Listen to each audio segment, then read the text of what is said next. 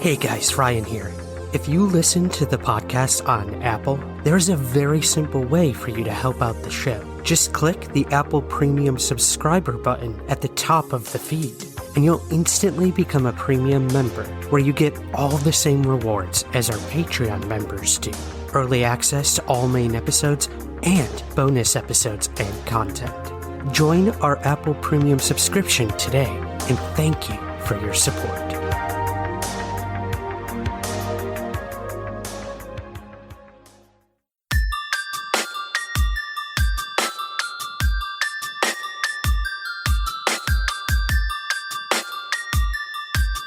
This is Somewhere in the Skies with Ryan Sprague.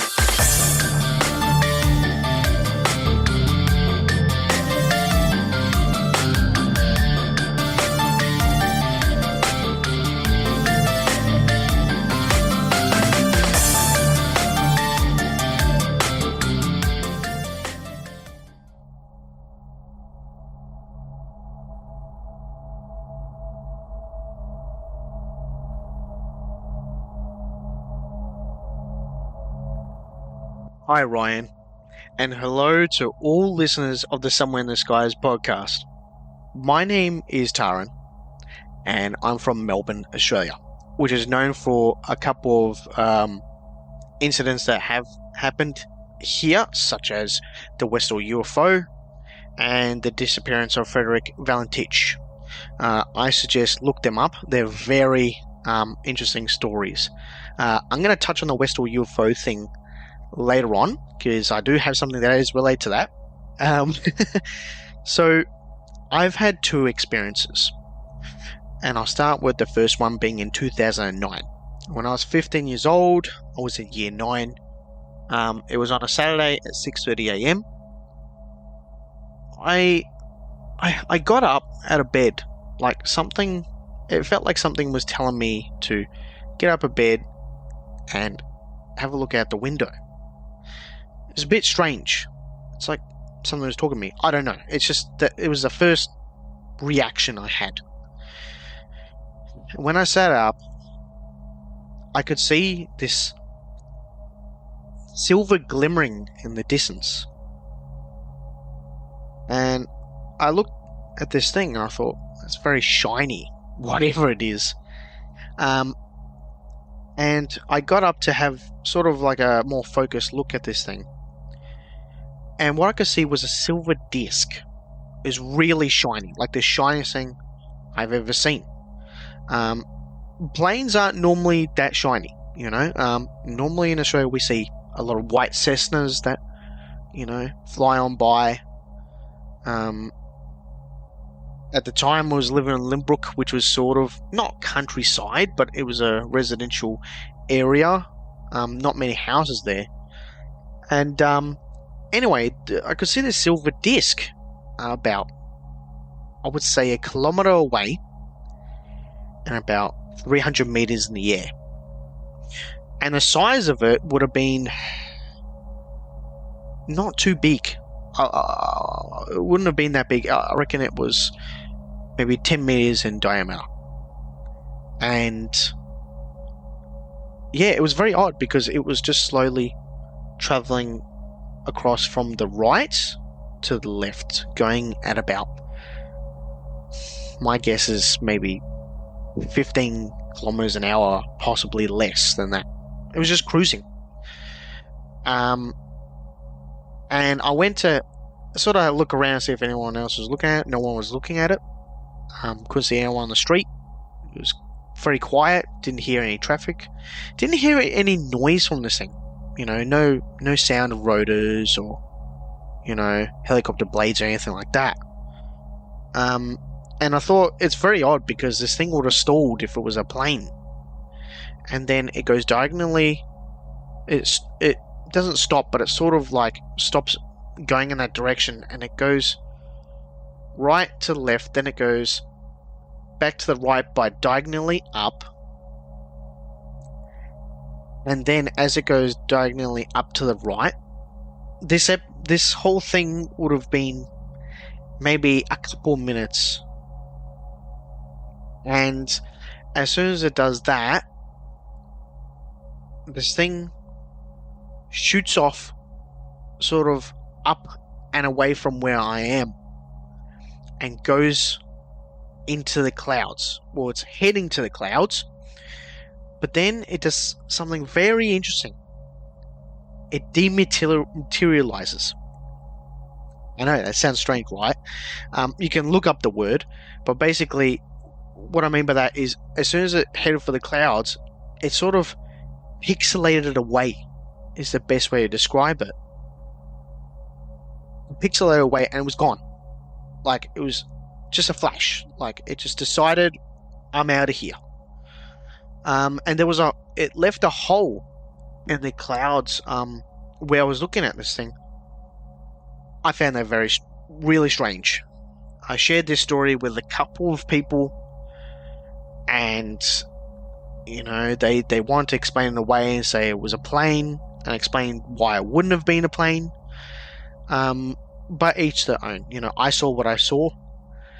And then there was another instance that was even more astounding than this, way more. But I hold that moment dear to me because that made me sort of like a believer in things above what we see right now. But the second instance was in 2013.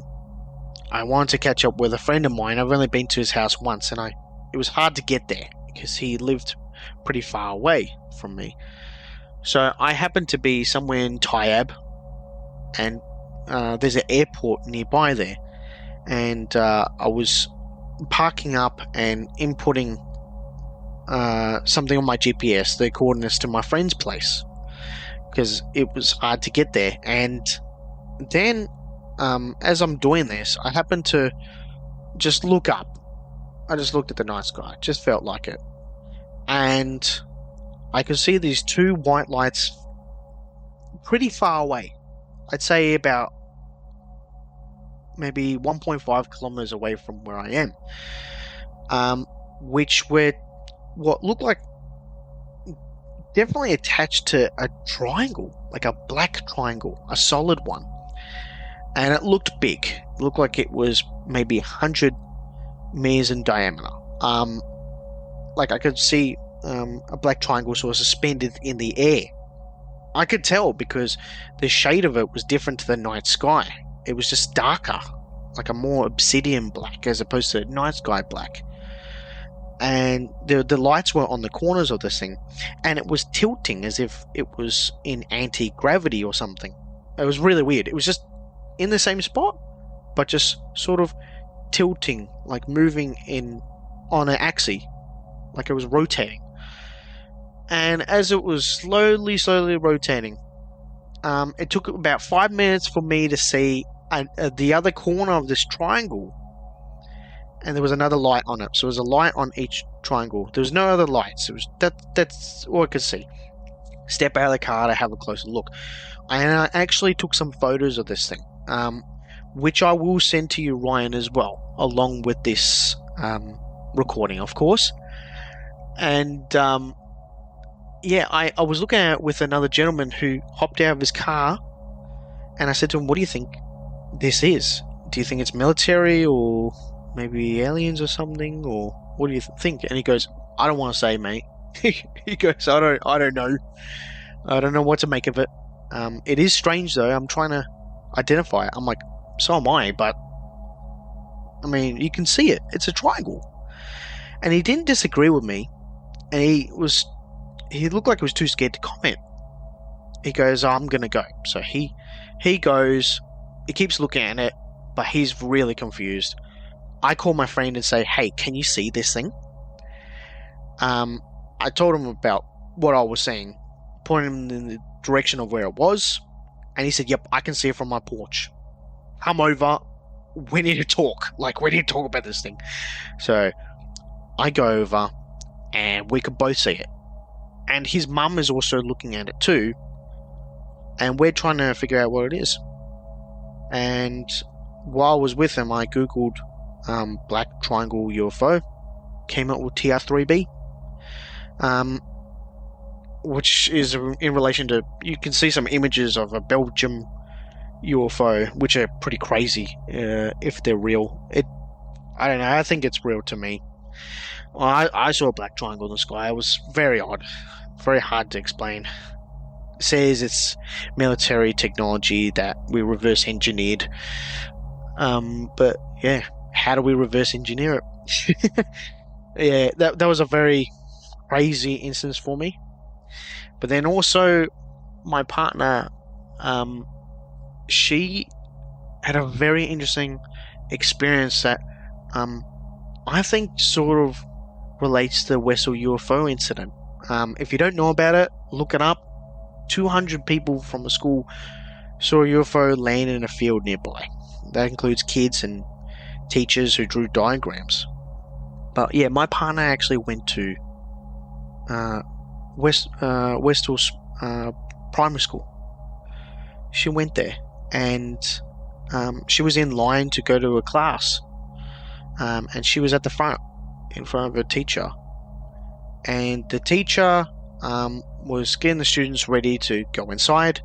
There were kids playing on the playground, and there was like laughing, all kinds of commotion going on as they're getting ready.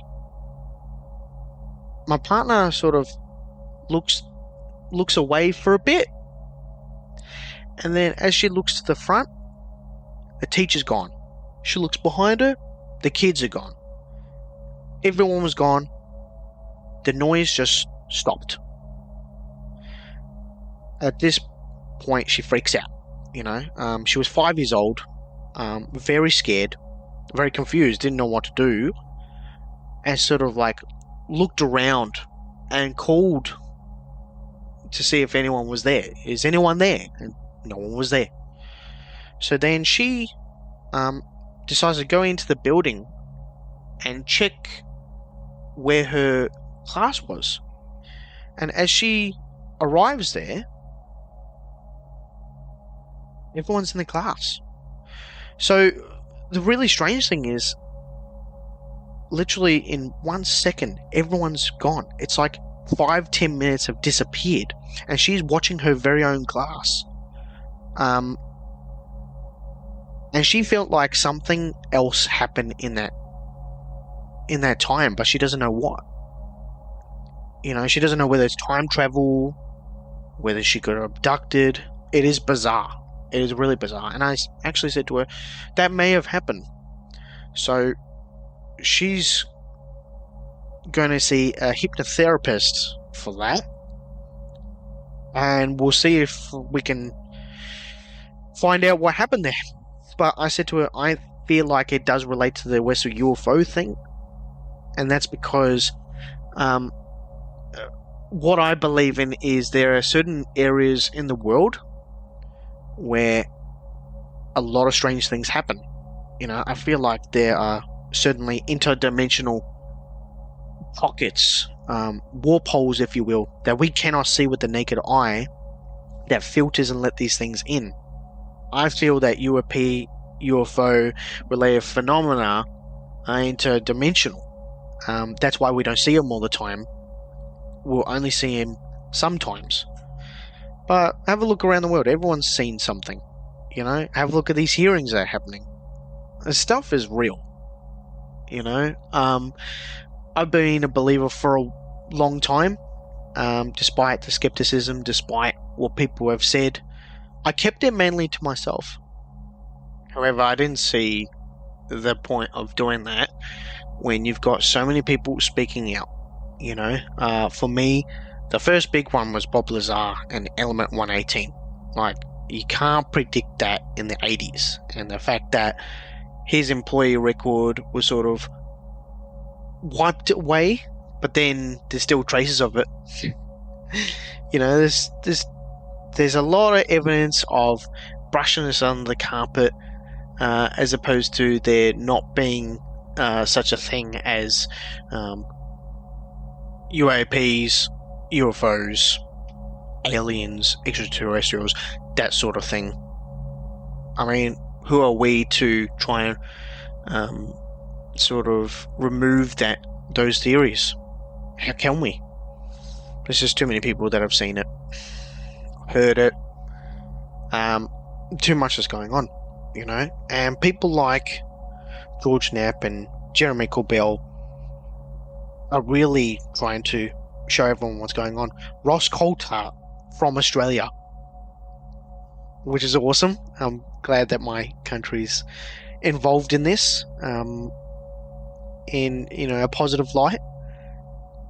I guess what helps me keep on going is topics like this sort of fascination, the things that keep me sort of exhilarated. I stay up late at night watching documentaries on this stuff. It's just so fascinating, not because we could have brothers and sisters out there. It means something more. It explains. It could be the very foundation of our existence. And I want to know the answer to that. Even if I'm ready for it or not. It's that curiosity. It's the biggest question in the universe. In my universe, at least. But anyway, thank you for letting me share my story. And I hope this gives everyone else who hasn't disclosed their story to have the confidence to do so, because our minds are a lot more open now. So I say, go for it. Get it off your chest. It'll make you feel better. And anyway, I just wanted to say thank you, Brian, for letting me share my testimony and my witness accounts. Thank you, and have a good night, all day, wherever you are, on Earth or in the universe. Hey Ryan, thanks a lot for taking my experience into consideration. First of all, I want to make a brief introduction about who I am. My name is Bogdan, but you can call me Dan. I'm from a small town in northern Romania and I'm 18 years old. Since I was very young, I always had this interest towards space exploration, extraterrestrial research, and almost anything related to science and mystery. But this pleasure of mine was determined by my father, who was very intrigued by those phenomena, and he always tried to find an answer and to solve them. And his attitude towards the matter determined me to become as well a researcher. Now, it wasn't only the influence of my dad who brought me here. In Romania we have a saying that says, what you're afraid of, that's what you don't escape from. It was early 2010, I can't remember the month exactly, but it was definitely winter. Around 8 o'clock in the evening, my mother was coming from work and my dad was watching out the window after her, but he was also admiring the night sky as he was always doing. At the same time, he was also talking to me about school, homework and other family-related stuff. At some point, I asked him something and I got no answer. I asked again and again, and there was no answer at all. When I went in the room where he was, I saw him watching the sky, but in a way I've never seen before. He was completely frozen. In that moment, he stated something that I will never forget. Come here, son, to see something that even I can't believe I just witnessed. And that was the moment I've seen it. What looked like a disc with a diameter of a $1 coin was floating in the sky. It had no sound, it was completely still and had this orange-yellowish color, but what was bizarre was the fact that the color was like being reflected. It was like watching the sun, but of course it didn't have that same intensity. We watched it for about 2 or 3 minutes straight. It stood in the exact same position all this time. After a while, its intensity started to lower, but very, very slowly, and the decrease of its size was concentric, so I think it was rising. At this moment, this could be described as an UAP, but what comes next is really unexplainable. From this gentle lift of the phenomena, it suddenly disappeared in a blink of eye. I can see even today that moment, and what was intriguing about this disappearance was the fact it didn't disappear the way it was lifting, like concentric. It made this circular arc on the sky, for the lack of a better word, like a drift movement, a sort of incredible acceleration. But even with all of this, there was no sound at all. What I felt in that moment can be described otherwise than what you would feel when you would meet ancient gods. Unfortunately, in Romania, the people are very reluctant to extraterrestrial life, so I kept this incident as classified as possible. I've only talked about it with my uncle, who is an expert in electronics and mechanics, and of course with my father. But as a matter of fact, this is not all what I witnessed.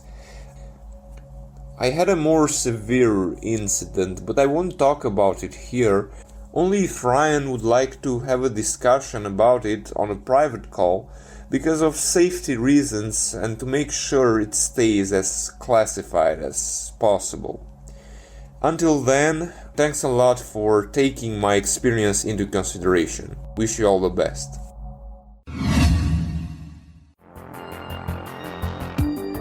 The Somewhere in the Skies podcast is free to listen to every week, but if you would like to help support the show, we have a very active Patreon page where you give what you think the show is worth. In return, you'll get early access to the main show, bonus episodes, and priority to ask our guests your listener questions. Your support truly makes the show continue and grow.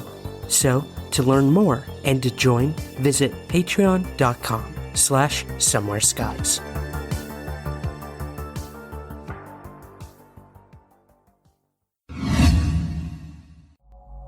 Hi Ryan, my name is Emmanuel Roach, and I would like to relate to you a few incidences that I believe I've had with UAP/UFOs and a possible extraterrestrial encounter.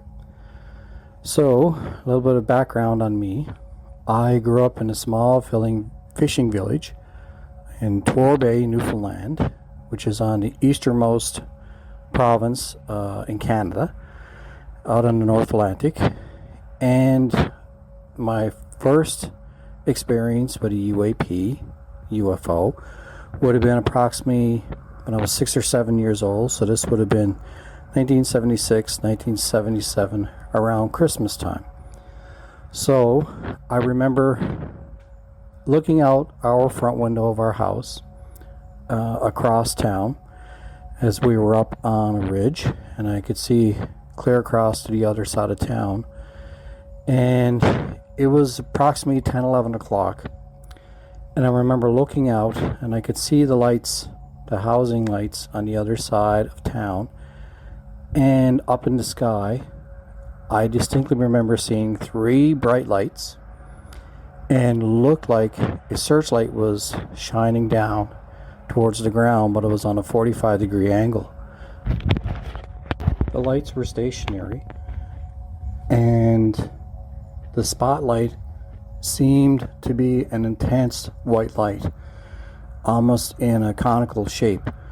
So I watched these lights for about 5-10 minutes, still weren't moving, and being a 6 to 7 year old, the attention span of a bug, I turned away and was watching something on TV for, I'm guessing, 10 or 15 minutes, and I turned around to look out the window again, and the lights were gone. So the next incident that happened to me, I'm going to say that it happened a short period of time later, because I was around the same age and I remember being in my bedroom.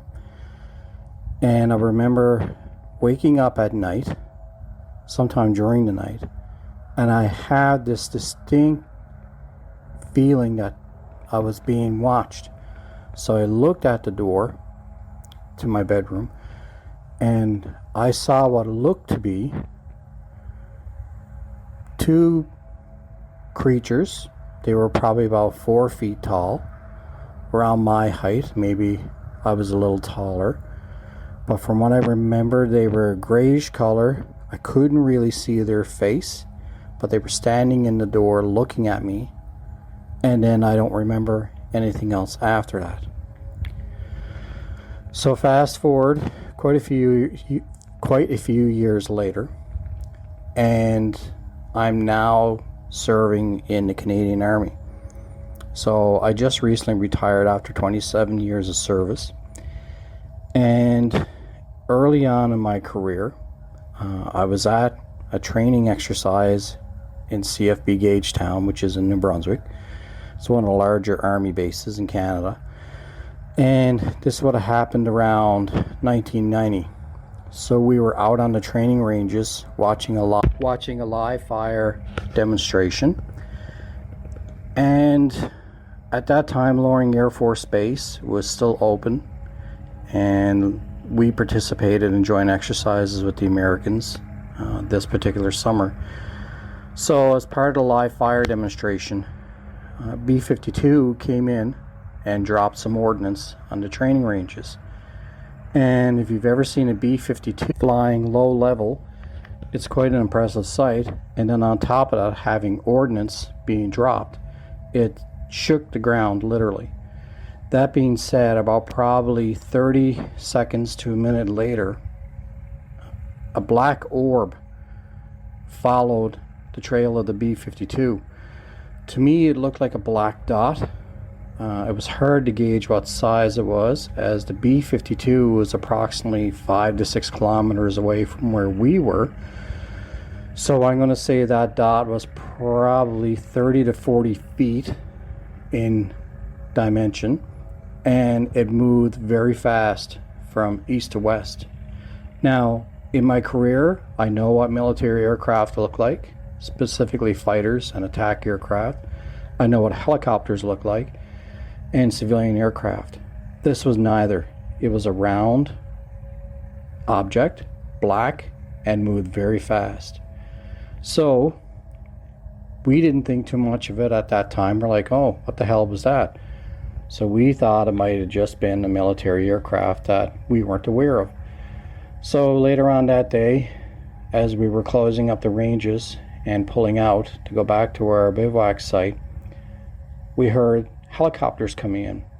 Now at that time the range was still closed to aircraft, so it was strange to hear helicopters flying in our vicinity. So we happened to look up, and there were 3 UH-60 Black Hawk helicopters. Now we know what these helicopters look like, as we've trained with them before, and they were an olive drab color at that time. These particular helicopters, 3 of them, were painted black. I mean, like midnight black, and they were flying low and slow over the training area. So they started out close to us and moved out into the training area, almost around the area where the B-52 had traveled. So we never thought too much of this. Like, okay, maybe they were looking for some equipment that had been lost, which wasn't unusual at that time. So we get back to our bivouac site, and we were called in for a debriefing. We were asked what we saw on the ranges when the B-52 flew by, and when we saw the 3 helicopters. So I gave my statement and never heard anything of it since then. And then fast forward again, I'm now retired from the military, and I'm living in Eastern Ontario, in the town of Napanee. And this would have happened around November 2022, at the height of the pandemic. I was out on my deck, my front deck, and I was taking my dogs out, and I happened to look up into the sky. So where I live, we're in the flight path from Pearson International Airport for inbound and outbound flights going to Europe. So prior to the pandemic, we were getting flights every 10 to 15 minutes flying over my house. During the pandemic, there was barely any air traffic. So it was unusual from what I seen, and it made me think about what I had actually witnessed. So I'm looking south over towards Lake Ontario to the east, and I see this red light moving from west to east.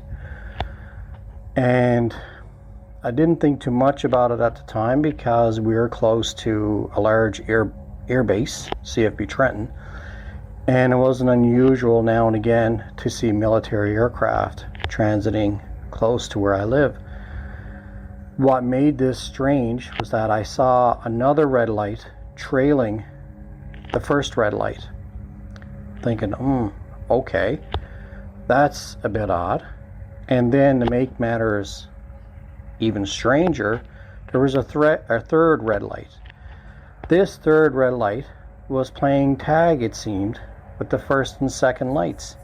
It would speed up, slow down, speed up, slow down, and then the second light decided to do a complete loop around the first light, and then the third light was continuing to go forward and backwards, and then it stopped. The first and second light continued on, the third light stayed stationary, and then zoomed up towards the first and second light, and now all three of them were playing this cat and mouse game, going back and forth, back and forth. This happened probably for 30 seconds to a minute, and then poof, they were gone. I've never seen anything before like this, and I've never seen anything since. Now, where I live, we're starting to see a lot more satellite activity in our area. Sometimes when I look up, I'm not sure if it's a satellite. I've seen one or two things that gave me a little bit of a pause. Satellites don't normally do a jerky motion. Like they'll move it, surge ahead, slow down, surge ahead, slow down. So I'm not sure if I may have seen something else, but who knows. But anyway, Ryan, that's my story. And hello, fellow Somewhere in the Skies listeners. My name is Tad Rhodes, reporting from New Zealand with an account of a close encounter that took place in 1989. I was 26 years old at the time and kept the event pretty much to myself until recently, when I felt compelled to write a true, short story and put it out into the world. So here it is. Aiding and abetting the phenomenon. Epigraph. Perhaps by engaging our psyche, they pass the burden of their arrival onto our collective shoulders. Mac Tonys. As was our wont in our younger days, Sarah and I were roaming through the quiet backwaters of Britain. Travelling light with trail bike and tent, we often found landowners who graciously gave us permission to lodge overnight. On one such stopover, found us setting up camp in the centre of a recently harvested crop field. Noticing a layer of stubble strewn around a nearby island of trees, we used this to cushion the tent and turn a ground sheet into a divan. With preparations made for a comfortable night, we set off for Stratford, the aim being to take in a play at the theatre. Luckily, we were able to get tickets for the evening performance of A Midsummer Night's Dream. Later, leaving town, we rode out into our own Midsummer Night, flying through narrow lanes thick with cool night air. A final trundle across the farmyard and past outhouses took us down into the fields and back to base. We made tea and sat on the divan under clear skies, looking out on the countryside patchwork. Bedtime nearing, Sarah began to shut up shop, while I did a bit of stargazing. This was when things began to get very weird. Prone and relaxed, my eyes became more adapted to the dark. One, then two new layers of fainter stars revealed themselves. Unexpectedly, this effect continued and began to take a grip I started to successively see and slowly penetrate through deeper and deeper star grids. As this state amplified, a slither of my consciousness became located with the new frontier of my awareness, far into space. Returning to Earth, mildly stunned, but none the worse for wear, I stood up. The atmosphere around us had changed. Time was passing a beat slower. There was a sense of things being more gravid, like the hush and dimming of lights in the theatre. My attention was drawn to the nearby island of trees, now beset by growing shadow. Fairy lights blinked between the limbs? Surely not. Perhaps these lights were actually a way off. We had a "do you see what I see" moment, with Sarah confirming she could see them too. The scintillating display of cobalt, ivory, sienna, and crimson jewels became increasingly fascinating. Time slowed a beat more.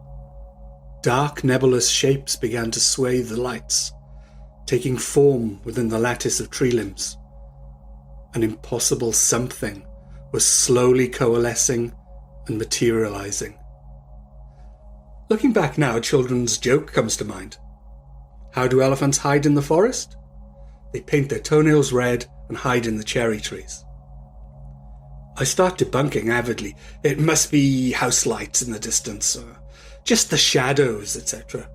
This doesn't last long. There is something big gaining solidity behind the trees, but I can't or won't take it in. I feel it probing for a gestalt that closer matches its desired shape. Apparently, we need to agree on the direction this manifestation is taking. After a few more negotiations, there is a dramatic resolution. Although I know it now to be fully present, I stubbornly refuse to see it, or perhaps I just can't take it in yet. Oh, I can see it. The Cheshire Cat is out of the bag. A fully formed craft is rising just above the trees. I could hit it with a proverbial rock. I don't want to be here. I don't want it to be there, but there it is. A matte black polyhedron the size of a double-decker bus. The flashy lights are incorporated into its outer shell. The final form we agreed on is a giant D20 Dungeons and Dragons die. Never played the game. Go figure. Over yonder fields, a troop of white SUVs are coming our way. The top half of these show above the hedge line. But no, not SUVs. As they zigzag closer, they resolve into smooth, domed craft. Each boxy unit hovers close to the ground, emitting a slanting beam of light. Reeling from these outlandish events, it sinks in that this is a UFO encounter. I never imagined it would be like this. It's like participating in an outdoor theatrical magic show spectacular. Not like something out of Close Encounters. Well, perhaps a bit like Close Encounters if the director was Aleister Crowley. A spooky and indifferent quasi-technological presence has taken the opportunity to pull off an audacious stunt. A vile transgression of the natural order of things, if you ask me. Getting even busier out there now. 2 pearlescent orbs, the size of beach balls, traverse the hedgerows with a moth-like motion of a hunting barn owl. One passes out of sight behind me on the left, then the other on the right. This causes alarm, which I use to mentally recoil from the ongoing mesmerism. Suddenly more aware, feeling like a lab rat introduced to a cat. From somewhere ancient, trite-seeming factoids bubble to the surface. This is the other. Always been happening like this, just not to you. Best to leave the area if you want to be safe. Okay, it's time to act like a shepherd and get the flock out of here. I turn to Sarah, who's in a trance. Shaking her out of this, I ask her to get my lock knife from the tent. This done, we beat a hasty retreat up the slope towards the outhouses, ending up alongside a corral containing 2 agitated donkeys. While their whickering fades, we watch the now purposeful antics below. The pale domed things seem to be executing a reconnaissance mission in yonder field. Taking their own good time, each completes their part of a wide grid search. The orbs are displaying a lot of interest in power lines, particularly the lattice towers. Jumbo D20 is smugly levitating above the island of trees, body panels absorbing light, still pimping its ride with twinkling fairy lights. Thankfully, after a while, this band of cosmic mummers meanders far away. Short-lived relief, though, as 2 more craft with flashing lights appear far off in the opposite direction. Oh, once again, I wish this was not happening. This is too much action for one night. As the 2 craft speed towards us, they start to emit the familiar sound of jet engines. Hallelujah. 2 fighter jets pass rapidly in front of us and start to converge on the distant D20. On their approach, D20 zips upward at a 35-degree angle, disappearing out of sight in an eye blink. The jets are left in the dust. Without conversation, we walk back to camp and get into our sleeping bags. The following morning, packing down and loading the bike, surprisingly, we don't mention the previous night's events. But at a staging point later in the day, we do confer, agreeing we both saw the same strange happenings. Leaving it all behind, we get on with the rest of our trip and the rest of our lives, once in a blue moon wondering, what were those visitors? Where did they come from? And what the hell were they doing? You ask where I stand now in relation to the event? Well, the what and why are still a mystery. All I can say is that it was an encounter with one particular variety of the phenomenon that seemed to be weaving in from another dimension or reality. Thanks for giving me the opportunity to share my story, Ryan. Much appreciated.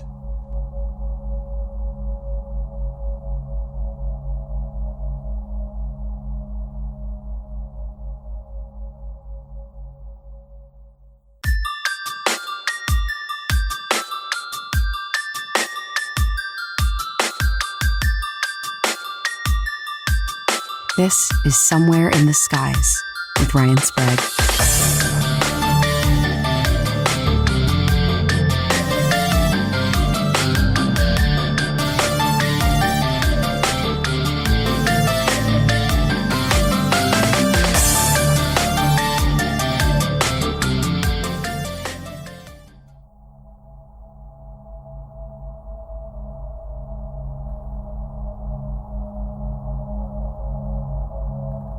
Hi, Ryan.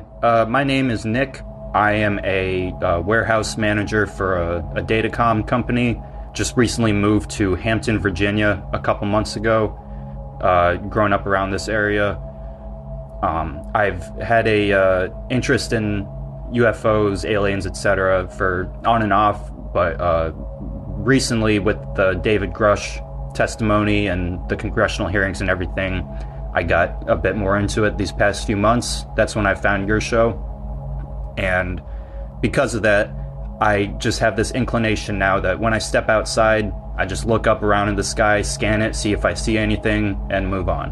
And so the night of October 28th, I did. So earlier that night, me and my girlfriend had gotten into a conversation somehow about sort of spirituality and reincarnation and things like that. I tend to believe in reincarnation based on some evidence that I've read. But she was talking about ghosts, and there's this idea that people can hang around a little bit after they die, usually with some kind of unfinished business or whatever. And I brought up my friend Matt, who died a few years ago, as an example. and I kind of said, he wouldn't have any reason to hang around. The kind of guy he was, he's just going to move on to the next best thing. And I said, he's not around anymore. He's gone. So later that night, around 11, my girlfriend had gone to bed, and I still had my friend Matt on my mind. So I pull up his Facebook page. I start looking through his photos and everything. At a certain point, I started crying. I didn't want to distress my girlfriend or have to explain myself if she came back out. She had just gone to bed. So I went outside to be alone. Like I said, first thing I do when I go outside, just look around in the sky, see if I see anything. And I saw what I first thought was just a star, a bright star. I kept looking around, there's some airplanes and stuff. And I came back to that star, and it was... there was a light on it that was uneven. It was pulsating, sort of. So you would think that's an airplane at first, but it wasn't at a steady pace. And when I first saw it, it was stationary. As I kept looking at it, it began slowly moving to the right or left, whatever. It would go back and forth. And I'm just watching it, and I decide I should take out my phone and start recording. When I zoom all the way in on my phone in the recording, it looks interesting. It's best way I can describe it is like a donut on its side. The center of it is a black circle, and then there's a thick ring of light or electricity or whatever around the outside that pulsates, starts getting bigger and smaller. Blinking, staying still. It's very random. There's not a specific pattern to it.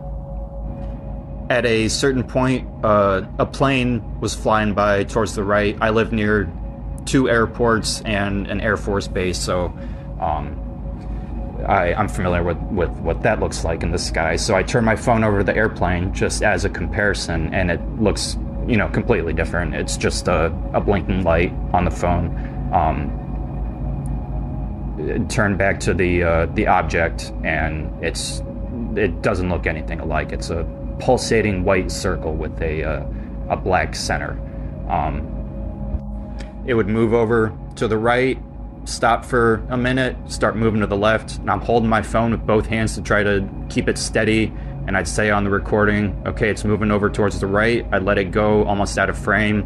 And I'm slowly moving my phone back over to the right to follow it, just to try to eliminate people saying, you were just moving your phone around to make it look like it was moving or whatever. So I record it for about 20 minutes. It's still just hanging out in the same area, moving left, moving right. I couldn't really tell if it was going up or down or back or forward. It was a good distance away, and it's hard to tell at that distance. So eventually I just say, okay, I'm going back inside. I'm tired. But when I get in, I begin a MUFON report and start filling that out. It took me quite a while to do because I had 20 minutes of video and it didn't want that much data in the attachments. So it wouldn't let me remove them. So I had to start it over 2 or 3 times until I whittled it down to what it would accept. So that took about an hour, and so around midnight I was finished with that. Before I went to bed, I looked back outside and looked for it. It had moved to directly underneath the North Star and was just hovering in place there now. So said okay, and then went ahead to bed. How did it make me feel? Excited, certainly, because I've always wanted to see something interesting in the sky. It made me feel well, the reason I brought up my buddy Matt earlier was because there's this idea, mainly from Whitley Strieber, that what we call UFOs have something to do with the dead, essentially. And I thought it was extremely strange that I had brought up Matt earlier that night. We were talking about him. I said, he's not around anymore. He's moved on. He's on to the next thing. And then I'm looking at videos of him or photos of him getting emotional, and I walk outside and immediately this thing is right there. Do I necessarily think it was him or having something to do with him, not necessarily. I just think that's just very strange that those were the situations surrounding it. So if it was something to do with that, I feel very blessed and very grateful and very touched to, if it was some sort of contact, to have received that. What do I think it was? Where do I stand on it now? You could convince me that it's a drone. The way it moved was drone-like. It would hover and move left or right. If you could show me a video of a drone that looks like that, kind of pulsating and throwing out electricity or light in a ring around it, I would believe you. But I have yet to see that, and I looked up videos of that after I made the recording. I didn't see anything like that. There is a lot of military activity around here right now. We have some military bases here, and with the things going on in the Middle East, they're pretty active. I know that the military has said that they have things that would blow our minds or whatever. This one wouldn't be so mind-blowing. I don't know what it looks like up close, but I can envision, it's not completely alien technology. If you had a drone that threw out electricity and kind of a ring around it, 360-degree ring, that stayed black at the center, I don't know why you would want to do that, what that would be for, but that could look something like this. So it's not completely alien technology. It wasn't zipping around the sky or making hard 90-degree turns. It's something I can envision us having, although I don't know what it would be or why. But in the end, I just don't know. I don't know what it was. It could be man-made, could be spiritual, could be whatever, extra-dimensional, interdimensional, I don't know. But I'm grateful to have seen it, and I encourage everybody, just keep looking in the skies. Based on how long it took me, I don't think it'll take you long to see something interesting there either. Thanks, Ryan.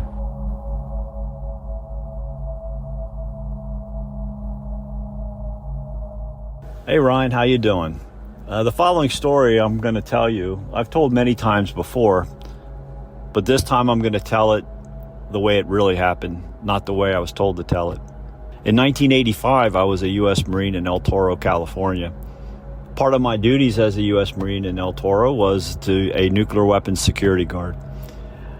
One evening, right around 8 o'clock at night, or as in the military we say 2000 hours, I got a knock at my door, and the duty NCO was at the door, and he said, get ready for guard duty. Someone's going to pick you up in front of the barracks in about 15 minutes.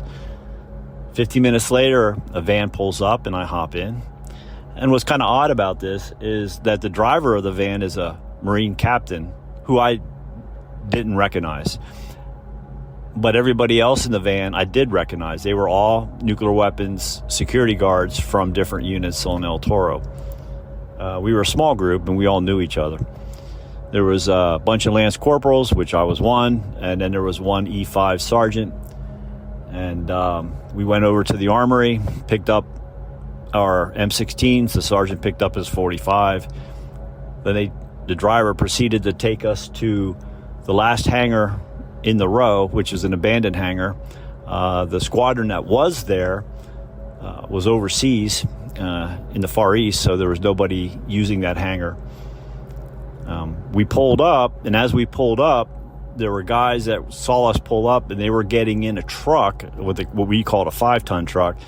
And I don't think they were Marine Corps. They didn't look military to me. They just, by their uniforms, they just kind of, they just looked like security guys. And the captain told us to get in the formation next to the hangar. And this is where things get kind of weird. The captain says, okay, here's the deadly force rule for this post. Nobody gets inside this hangar. And he proceeded to hand out a clip of for the M16 with rounds in it. So I was like, oh, okay. So he hands these rounds, and my post was at the door along the back of the hangar, there was a door there, and it was me and another Marine. Our post was right there. And we're standing there, and roughly around midnight, I would say, the sergeant comes around, and he's just checking everybody, making sure no one's sleeping, just saying, hey, how are you doing? Do you need a break? And I asked him, I go, what do you think what are we guarding? And he said, I talked to the captain before he left, and the captain said, it's a speedboat. And I stopped for a minute, and I said, a speedboat? You mean we got authorization to shoot someone over a speedboat if they come inside the hangar? That makes absolutely no sense, right? So he walks off, comes back a little bit later, and I say to him, I said, hey, can we take a look? And he hesitated for a minute, and he said, you know what? Sure, but one at a time, and I'm going first. So he went in, and he came out about 10, 15 minutes later, and as he's walking past us, he said, it's definitely not a speedboat, and he kept walking. So I thought, okay, well, I'm going in next. So I walk in, and this is what I saw. The hangar was dimly lit. The only light in the hangar was the exit sign, and there was one light in the overhead or in the ceiling that was on, but it was pretty dim in there. So I had my flashlight. Kind of an eerie feeling. In the middle of the hangar bay was a trailer, and on that trailer was something about the size of a car. And I would say, when I say car, I mean like an 85 Escort, because that's what I was comparing it to the moment I was looking at it, saying, hey, that's about the size of my car, because I drove a shitty Escort. So I walk over to it, and there was a tarp over the top, but under it, the tarp didn't go all the way down. You could still see the bottom part. And I look, and it looks to me like, I said, hey, that kind of looks like a boat bottom, Sure, it does. It kind of looks like a boat bottom. So I walk over to it, and I turn my flashlight on, and I look, and I notice that the color is like a matte black. It's like a dark gray black, like a real flat color, no shine to it whatsoever. I didn't see any rivets. I didn't see any seams. So then I pull the tarp back from over the top so I could see the top of it, because I wanted to see where the seats were, and I just wanted to see where you sat in this speedboat. It was totally solid. I went, oh my God, there's nowhere to sit. So I'm like, that's really weird. So I'm looking, and I'm shining my light up in there, and there's no way. There's no door, there's no window, there's no seams, there's no rivets, there's no screws, nothing. This thing was solid.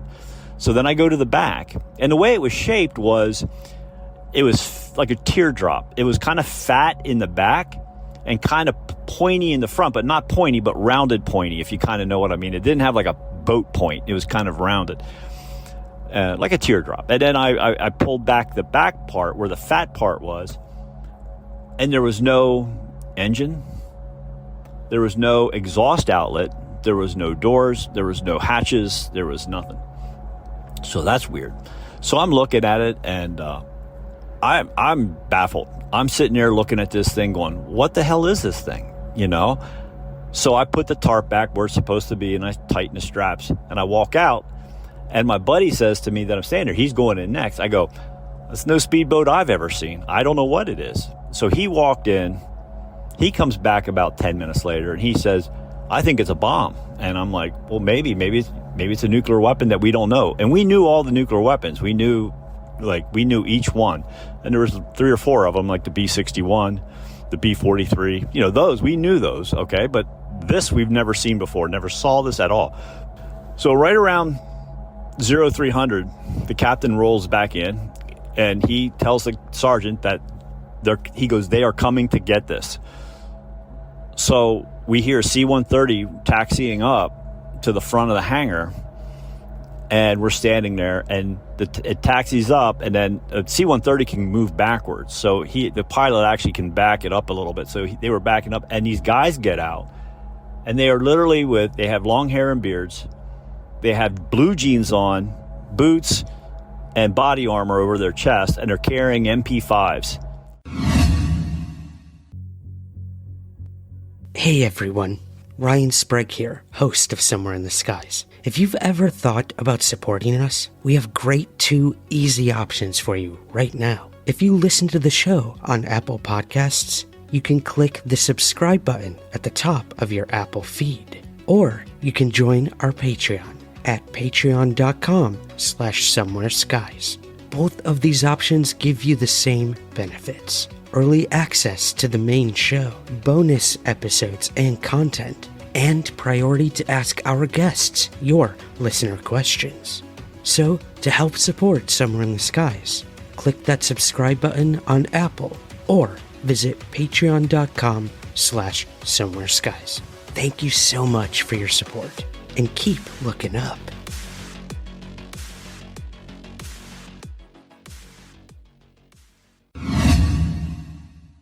And I'm like, wow, I've never seen anyone carry an MP5 before. That's kind of cool. So they start yelling at us to make a perimeter around the airplane, and it goes, and face outwards and don't look back until we tell you it's okay. So as we're setting up our perimeter, I hear the one guy say to the other guy, come on, let's go. Let's get this fucking thing out of here. So, you have a sense of something moving behind you. Well, you could, we felt, we knew they were moving this thing out, and they winched this thing with the trailer and all into the back of the C-130. And we heard the hydraulics lifting the door up, and then they waved us away and they taxied away. The weird thing about this C-130 is it was an Air Force C-130, which is kind of weird because we're a Marine Corps base. So I don't know. We get ready to leave. The captain puts us in formation, and this is what he says. He says, do not tell anybody what you saw tonight or what you didn't see tonight. What you guarded tonight was a speedboat. Don't tell anybody, just if you talk amongst yourself, it was a speedboat. And then he looked like he was going to say something else, and he kind of looked at us, he looked down, he looked to the side, and we were waiting for his next words, and then he just looked at us and took a breath and goes, dismissed. And he walked off. We got back in the van, he got in the van, and it was a quiet ride home. Recently, and when I say recently, I mean maybe 5-6 years ago, I finally talked to that one sergeant. I found him on Facebook, and I got a hold of him, and I said, hey man, how you doing? We're chit-chatting about what we did in our career, and I for some reason, the Marine Corps never left me out of the nuclear weapons field. I stayed in that damn field all the way to the end of my career. And I said, remember the speedboat? And he goes, yeah, the speedboat. And I go, what do you think it was? He says, I don't frickin' know, but you know what? It wasn't a damn speedboat. And I said, I agree. And I kind of left it at that, I let it go. And then recently, with the new F-18 videos of the Tic Tacs flying through the air, I saw the video and I'm like, holy crap, that's kind of what I saw. The video of that little thing moving. I'm like, could it be? And then they said about how it went in the water and it came out of the water. I'm like, holy crap, So that's when I started thinking, and I said, I've been hiding this story all my life. I'm still afraid that if I say it to the wrong people, I'm waiting for the knock at the door, but I don't want to, I'm 61 years old. I don't want to die with this lie. I just want someone else to know about it. And that's my story. So what I thought it was at the time, I didn't think it was anything like a flying saucer. No, I did not. Because back then, you got to remember, this is 85. I'm thinking it was like, because flying saucers were like silver discs, like what you expect to see a flying saucer, right? So in our mind, our little Lance Corporal minds, 22-year-old kid, we're looking at it as maybe, like a bomb. I thought it was maybe a bomb. My buddy thought it was a bomb.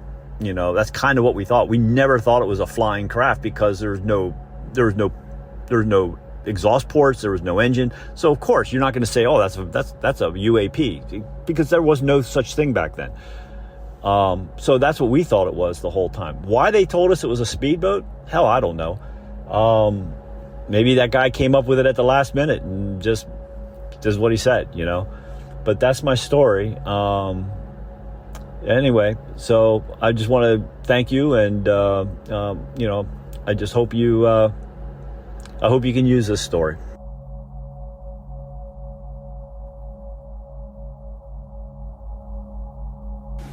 So, when I was, I guess 5 years old, I think I moved, maybe it was 4 when I moved to Venezuela for a year. And we lived up on a hill surrounding Caracas. It was a ritzy neighborhood, to be honest. We were just renting there, but, you know, there were like a couple of generals on our street. Yet, all the houses had, they were all walled off, and they had like metal spikes coming out of the walls to make sure nobody could climb over it. And then the ritzier places, ritzier than what we lived in, we had something that really struck me, which was broken bottles in between the spikes, just to make it even harder, you know, because the spikes weren't really that big a disincentive to somebody trying to climb in, but getting a lot of broken glass might be. Anyway, this is the first time that I can remember nighttime walks, which were a thing that our family tended to do. Now, I don't know when I was younger if we did any, but the place we were in and that we were renting didn't have like a yard or anything like that. Where we moved from before that had a couple of acres of yard, so we could like walk around in our own fields and whatnot after dinner or something. And there wasn't really, like, the road there was kind of like a little highway type thing, one of the little 2-lane country highways. And but in Venezuela, you know, it was a populous area. So what we ended up, you know, doing was after dinner most nights, we would go for a walk. And we would go for a walk up a little further up the hill, and there'd be this beautiful panoramic view of the whole city, all the lights sparkling and everything, like gems. Was something my dad used to really like to see. And, you know, there would also, it would be kind of dark at that end of the hill, and you would often see shooting stars there, and you could see a lot of the stars, a lot more than I can see here. But anyway, one of those nights, I mean, we had our dog and our cat with us, and that was part of it, was the dog had to go for a walk, and he couldn't just be allowed to run free in a city. Our dog would, you know, be on a leash and be traveling with us, but the cat would follow us for a couple of blocks, and then she would just sit down and wait until we came back. But the dog would come with us, and I know that we took a right-hand turn at some point. You know, there's not, my memories of the layout and everything aren't perfect, but we took a right-hand turn onto another residential street on our walk, at least on this one night. And soon after that, and I'm not sure of the order of these things, but our dog and other dogs started barking. And either just before or just after that, my father noticed that there was something in the sky. We looked up, and there was a orange glowing globe. I mean, it's nighttime, right? Looked kind of like a harvest moon, except it was overhead, not at the horizon where a harvest moon would be. And it descended, not terribly rapidly. And as this was happening, people started coming out into the street, "Mira, mira, mira," you know, just all shouting to look. And, you know, there had to be at least a dozen people who noticed this. When it got to its lowest point, whatever that was, and it didn't seem very close, and there was no noise, no wind, nothing going on, it was huge, okay? It took up, I don't know how much, like part of me wants to say like half the sky, but I'm not absolutely certain of that. But, you know, on a conservative estimate, it was blotting out like a quarter of the sky that I could see, just standing outside, you know, nothing obscured, nothing. And it was just this orange, I want to say sphere, but I don't know. A disc, essentially. Like, I could see an orange circle, like when you look at the moon, right? It's what it looked like. It looked like the fucking moon, except there were no markings on it or anything. And it was relatively, like, there was a glow to it, like there is with the moon. I mean, it's as if somebody had, like, taken the moon and done something really ridiculous with it and put it overhead, you know, and then brought it closer. Which obviously nothing like that could happen. And it just sort of stopped lowering at some point, or getting bigger, or whatever it did.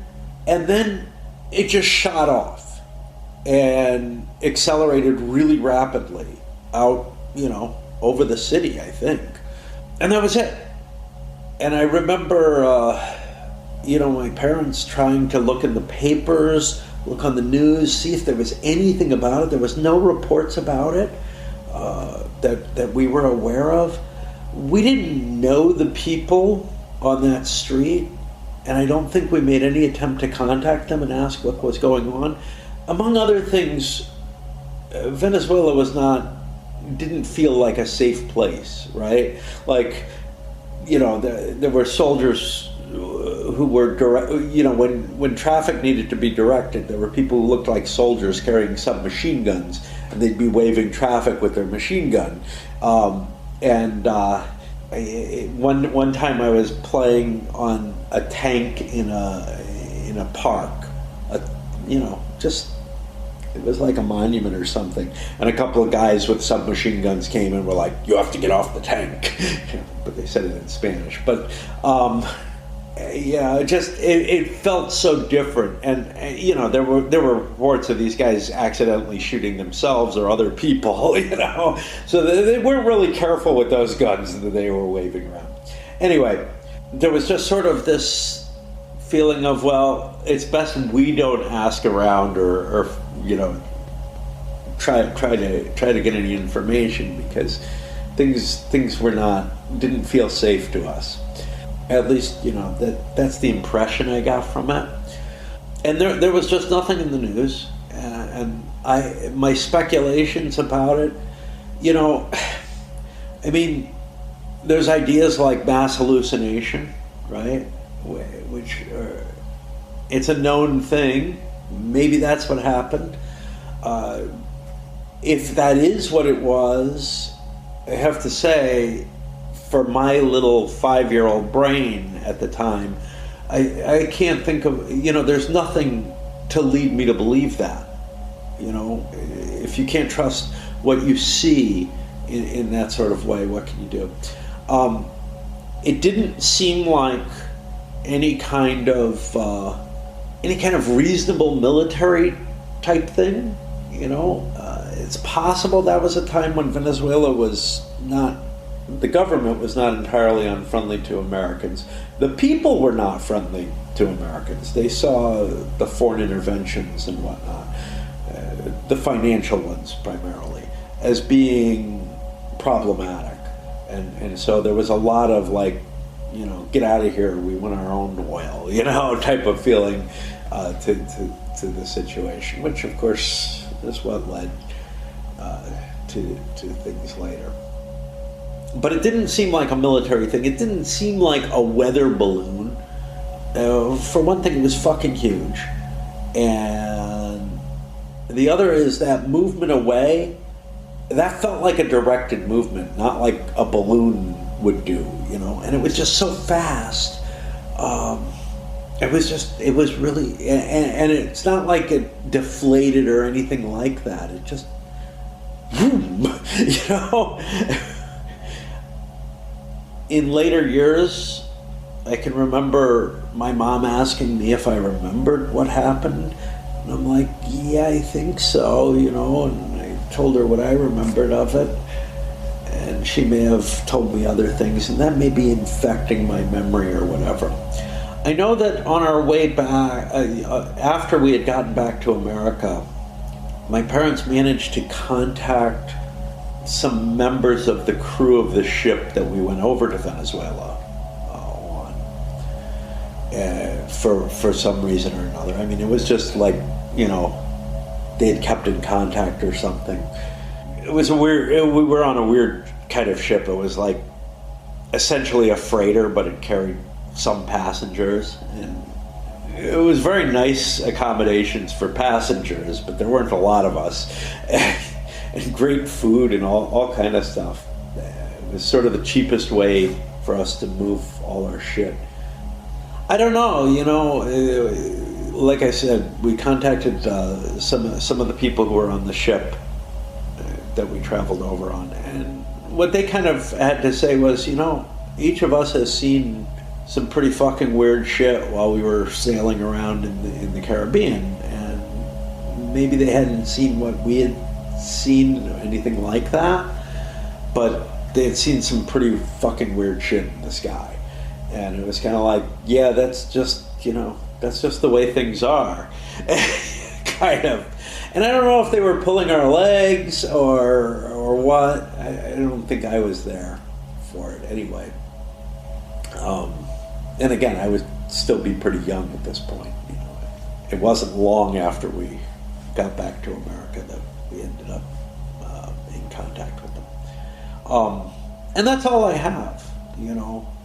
But short of something like a mass hallucination event, as far as I'm concerned, I know I saw something. I have no fucking clue what it is.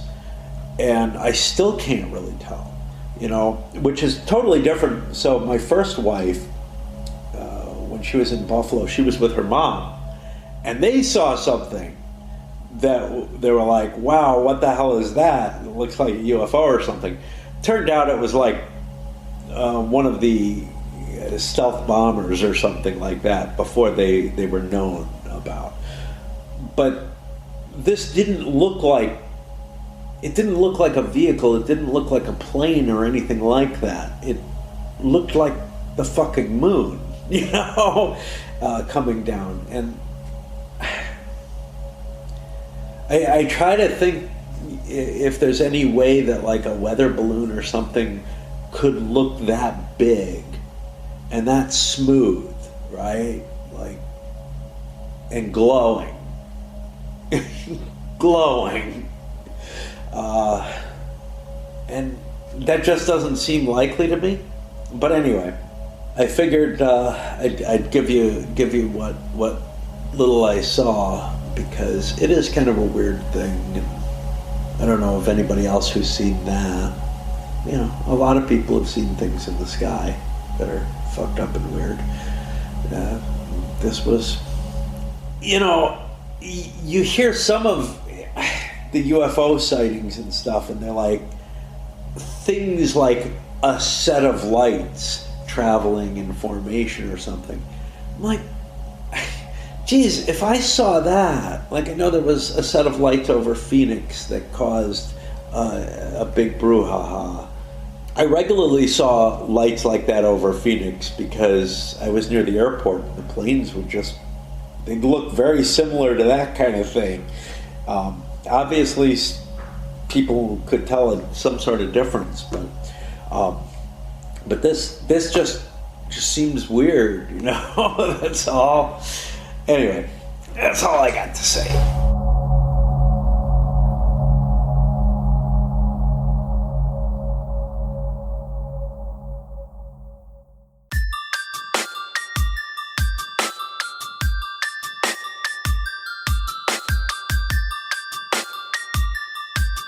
This is Somewhere in the Skies with Ryan Sprague.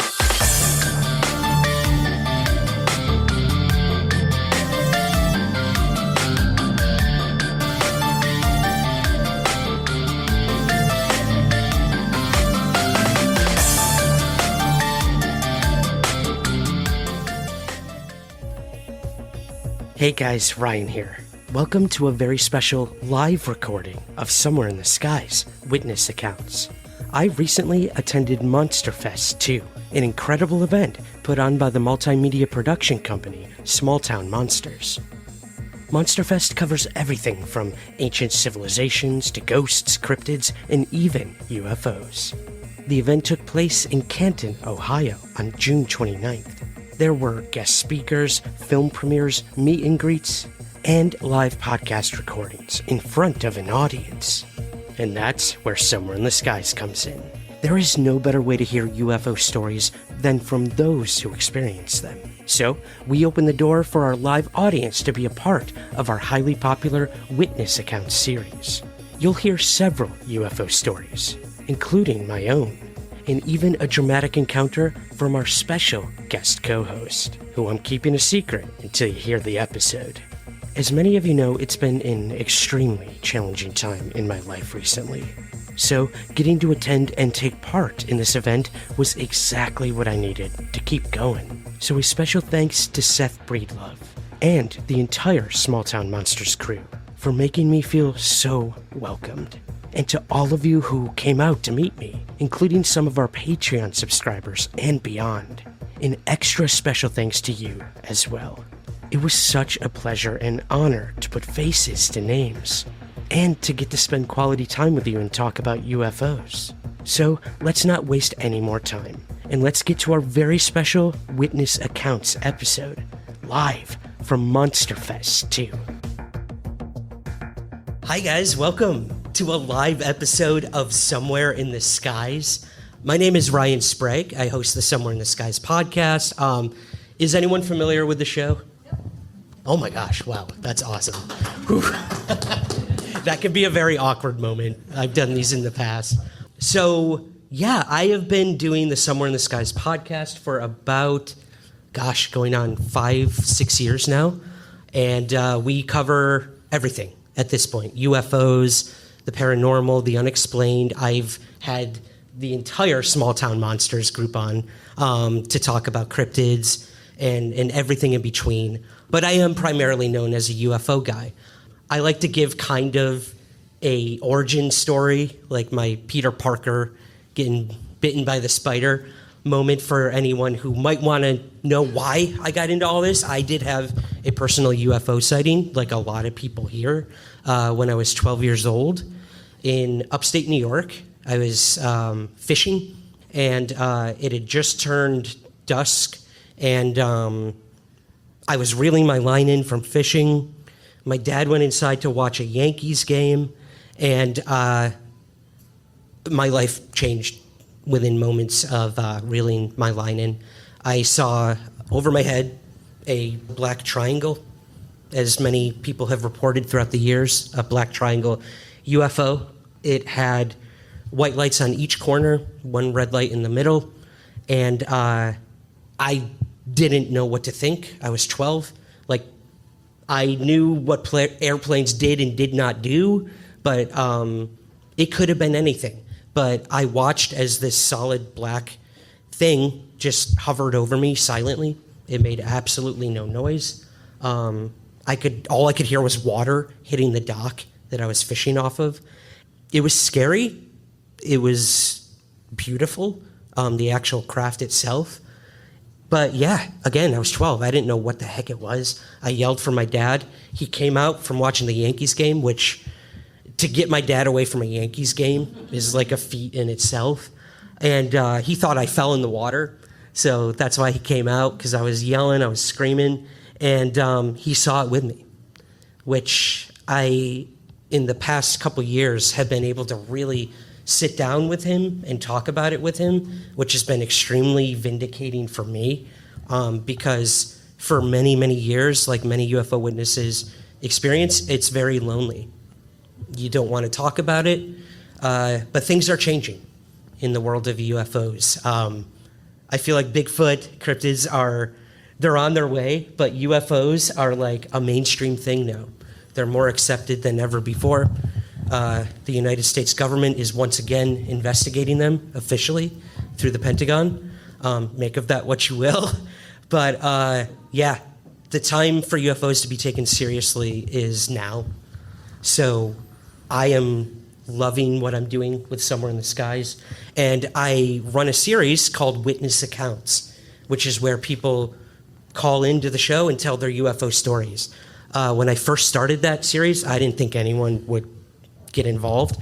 And I had like over 20 submissions, which was incredible. And since then, I've done 30 volumes of Witness Accounts, 5 to 10 stories in every episode. So that's hundreds of people who have now come forward and told me their UFO stories, and by proxy, all of you.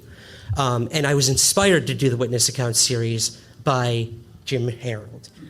Jim has been a pioneer in the world of paranormal podcasting. I've been listening to him for, forever. And he really inspired me to start the Witness Accounts series through a series he runs called Campfire, where people tell their ghost stories and other experiences too. So I thought it would be awesome to bring Jim in as my co-host today. Do you want to introduce yourself, Jim? Yeah, hi, I'm Jim Harold, and long time podcaster,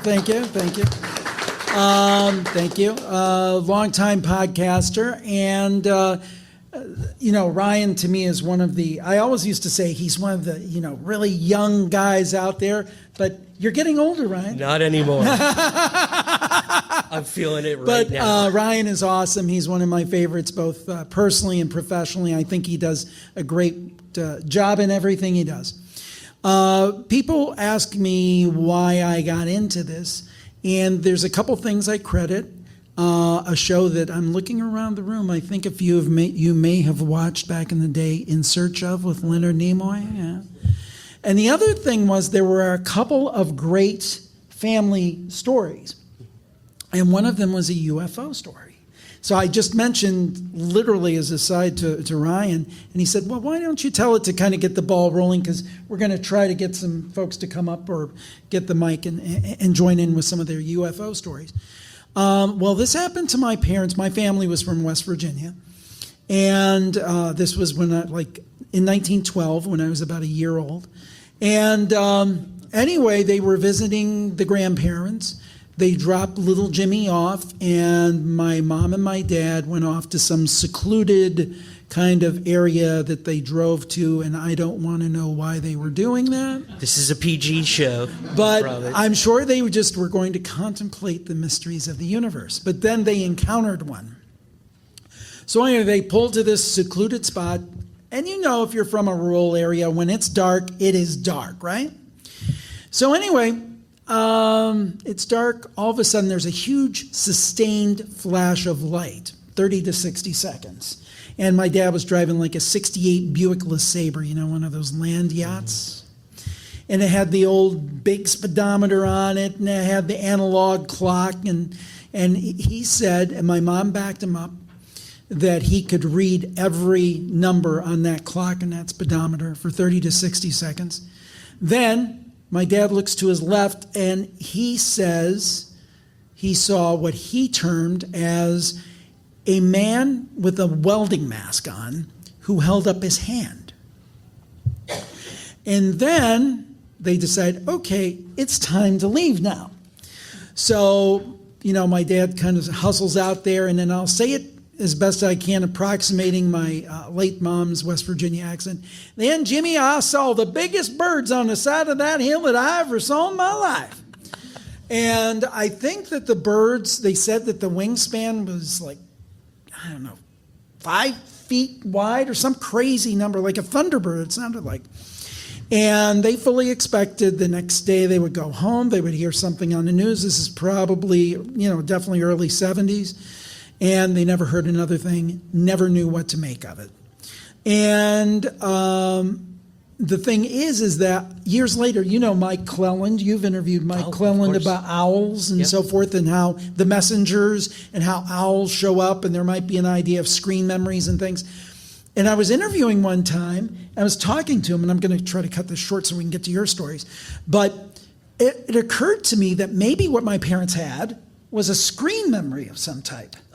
The man in the welding mask, the birds. And the thing was, my mom, until she passed, she told that same story, and she was not really a supernatural person. My dad's 88, still tells the same exact story. So I believe it. So I think Leonard Nimoy and my parents' stories kind of merged to get me involved in the paranormal and all these different fields. But yeah, I thought that was a pretty wild UFO story. That is so, yeah, I don't think I've ever heard that before from you. There you go. Have you personally ever seen a UFO? The only thing I think I saw was space junk one time. Actually, Dar, who is with me now, excuse me, we were driving on a main road in an area in Cleveland, where I'm from, and we saw a big green fireball. And it was about like 5:45 at night, but it was in wintertime when it's dark. And the funny thing was, we were listening to some talk radio, and some guy goes into the talk radio station. He's like, I'm traveling on such and such a road, and I just saw a green fireball like enter the atmosphere. And the host is like, what are you smoking? Next caller. So, but I don't think that was anything, kind of supernatural. I think that was some kind of meteorite or space junk or something. Yeah. But that's it for me for UFO stories. Well, it's hard because everything's a UFO until it's not. Yeah. Until it's identified. Yeah. And I, at this point, literally, I can show you my email. I just got like 4 email submissions from folks that have been here who sent me their stories within the span of 24 hours, which is incredible. I used to have to really dig for this stuff. And now with all of this Pentagon UFO stuff happening, all of these military pilots coming forward admitting that, they were outmaneuvered by a craft of unknown origin, it vindicates a lot of individuals. Yeah. Whether you're military or not, a trained observer or not, I remember interviewing the chief radar operator of the now famous 2004 Nimitz UFO encounter. Mm-hmm. You guys probably have seen the video all over the news of this oblong-shaped UFO that was caught on camera that several Top Gun pilots chased. And this was an incredible story, but it all started with this chief radar operator who had been tracking these UFOs on radar for days. And every time he went to his superiors and told them, there's a ton of things over this training area that we're in right now, and it's very concerning. And they tell him, stop. No, there's nothing here. We don't see anything. Nothing's going on. Erase the tracks, start anew. And for days and days this happened. And then finally, one of these damn things, excuse my language, came out of the water. Yeah. And went up to 80,000 feet in the air to one of the fighter pilots, shot down back towards the surface of the water, and then shot off into presumably space. Mm-hmm. None of them talked about this for years and years and years. The chief radar operator spent many years questioning what he had done. Should he have come forward with what happened? Kevin Day was his name. I should give his name. And it really tore his life apart. People made fun of him, called him like a UFO weirdo. He became very depressed and solitary, and this event ruined his life. Until he turned on CNN one day, and there were the 2 fighter pilots that went up to investigate the thing that he had been tracking, and he just started crying. And he said, finally, I'm not alone. And that's why I do this. No one's alone. Whether they've seen everything from a light in the sky, a claimed close encounter, a claimed abduction experience, I'm not here to give them answers. I'm not here to judge anyone who's seen anything unexplained, whether it's a UFO, a cryptid, a ghost. I'm here to hear your stories and to get them out to people so that you in turn can feel empowered to come forward if you've seen something. I think that's really important because every single person who comes forward makes all of these topics more normal and accepted to talk about. And look, I'm one of these people who doesn't believe we're ever going to get the truth from the government. And I'm surprisingly not like a big conspiracy nut for what I do. But I do not trust the government when they say what they say about UFOs because of the years and years of cover-ups that they have been caught in when it comes to this topic. All this being said, that's why I do what I do, because we're never going to get the truth from the military. We're never going to get the truth from the government. It's going to come from grassroots efforts like this, like Monsterfest, like all these UFO conferences that we go to, from our books, from these podcasts. I really think the power is still in the people's hands when it comes to the unknown and the unexplained. Don't expect in a governmental body to do it for you. So yeah, that's kind of what inspired me to do what I do. And I bring all of this up because everyone has a story, Jim, right? Yeah. Whether it's seeing a ghost or a UFO. I can't tell you how many times when I tell people what I do, I was afraid to tell people what I did. Be like, oh, what do you do? I'm like, oh, I host a podcast and I write. Like, about what? Stuff. I used that to get out of jury duty once. Yeah. I remember I lived in New York City for a really long time, and back in my single days, I'd go on first dates, and every time I told them I was a ufologist, there was never a second date. That's changed. Like, it's okay to do what we do now, and I love it. We're working on it. That's the biggest mystery of all. Yeah. So yeah, I think now is the time to come forward if anyone has ever seen anything like that. But Jim, I want to know from you, before we get to maybe if any of you want to share a story that you've had, I would love that. But if not, we have plenty to talk about. Campfire. Yeah. Tell us a little about Campfire, and do you think that there could be any sort of connections between what you do and what I do? Well, on Campfire, what I've tried to do over the years is kind of leave it very kind of like the Big Tent philosophy. So we will have not a ton, but we will have some UFO stories. I think somebody's trying to hand somebody. What? I'm sorry. Says Orion. Oh, there he is. Yeah, that's me. There he is. Oh, you can just leave it back there, man. Yeah. Oh, that's awkward. That's awkward. This message is brought to you by the kitchen service of the Hilton Doubletree Canton. This is why we do live podcast recording. I love it. Sorry, guys. They're feeding us now. Thank you, brother. There you go. I'll be right back. Okay. Do you guys just want to watch me eat? Well, I tell you what, if you want to eat, I can talk a little bit, then you talk a little bit, then you take another bite, and we'll go back and forth. No. Where were we? I'm not sure. No, that's funny. I'm keeping all this in, by the way. None of that's getting cut when the show comes out. Anyhow, Campfire. So Campfire is the Big Tent philosophy. We certainly do ghosts. We do some cryptids. And we also choke up. And UFOs. And whatever people, and a lot of them fall like they're tweeners. They're what I call head scratchers. They don't really fall into a category, which are, as some of you know who listen, that's kind of my favorite category. But I do think there might be some connections, because what I used to think was, UFOs are aliens from out there. Ghosts are dead people. Cryptids are animals we haven't discovered yet or are hiding. And now my feeling has become more nuanced. Not that the things I just said aren't true, but I think there's also alternate explanations. So I guess it has evolved over time. I'm more convinced stuff is going on. I'm less convinced I know what's going on, if that makes sense.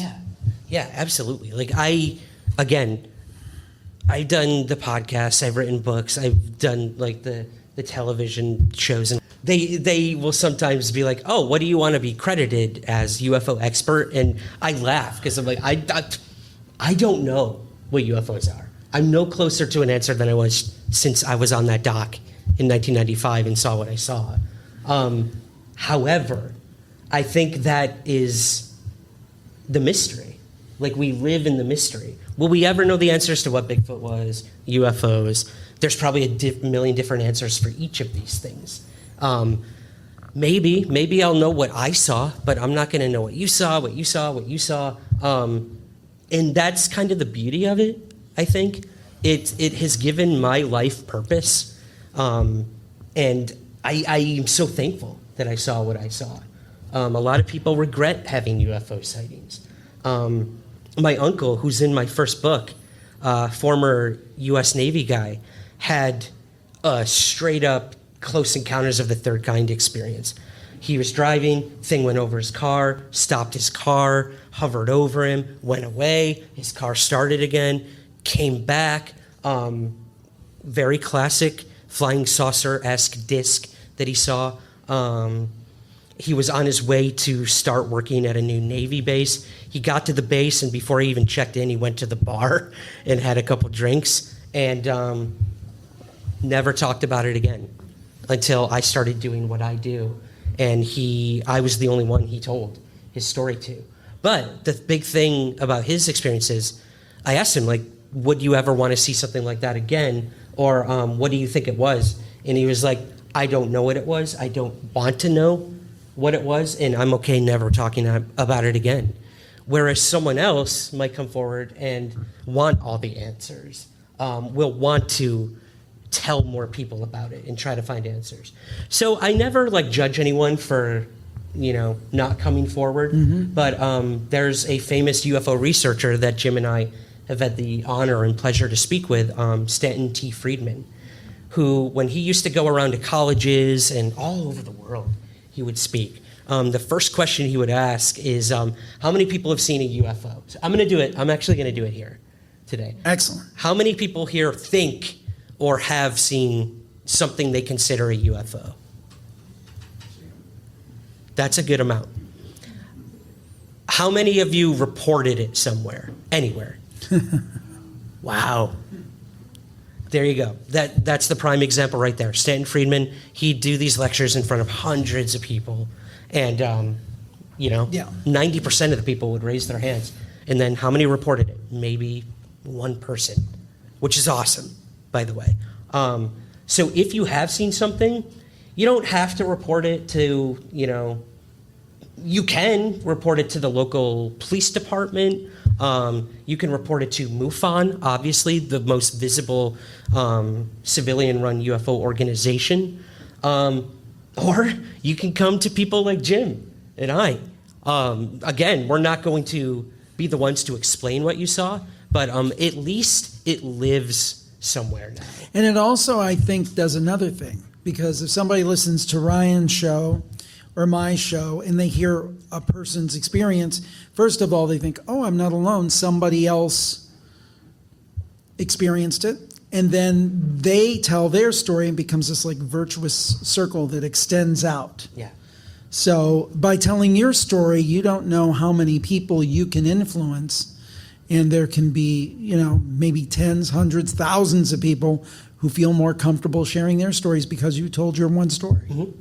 Well, in the other I'm so happy you brought that up. One of the most popular cases that I talk about in every one of my lectures, it's in both editions of my book, happened in, is anyone from or around Cuyahoga Falls by chance? One of the most popular cases I've ever investigated happened in Ohio.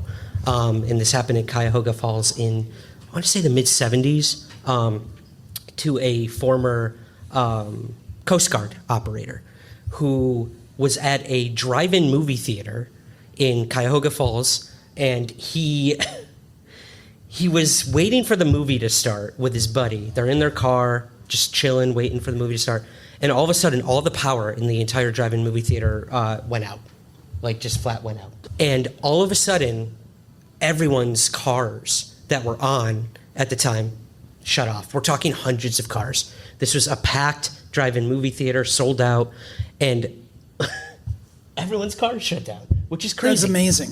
And they're all like, what's going on? What the hell is going on? And over the screen, the movie theater screen, comes this massive black crescent-shaped object, completely silent, sleek, and it just went over the screen, went over the parking lot, over all the cars. Everyone's just kind of looking up in awe. goes off into a field in the distance, disappears, and once the craft was no longer visible to Scott, the witness that I spoke to, all the power went back on. Like everyone's cars started. But you would think in that moment, like people would freak out, be asking each other, what the heck was that all about? Scott remembers seeing the UFO. He gets out of his car to go use the restroom. Yeah. And he's waiting in line, and nobody in line is talking about what just happened. Like, wouldn't you want to just talk about a UFO coming over? And God, who knows what it would have done? And he found that odd, so he gets back in the car, and he and his friend also didn't talk about what had just happened. They played the movie, they watched the movie, everyone stayed, and then everyone went home after that. Do you think that this was just, kind of like people go on about their lives, or do you think something about the craft or its inhabitants influenced the people, almost like a hypnotism kind of thing, that just kind of said, don't worry about it, don't worry about it, everything's cool? Do you think it's something like that, or do you think it's just people saying, hey, I went to see a movie, this weird thing happened, on to the next thing? Right. That was my first question for him. And I remember him telling me I didn't actually remember seeing the UFO until, I think he said something like 20 years later. He had totally blacked it out of his mind. And it took going to, I think, like a library, he picked up an Edward Ruppelt UFO book, who's a famous Project Blue Book investigator. He saw the UFO on the front of the book, and it just triggered a memory in him. And it started flooding back. He started having panic attacks. He said, what the heck was that? Oh my God, what's going on? And the other thing was, there were hundreds and hundreds of people there. Yet Scott was the only one who came forward about this event. And I asked him, I'm like, well, can I talk to your friend who was in the car with you? He's like, I haven't spoken to him since that night. Wow. I reached out to, I went into the old newspapers in Cuyahoga Falls. I'm like, did anything get reported? I found nothing, absolutely nothing. I tried to find other witnesses that might have been there, absolutely nothing.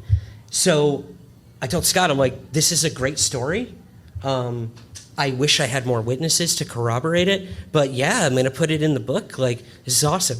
But that really weighed on him, that he was the only one. He wanted vindication that this happened, that what he'd seen was something very highly unusual, and it did affect his life. Like, when that memory came back, I can't even imagine what that would have been like.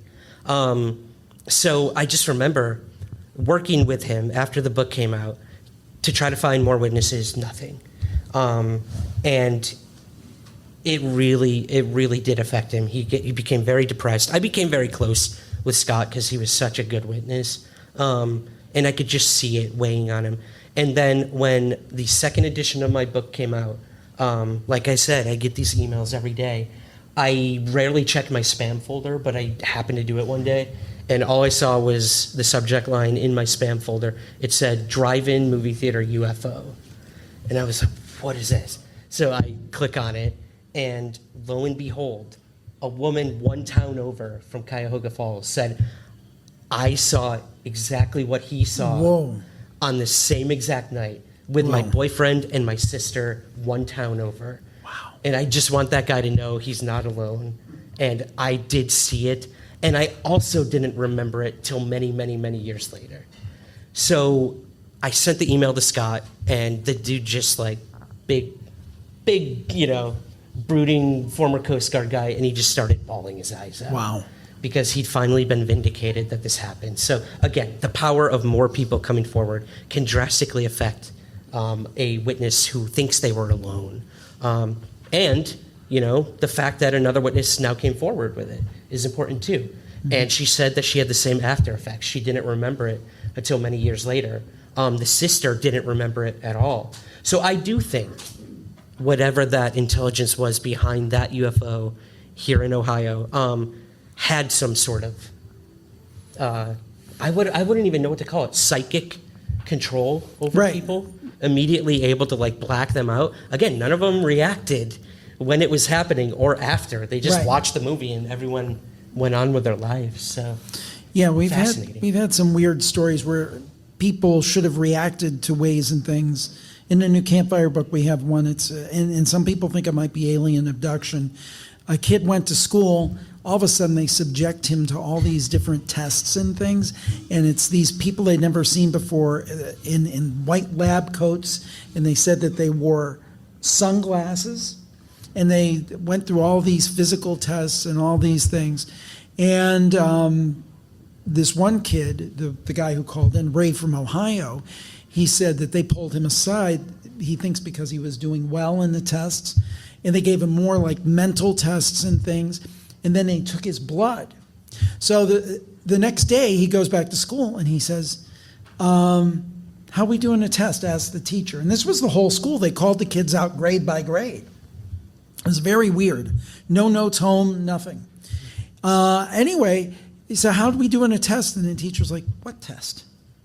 And nobody else except for him remembered it. But he knew it happened because, remember, they drew his blood. He still has a scar to this day. Mm-hmm. Right, and it was right near the Ohio-West Virginia border. But the thing is that these reports in different people, have heard that story and speculated, was it a government experiment or was it maybe like a mass alien abduction? And the fact that he said it was very bright that day and these people seemed to wear sunglasses, maybe they were aliens? I mean, I know it sounds out there, but the whole story is kind of out there. Yeah. Hey everyone, Ryan Sprague here, host of Somewhere in the Skies. If you've ever thought about supporting us, we have great 2 easy options for you right now. If you listen to the show on Apple Podcasts, you can click the subscribe button at the top of your Apple feed. Or you can join our Patreon at patreon.com/somewhereskies. Both of these options give you the same benefits. Early access to the main show, bonus episodes and content, and priority to ask our guests your listener questions. So, to help support Somewhere in the Skies, click that subscribe button on Apple or visit patreon.com/somewhereskies. Thank you so much for your support and keep looking up.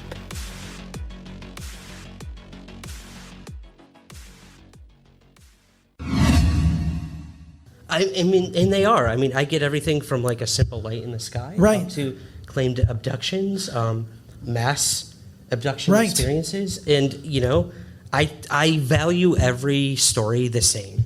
It doesn't matter if you've seen just a light or if you've claimed an abduction. Where was that? Was it South Africa or Africa? That school in the 90s? Yes. Or Zimbabwe or something? Zimbabwe. I spoke to one of the children. I mean, she's now in her, I don't want to age her, but she's an adult. And who did the movie on? Was it Nickerson? Yes, there was a documentary that came out recently. Yeah. Of a case where, like 60? Yeah. 60 school children in Rua, Zimbabwe, witnessed a craft land in their schoolyard. Beings came out and interacted with the children. And they drew pictures? Yeah. So what happened was they, once the beings or whoever they were supposedly made contact with the children, they got up into the craft ascended into the sky and disappeared. They started bringing in like legit psychiatrists and counselors to work with these children, one of which was Dr. John Mack, who was a Harvard psychiatrist at the time, flew all the way to Rua, Zimbabwe to interview each of these children individually, had them draw pictures of what they had seen separately, which is very important, and every child started drawing what they saw, and the resemblances were striking. Right, because they separated them Yeah. and had them draw them separately. And this was what, early 90s, wasn't it? 94, I believe. So it was really before the internet took hold. So it wasn't like, something the kids saw on the internet or something. I mean, really remarkable. It was a fascinating case. And I've spoken to several of the children since that day. And some of them it just destroyed their lives. Like psychologically, their parents didn't believe them. The news in Zimbabwe and whatnot made fun of the children and said they made it all up. It was like a prank that they pulled or a mass hysteria sort of thing. But almost every single one of those children to this day stand by the story. Some of them became very, unfortunately, depressed or alcoholics, stuff like that, trying to black out what had happened to them, while others embraced the experience and did incredible things with their lives. A woman named Selma Sadiq I interviewed was one of the school children, and she went on to do just incredible things in her life. And she says that because of that experience and what those beings had told her about, you need to help the world's in peril, these messages that a lot of people claim to get from an intelligence, from a UFO, of like, stop what you're doing to this planet. We care about you guys. We want you to be a part of the Galactic Federation, as it were.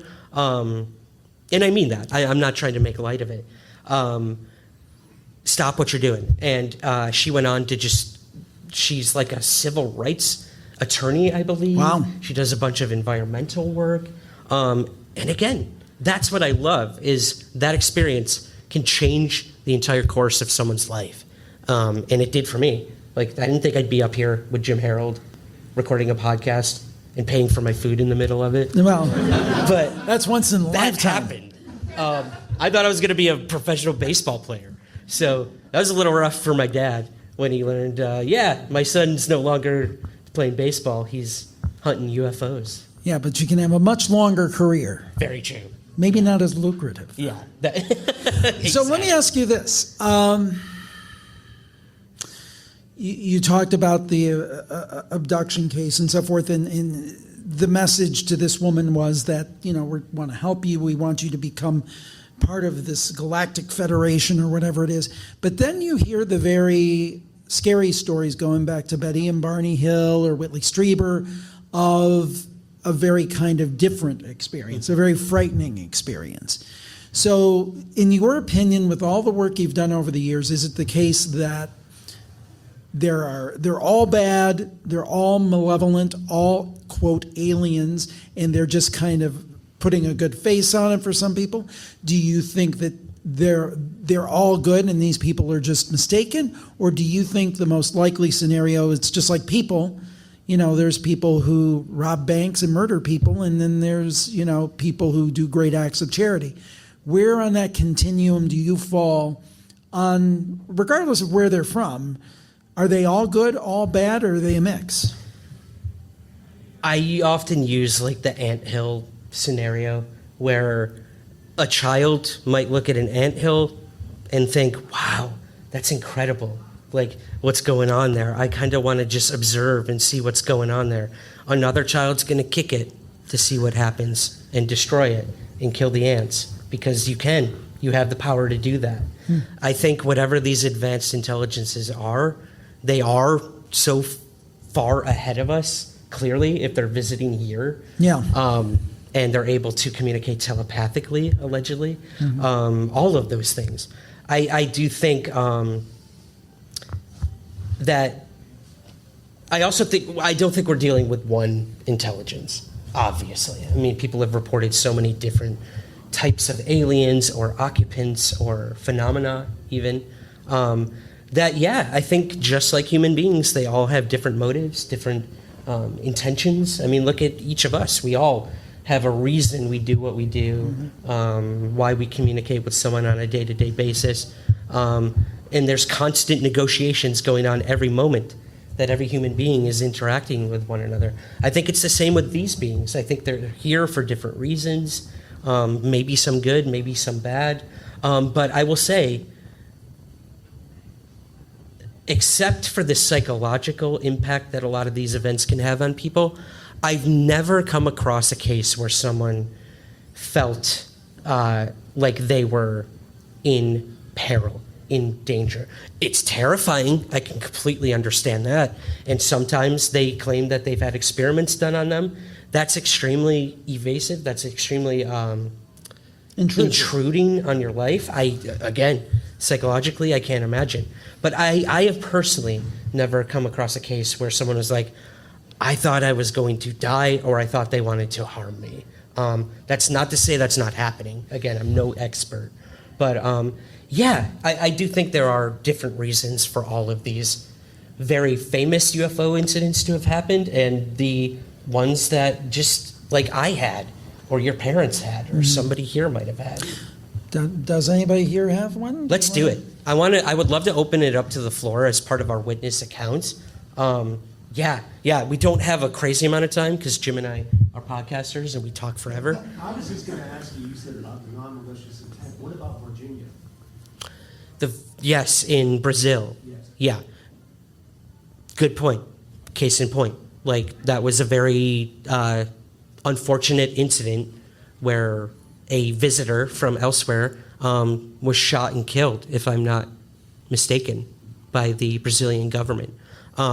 So I'd be a little mad if I came all the way here to make contact and maybe be peaceful, and our first reaction is to boom. So they ran around shooting at the residents, and the residents were shooting yeah, back, so. yeah, and there have been other cases like that. So again, like there probably are cases of malevolence. I personally just haven't come across any of them, Tony. But yeah, they've got to be out there. Does anyone want to share a UFO story? If you feel comfortable, we'd love, if you can, we have an extra microphone here. It's just a short. Yeah, totally. Yeah, all about it. Hi, everybody. I'm Jennifer. I'm from Toledo, Ohio, and I had experience in Houghton Lake, Michigan. So my brother and I, we have a podcast, and we went up for a UFO convention in Houghton Lake. And when we were up there, there was a gentleman, I can't mention his name, but he had a very, I'll just say he shouldn't have this, military grade binocular, but it was just one. Monocular. That's what I didn't know what it was called. And he wouldn't even let me touch it, but he let me look through it. And looking out over the lake, it's been reported in Houghton Lake that there's been sightings of UFOs in that area. And I was able to look through this monocular and saw things in the sky that you couldn't explain. It wasn't space junk. It wasn't comets or what would you call them, asteroids. I saw something moving at the most quickest speed of light that you could even imagine. And it was there and it was gone and just zipped across the sky. And with this device, which he shouldn't have had, he says, you could see just thousands and thousands of stars that you couldn't see with the naked eye. Oh, wow. So, I don't know, did you look through that as well? I did. Yeah. It was amazing. Just, You could just, we're used to like satellites, but these things would stop, change. direction. They'd stop, change directions, just at the wink of an eye. It was Yeah. amazing. I'm glad you said that because a lot of reports I get are often attributed to the International Space Station or satellites. SpaceX is like our biggest enemy right now with all of their launches. I get reports all the time because it looks very weird when Elon's putting those things up there. So I'm glad you said, like, the erratic behavior, the moving back and forth, like satellites don't do that. So that's very interesting. I should mention, too, I know exactly where you're talking about. I've spoken at that Houghton Lake event, and I've seen things over that lake. And my UFO sighting happened over water. The chief radar operator, all of the Nimitz crew had their experience over water. So there's got to be something there, too. Well, the thing that gets me about that is I'm sure you've seen the recent news reports of Harvard researchers coming out and talking about crypto terrestrials. Yeah. What is that, Jim? Yeah, well, this idea that they're here. We've always, I know, like I said, going back to In Search Of, I'm like, oh, they're out there, little green men. What if they're here? What if they're underground? What if they're interdimensional, where they're like, there's one sitting right there in front of you, sir, and and we can't see him. But really, and the thing is, particularly with USOs and these transmedium craft that can go from the ocean to the 80,000 feet in the sky, as you were saying, maybe we've been too focused on out there and not focused enough. And it really hit me in the last couple. I mean, I've been aware of this. There was a guy, Mac Tonnies, who did work on this, who passed away. And I mean, this is not an entirely new thought, but something the last couple of weeks when I saw that in the news, it really hit me, because it was always like, number 72 on the list of possibilities in my mind. And now it's like, well, wait a minute, maybe we've been thinking about this the wrong way. And that might be where it's tying in with other areas of paranormal, because maybe there's a trickster element to this, and maybe some of the ghosts we see, or maybe, and I never believed this before, but maybe some of the cryptids that we see. Because I always thought I've always been a flesh and blood guy. They exist, but they're flesh and blood. But I wonder, maybe I was being too hasty. What do you think? I was talking to these guys, I'm going to point them out right now, earlier, and one of their favorite cryptids is Mothman. Mm-hmm. And we were talking about Mothman for a while.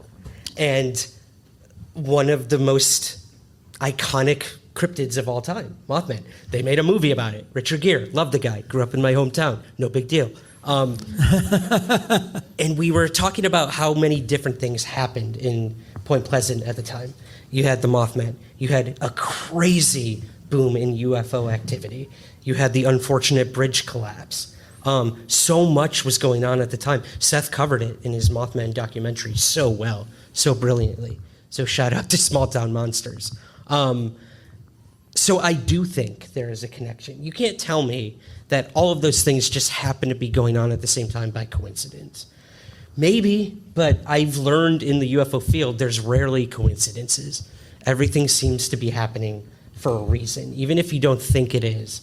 And what you saw was complete happenstance at the time. Mm-hmm. It really, the meaning you put behind it, I think, is what's most important.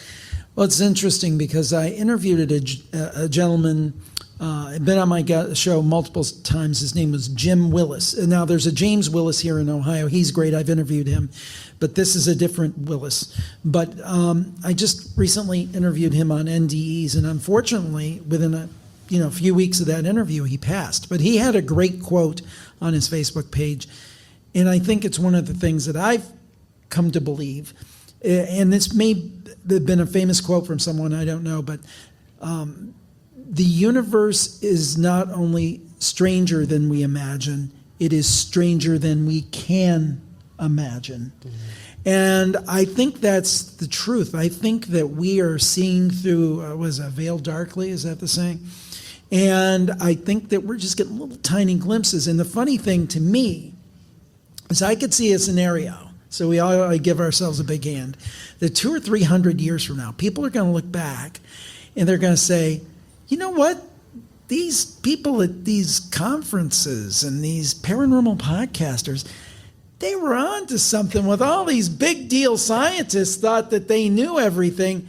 And these guys were kind of getting it. They didn't have it, but they were on the right track. I think that's kind of a neat thought. I love to think that what we're doing here today will live on forever. Like, this will be immortalized now. Especially the paying for lunch part. Yeah, that's it. Oh, gosh, don't remind me. I'm going to have to check my bank account after that. Does anyone else want to share a UFO story? Yes, please. Come on down. My name's Sue. I'm from Canton right now, but I'm originally from Canfield, Ohio. And back in the 60s, it was a small town. We lived in the woods. And all I can remember from my childhood is being terrorized by aliens. I had a balcony off of my bedroom, and it was in the back of the house. And I was surrounded by woods, so there were no lights. But I would be so paranoid before I went to bed. I would keep checking to make sure that the patio doors were locked. But most of the time they'd be unlocked. And I was young enough, I was aware that something was under the bed at nighttime. And so even to this day, I will not get close to a bed. I'll jump in several feet away. So that went on for years, and my life has been nothing but bizarre. I'm 65, and There's nothing that's ever been normal in my life, and I've always been a loner because no one could understand me. I'm pretty convinced that the aliens planted a chip in my shin bone, and every couple of years it'll start hurting, but there's nothing there, there's no scar. And especially my daughter and I were doing research on the Anunnakis and Samaria, and my legs started hurting where that chip was for probably about a year, and then we got off that topic and it stopped hurting, so I don't know why it hurt. But to this day, I always have a voice in my head talking to me. It's different people. So when somebody alive or real talks to me, I'm like, what? Wait, I have to tell this person, shh. I have orbs in my house. I have fairies in my house. I have shadow figures. I bought a haunted house that I was flipping, and the man from the 1700s tried to kill me. And he conjured up angels, and I got all this information from Stark County history, and I realized that the angels that he was conjuring in the basement were the fallen angels, which are demons. So, of course, I had demons in my house where I was living. I had a paranormal investigation done by Rogues Hollow Paranormal Group. The people from Mansfield Reformatory that run that program, they also do Amy Bruni's Kindred Spirit show. They're up in Cleveland. They came and investigated my house. They could not get rid of the man. He was so evil. He had been a human at one time, but it was probably the demons that were the hard ones to get rid of. So if you ever come face to face with a demon, you turn to God like right now. So I pray all day long. I talk to Jesus. I've also had 3 near-death experiences. The last one last fall. I was with Jesus, and he showed me a movie of my life, and he focused on when I should have said no to ex-husbands, and I came back to life. But I've had 3 different kind of experiences in those near-death experiences. Right. Well, that to me, near-death experience is one of the most fascinating things. Ryan, I have a question. Thank you. I don't know if you have more questions. Ryan. Thank you so much. Thank you for sharing. I have a question for you, which the storyteller brings up. And you asked me, so I'll ask you now.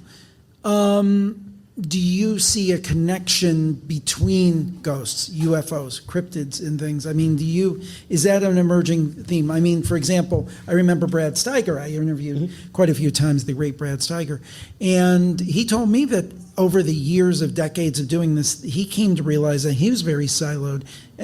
Are you coming more to that realization?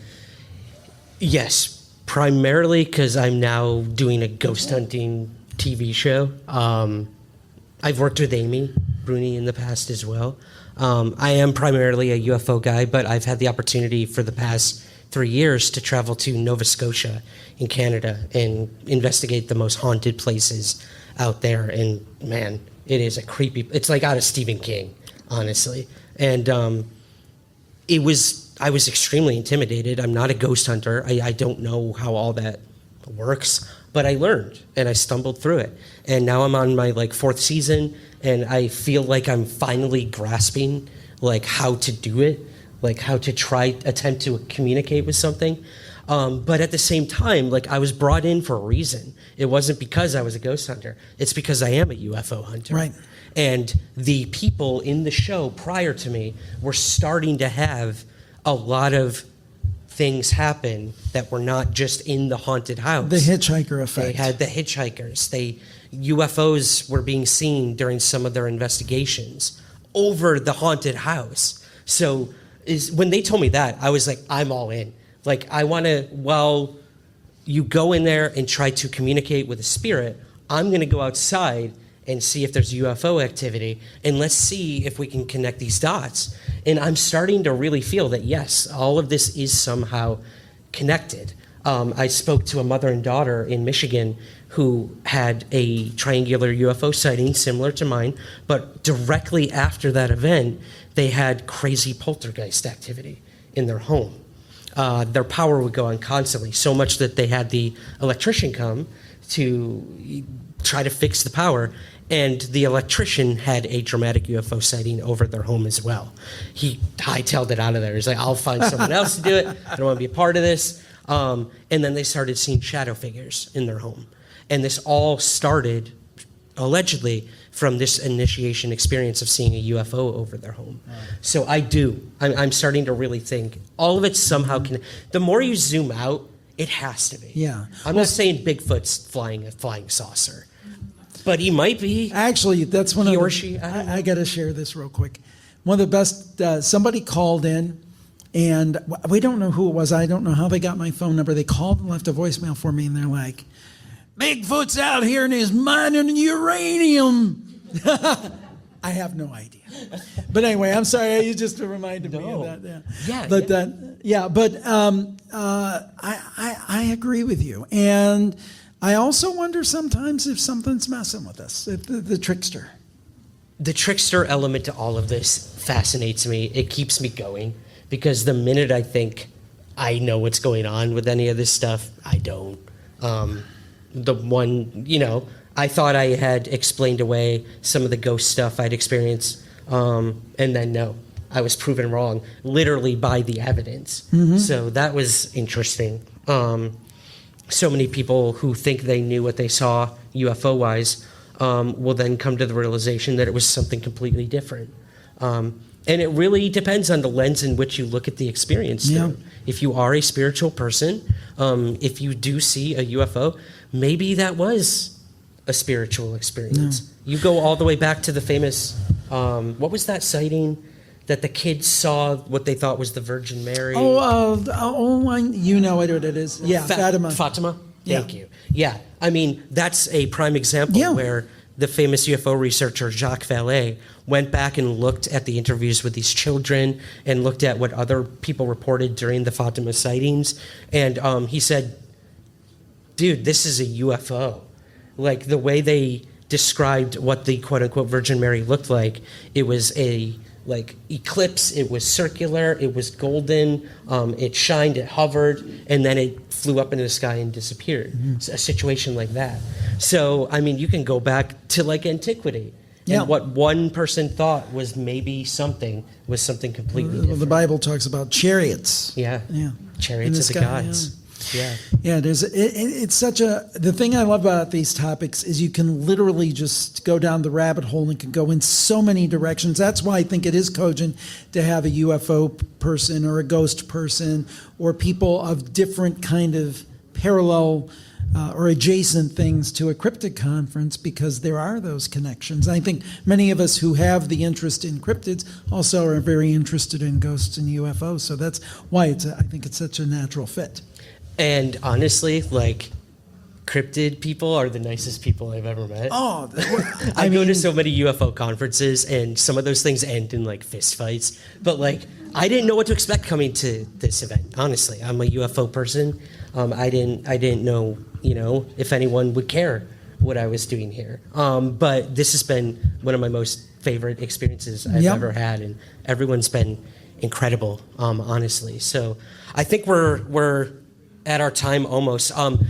Does anyone else want to share maybe a brief last UFO story? If not, it's totally okay. I have a short one. Yeah. Yeah, please.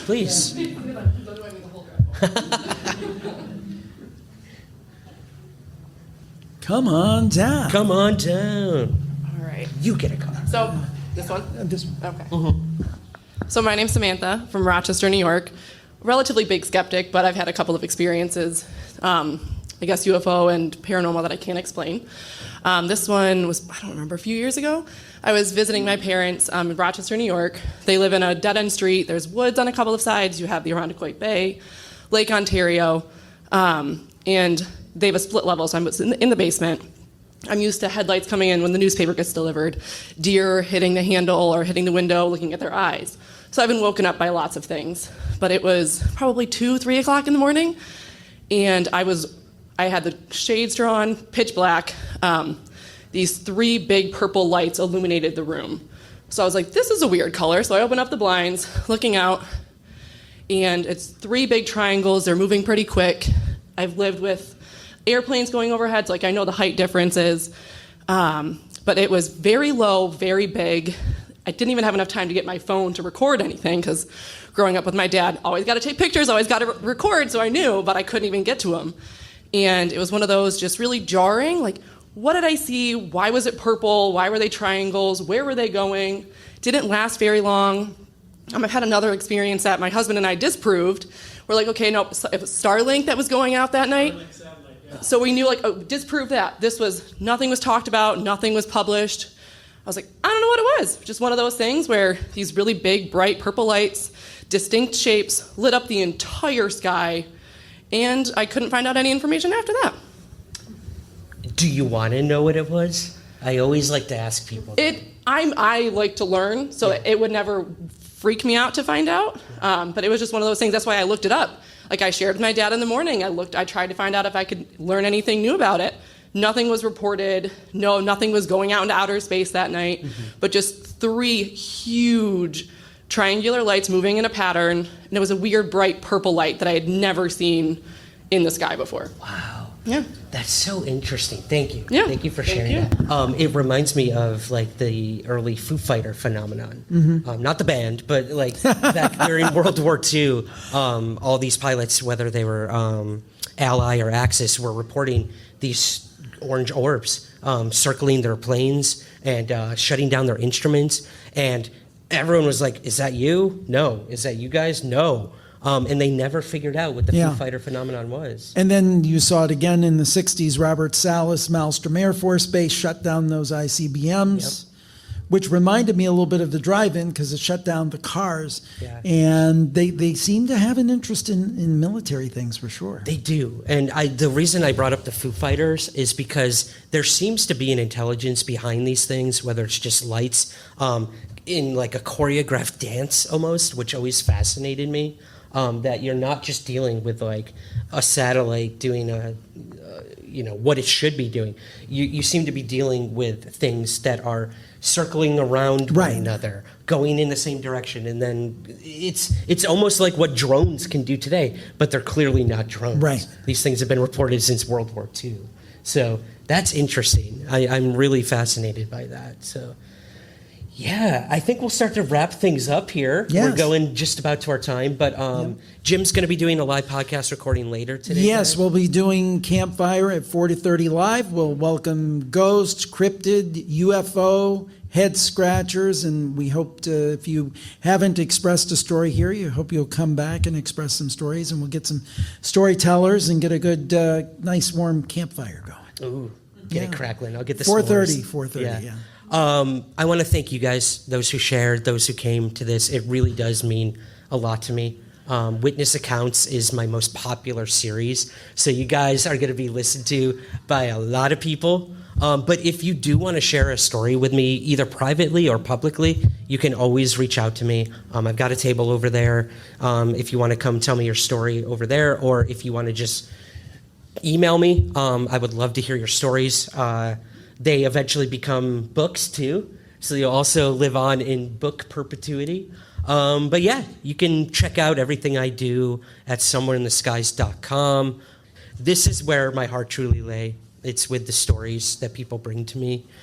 So again, I want to thank you guys for coming, and I hope to see you again somewhere in the skies. Thank you.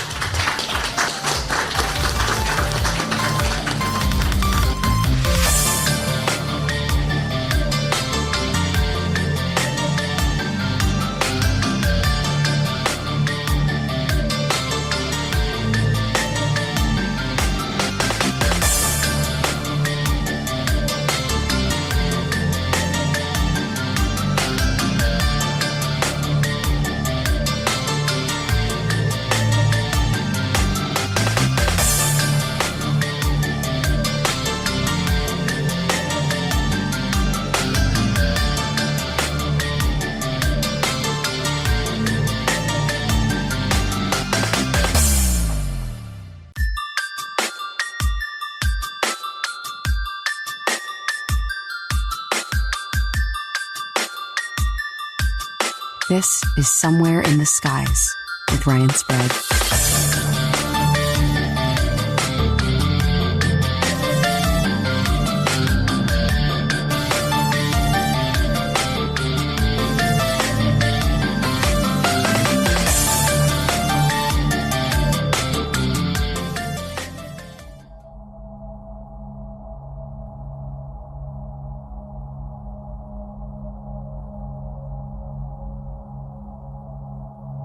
Hey Ryan, my name is Jason. I just wanted to share some experiences that I had. I'll be honest, I don't know how to categorize this. I don't know if you would like to call it ghostly paranormal, or if it was something that was more alien or something like that. When I was younger, maybe, I would say maybe 10 years old, I grew up in a house that was built in 1881. Sometimes I'd fall asleep in my parents' bed. Now, this house was basically 2 rooms stacked on top of each other. It was a really small house. So we had the bottom floor was the living room, and that had an attached kitchen, and there was a bedroom that was added on some years before we moved in. So the footprint of the house is only maybe 25 by 25. The whole upstairs was my parents' bedroom, and the only bathroom was upstairs above the kitchen off of their bedroom. This will be a little more important in a minute here. Sometimes I would fall asleep in my parents' bed watching TV, and we would always have my cousins coming over to spend the night or to hang out, and we kept a crib mattress over in the side of their bed to put the kids down whenever they would fall asleep. Well, one night I fell asleep in the bed, and instead of carrying me all the way back downstairs to my room that was attached to the living room, my dad put me down on the crib mattress on the floor next to my mom's side of the bed. I woke up in the middle of the night, rolled over, and my mom was sitting on the floor next to me, kind of with her legs crossed, and I reached over and like, "Hey Mom, how's it going?" You know, I was surprised to see her there. My hand went right through whatever it was there. I just kind of rolled over and basically pretended to be asleep. I have no idea what that was. I mean, I certainly wouldn't call that alien by any stretch. But sometime later, maybe 2 years later, I was downstairs in my room, had to go to the bathroom in the middle of the night, went through the living room, up the stairs, and diagonally across the bedroom, standing in that same spot, next to my mom's nightstand, I saw something standing there. I don't know really how to describe it. I couldn't make out detail because it was dark, and partially because I wear glasses, but I didn't have my glasses on since I was just going to the bathroom, so I could swear that I saw something grayish, something whitish that kind of had some contrast against the darkness. I don't know if it was slightly glowing or luminescent, or if it was just that much brighter than the surrounding environment that it just kind of stood out. But I pretended that I didn't see it, and I kept moving off to my left, went in the bathroom, hurried up and shut the door, and did my best not to have a panic attack, basically, because I was really certain that I saw something there. After a little while, I did my business. I left the light on, which I normally wouldn't do because I don't want to wake my parents up when I open the door. Left the light on, cracked the door open, didn't see anything out there. I let the light shine right on where I saw this thing, and there was nothing there. So I shut the light off, bolted out of the bathroom, ran down the stairs, dove into my bed. That was it. When I was 14, I was just about to turn 14, we moved into a newer house. It was built maybe in the 50s or so. I had pretty much the run of the basement. It was pretty well finished. There was a living room sized room, a couple of bedrooms that were smaller, bathrooms, so that was kind of my domain down there. One night I was asleep, I was dreaming, and I remember not much of the dream, but I kept hearing some voice whispering my name. And at first I thought it was in my dream. It's kind of like how when you're watching TV and you're half asleep, the voices can kind of infiltrate your dream and actually influence your dream and become part of it sometimes. It started off like that, where I heard somebody whisper my voice, and I remember in my dream looking around like, who's calling for me? And it happened a couple more times, maybe 3 or 4 times. And each time it happened, I would wake up a little bit more because I couldn't figure out where this whisper was coming from. And then I finally figured out that, I'm dreaming, it must be my dad trying to wake me up. So I didn't open my eyes or anything. I just I woke up finally. And even as I was waking up, I heard it one more time. So I'm like, what? Like, I really thought it was my dad because it sounded like my dad. And nothing replied. There was nothing there. I didn't look around. I know I heard this thing, and it was multiple times. It wasn't something that was just in my head. At least I didn't want to think that it was anything real, but I was convinced that I actually heard this. But I just turned over. I stayed awake until morning because I was that scared. And you know how if there's somebody standing behind you, you can just tell. I don't know if it's the acoustics in the room or the energy they give off or whatever you want to call it, where you can always tell that there's somebody standing right next to you, if there is. I felt that in my room. But I didn't want to acknowledge it. I didn't want it to think that I was aware of it. I was just terrified. So I stayed up until morning, and finally, when the sun was up, I had the guts to roll over and look, and there was nothing there. So I convinced myself, it was part of your dream, it was in your head.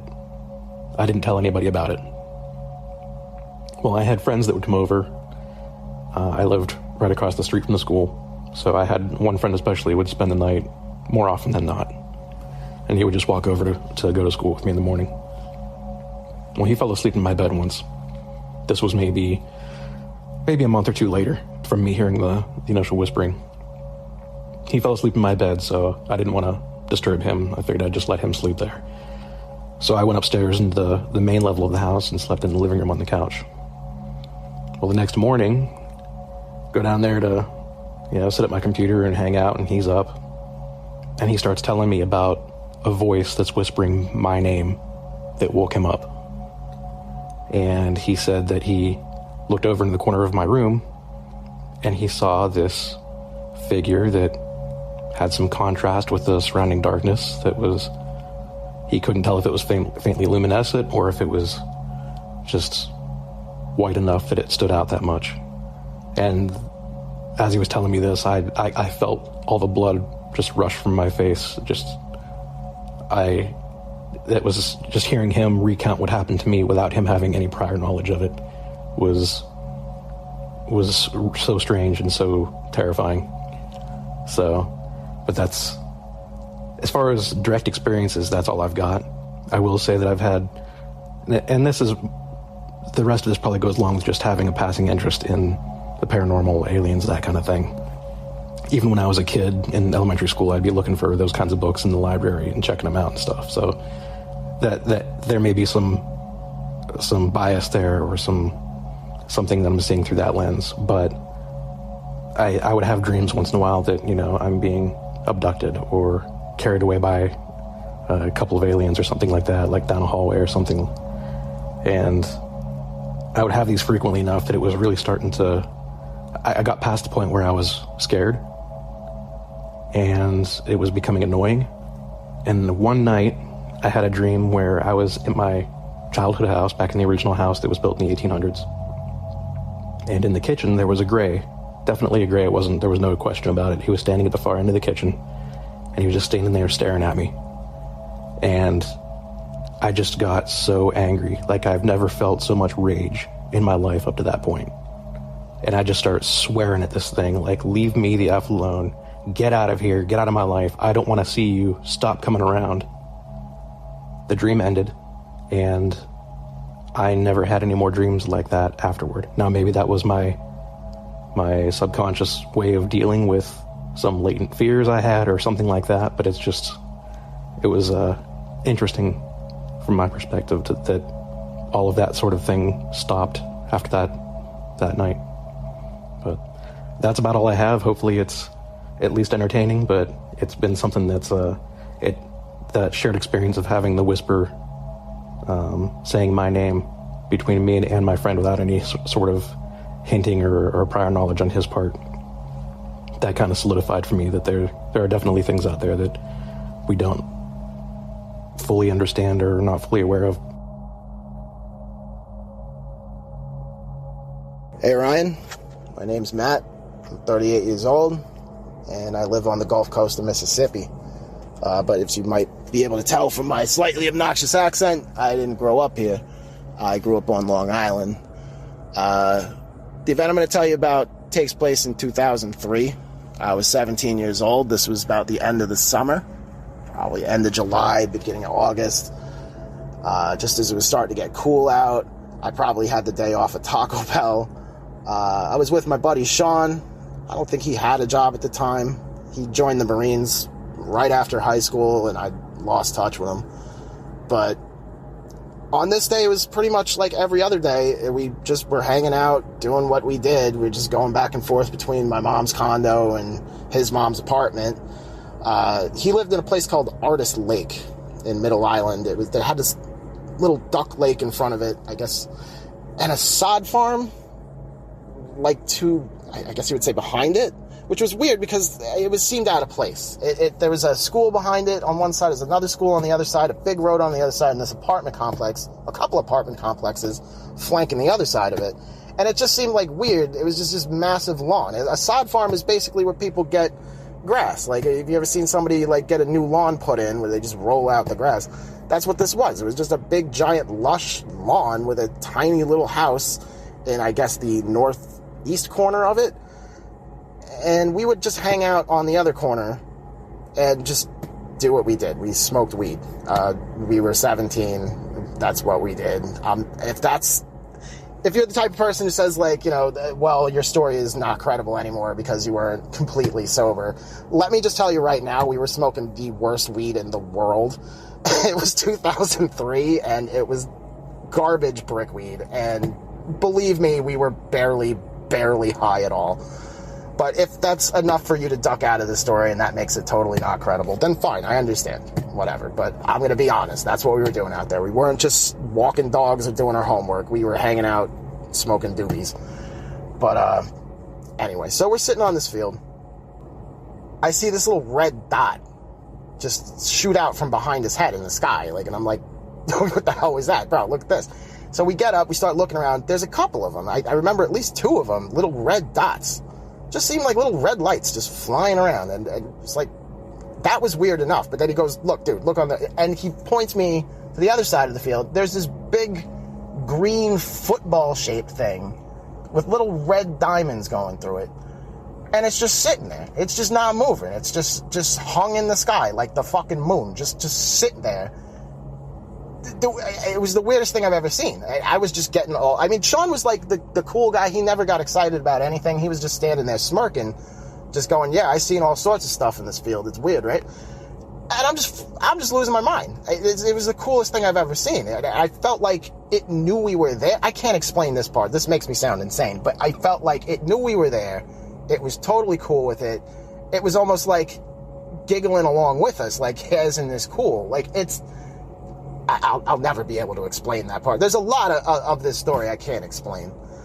But I'll just stick to the stuff I can report observationally. This thing was green, glowing green with little red dots in the middle. I can't tell how big it was or how far it was because there was nothing to really judge distance. It was just above the tree line. If it was close to the edge of the tree line, I'd say it was about the size of a minivan. If it was far and up and far away from that tree line, it might have been the size of a school bus. It was very, very big, and I'm sure the red dots flying around had something to do with it. I don't think it was a coincidence.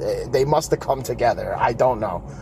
But we sat there and watched this thing for probably 30 minutes, 40 minutes, something like that. I don't know. I really lost track of the time. We were just sitting there just transfixed by this thing. At the same time, it just started becoming normal. It was so... It moved one way and then the other way, and it would just stop, and I was like, maybe it's a blimp, and I'm like, but that doesn't make sense. Blimps don't do this. Why would anyone have a blimp?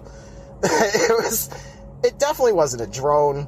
It wasn't any kind... It was just the weirdest... It didn't make any kind of noise. It just hovered there and just went across the other side of the field. Now,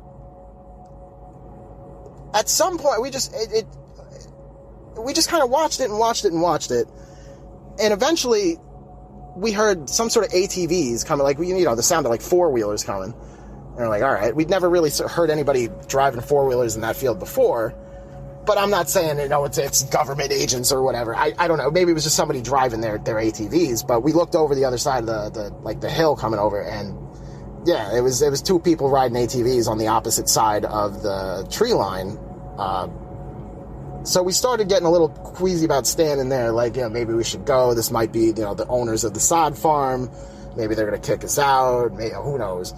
But before we could even think about turning around, we started hearing a helicopter coming down real loud, really low, and comes across the opposite side of the field with a spotlight shine. Now, I didn't see this helicopter. I couldn't tell, it was a private helicopter, military helicopter.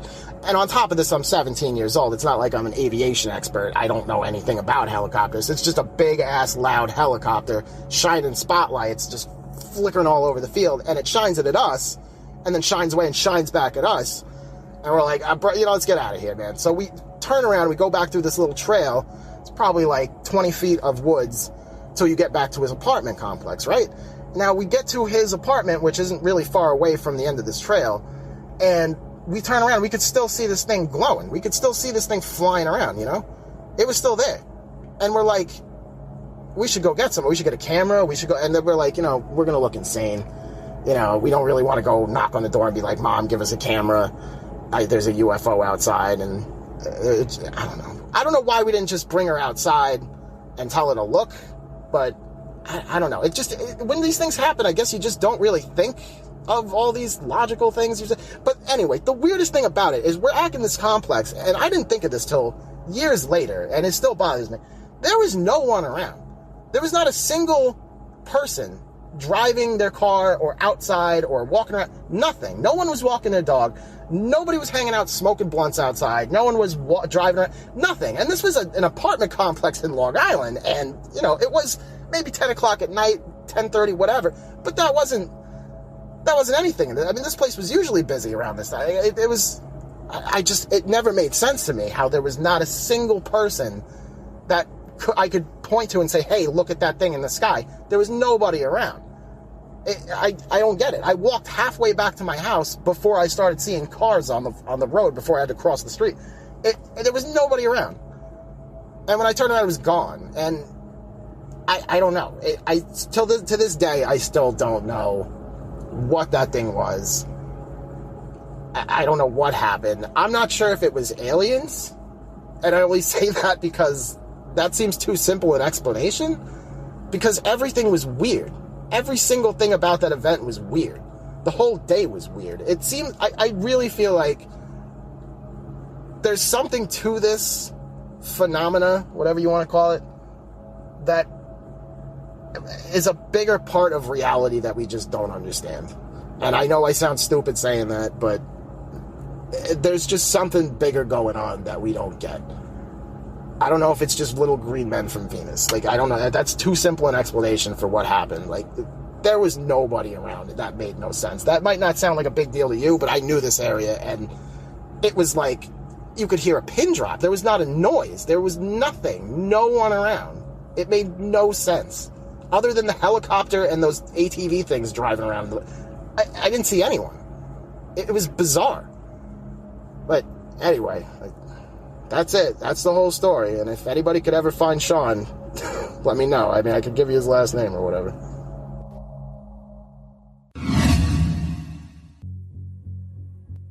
Hey everyone, Ryan Sprague here, host of Somewhere in the Skies. If you've ever thought about supporting us, we have great 2 easy options for you right now. If you listen to the show on Apple Podcasts, you can click the subscribe button at the top of your Apple feed. Or you can join our Patreon at patreon.com/somewhereskies. Both of these options give you the same benefits. Early access to the main show, bonus episodes and content, and priority to ask our guests your listener questions. So, to help support Somewhere in the Skies, click that subscribe button on Apple or visit patreon.com/somewhereskies. Thank you so much for your support, and keep looking up.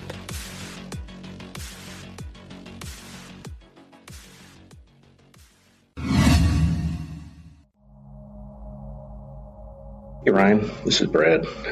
I'm a approximately 50-year-old mechanical engineer from Michigan. I've got 3 different occurrences that I was wanting to share with you. I'll they span over quite a long period of time, so I'll go through them like in a chronological order. The first one was, I'm guessing, sometime around 1976 or so. My family's from the Upper Peninsula in Michigan, and we were driving home at night, like a Sunday night. And the trip home is you take US 2 east and then I-75 south. So, and that's part of the story as well. So what happened was at some point during the trip, a bright light just appeared over our car. And most of this story is from my family members that I've asked over the years individually and together to recreate this story. So the light appeared over our car, and my dad got out, so he pulled over, got out, looked at it, he looked, I thought it was a helicopter, but there was no noise. And then, so my brothers were in the backseat with me. Again, I'm too young to really remember it. I mean, it's a vague memory in my mind. But my brothers are 5 and 7 years older than me, so they have pretty clear recollection of it. And according to my brother, it just, at one point, it just shot off like diagonally extremely fast. And the interesting thing, aside from that, is as I've asked my dad, my mom, both my brothers individually over the years, none of them are clear if it happened on actually US 2 or an I-75. And again, this was mid-70s, so there's no cell phones or anything like that, or run out of watch. But the thing I always wanted to ask, like my dad or my mom, and I have asked, my dad's passed away now, but whether or not there was like a lost time event, like considering they can't remember which freeway it happened on. So that's something that I always thought was potentially like, and maybe even we were abducted. Probably not. I mean, I wouldn't think so, but maybe. I don't know. So that was one of the interesting events. And again, I asked my brother to, like, within the last 6 months about this again, and I asked my mom still to this day, and they all of them have a very clear recollection of this event. So it was pretty interesting. I can't imagine the amount of guts it took for my dad to get out and look at that, but I mean, back then I guess it wasn't really as widely known phenomenon. Okay, the second story I have, which to me is the most interesting because it happened to myself. So this took place approximately 1998 or 99. Don't remember exactly. This happened at my house. It was a Sunday night, probably about 9:30 p.m. And I was outside smoking a cigar. My family, my wife, and my 2 children were in the house sleeping. Summer night, beautiful weather, calm. No clouds. We were close to an airport, and Sunday nights are usually really busy, airplane traffic, but this night there really wasn't. So my home faces south, and it's on a very wooded lot with large trees. So line of sight's not good in the sky. Straight up, yes, but on any angles, no, none whatsoever. So I'm just pacing around out front, thinking about everything I have to do the next day, and smoking a cigar, and just walking around, and just notice how quiet it was. And then just out of the blue, something flew over my head from the east to the west, and I didn't see it. What appeared to be relatively low to the ground. It didn't. I don't have anything to gauge that other than the sound it made and just the sheer speed of it. And again, I've watched thousands of planes fly over me, and this was, whatever it was moving incredibly fast. And the odd part, I never heard it approaching, but when it passed over me, so when it was heading west, as it passed, there was just the strangest sound that it made. I mean, it was something that when I heard it, I knew it was just a sound that I'd never hear again, or I'd hope to never hear again, actually. And to describe the sound, I'm not even sure how to describe it, because it was just that odd. At first I thought it was more like a reverberation sound, but the best way to describe it, and it's something that you might hear from in like a Star Wars blaster gun or something like that, or even in some of the newer Star Wars movies, just how the engine sounds are, but still nothing close to that. But that's the closest thing I can relate it to. And then I was listening to a podcast, and someone was talking about if you can manipulate space-time for travel, it causes vibrations. And then, so that made me think of this sound again. And that may be what I heard was, it was almost an audible vibration, and it wasn't like a metal-to-metal vibration, not like a banging vibration, but us like, I don't know, if air could vibrate, maybe that's what it was. So the sound, it was just so odd. I have no idea how. That's the best I can do to describe it. And it wasn't like a loud sound either. It was just a kind of a faint passing by, almost like when you hear the Jetsons introduction and then the thing kind of buzzing by. That's what it sounded like. Just like a faint, maybe 70 decibels is about what I would guess the sound level was. So that was the occurrence. So the strangest part of it to me was, as soon as it went by, I just had a sense of extreme fear and dread. I have no idea why. I immediately just threw my cigar out into the lawn. I walked through my garage. It was an attached garage.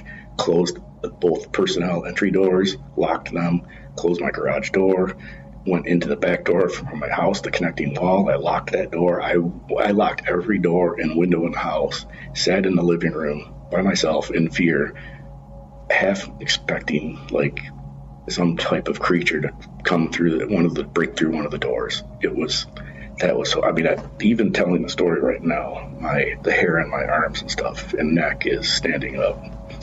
The fear that it instilled in me was such an odd feeling. I will never forget it, and I hope I don't hear it again. And I'm not an easily scared guy. I mean, I go up in the UP and I'll walk out into the woods at 5:30 in the morning with no flashlight or anything of that nature, and I'm not scared whatsoever. But so for this to happen to me, it was like, it was terrifying. And I don't know what it was. I don't think I'll ever know what it was. I don't think I want to know what it was, honestly. So that's the end of my second story right there. And I wish I had better information, but that's what happened, and it was really odd. But the last story I have happened in I think it was December 12th of 2023. I was down in Florida. We went on a fishing trip, so we were just south of Tampa, a little ways over by a place called Johns Pass. We were on the south side of Johns Pass, right on the ocean. It was about 11:30 p.m. We decided to go out, and the guys that wanted to go fishing, so we were going to go out to the ocean. So as we were walking out to the ocean, so we were close. We were a block from the ocean, and we were walking across the sand, and I just happened to look up. And when I looked up, I saw two parallel lights flying east to west. Neither was leading or trailing. They were both flying exactly the same parallel pattern and exactly in line with each other. And they were going. It was moving really fast, like an asteroid you'd see shoot across the sky. And that's what I thought it was. And then as I'm watching them, they did what the best I could call is like a helix maneuver. They crisscrossed patterns and maintained the same parallel distance, and then they were still in line with each other, and then they just disappeared. I had no idea what it was. It could have been an asteroid, but it almost looked like a military type maneuver, like if you were doing a thatch weave or something like that for an old school fighter plane, propeller plane type maneuvers. Obviously this was at very high speed, and it was a really odd occurrence. And I did make a post on Reddit about it at one point. And there's no way I could have taken a picture because I looked lasted out maybe 2-3 seconds, and it was gone. So that's the end of my last story, and I appreciate the time, and thank you very much. Hi, Ryan, and hi, Somewhere in the Skies listeners. First of all, thanks for inviting experiencers to share their stories. I think that's a real important thing, and the more voices we have out there, the more people will take us seriously.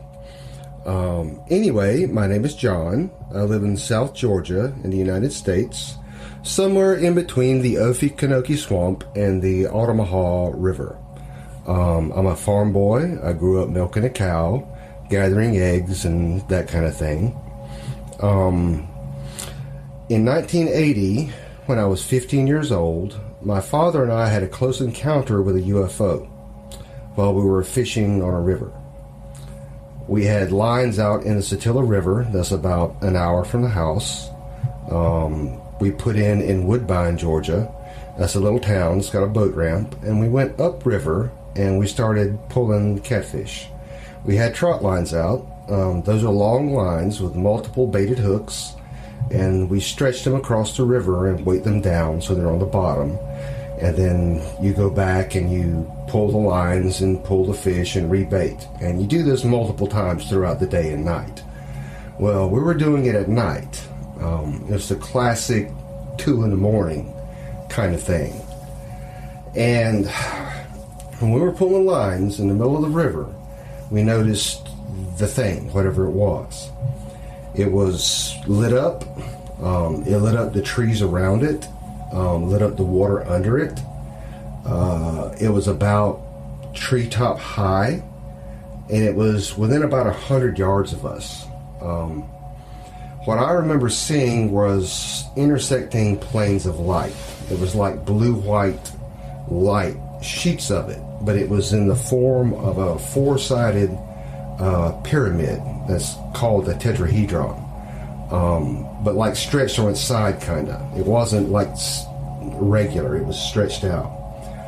And it looked to me to have occupants, at least one, and I got the impression that they were watching us as we were watching them. I haven't seen anything like it before or since. I got the impression that it was a craft, that it was under intelligent control, and that it or they were interested in me and my father, like it was watching us. There was no noise, there was no wind, and everything seemed to be still on the river. We also didn't feel any kind of fear. I don't remember feeling much, but wondering what this thing was, trying to put it somewhere in my head that I could understand it. I don't know how long we watched it. I don't know how much time passed or what really transpired during that time, but eventually it kind of moved up the river and just out of sight.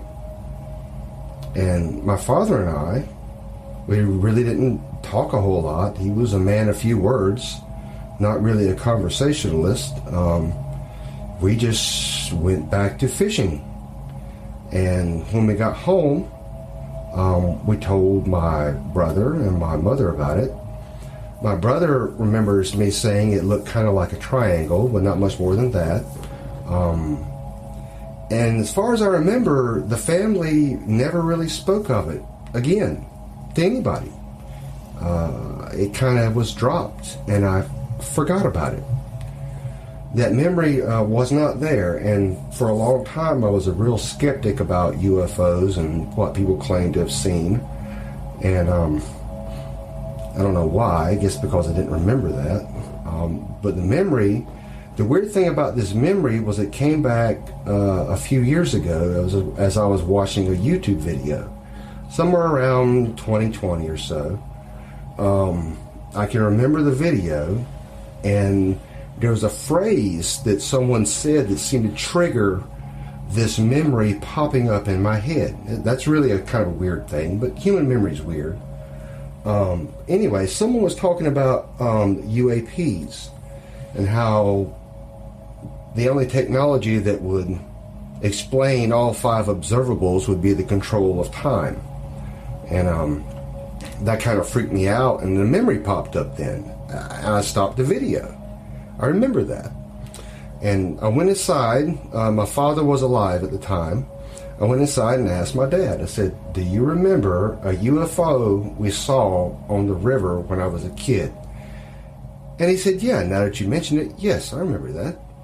It was a weird thing. I said, yeah, did we ever talk about it much? He said, no, not that I remember. And then I asked him what he saw. Now, what he remembered seeing was different than what I remember seeing. I saw, like I said, a tetrahedron with maybe occupants. He saw what looked like to him an airplane fuselage with portholes, with beings inside of it looking out at us. But he also remembered the time thing and the lit up thing and the rest of it. But what he saw was different than what I saw. I've since learned that that's common if it's a kind of a real experience, if it's one of those things, whatever they are. Sometimes people see different things or experience different things standing side by side. It was just me and him, but at least he remembered it. I don't know if the memory was suppressed or buried.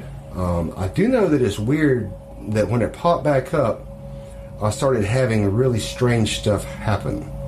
Like UAP activity, some paranormal activity, and that kind of thing. It's kind of a strange thing, only within the last few years. Like I say, before that, I was kind of a skeptic. And since that memory popped up, things have been different. My worldview has shifted. I was a non-believer, and that changed a lot. I've experienced a lot in the last few years. I used to laugh at the people who claimed to be able to channel information outside of themselves. But then I started experiencing stuff like downloads myself. So I can say that the world is stranger than I can imagine. And I can also say it's really cool to be alive during this time when we have all these changes actually going on. I want to say thank you, Ryan, for the opportunity to share a bit. And I want to say blessed be, fellow travelers.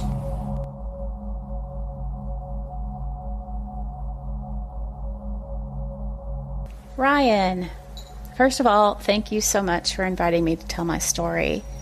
I have many, but I think this one is the most digestible and relatable.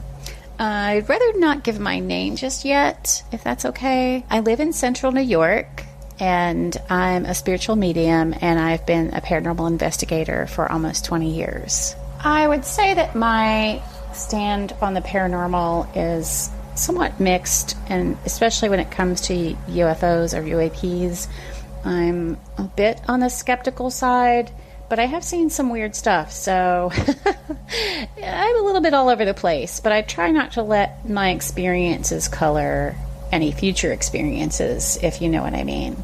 So my story starts on a Monday. It was December 13th, 2021. It was early evening, probably around 6 or 6:30, and I was driving home from having my car serviced, and I was listening to a podcast, as I normally do. It was completely dark out. I remember that because it's December, and it's 6 something at night, right? So I'm very careful when I'm driving. I normally, though, when I'm driving at night, I look up at the sky. I watch the stars as much as I can, safely. And it was a very crisp, clear evening. I remember that because I was looking at the stars and I could see them very well. And so as I'm looking, I'm driving down this road. There's nobody else on the road, and I look up in the sky just above the road in front of me, and there is a bright white light in the sky, and it wasn't really moving at first. It just sort of was drifting, and then all of a sudden it shoots off. I can't remember which direction. I think it might have been left, but it just shot off and disappeared very quickly. And I'm thinking to myself, that definitely was not a plane. Planes don't do that. And I don't think it's a shooting star because I've never seen one do that. Also, never that low in the sky. It's always way up there, and it shoots off, and leaves a trail or something. This was definitely not that. It just seemed to appear to be sitting there when I looked at it.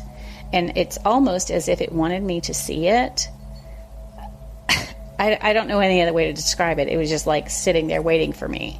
So I noticed it. It started drifting a little bit, and then all of a sudden it shot off and disappeared. And it's not like it went out of sight, right? It didn't just go until I couldn't see it anymore. It literally disappeared.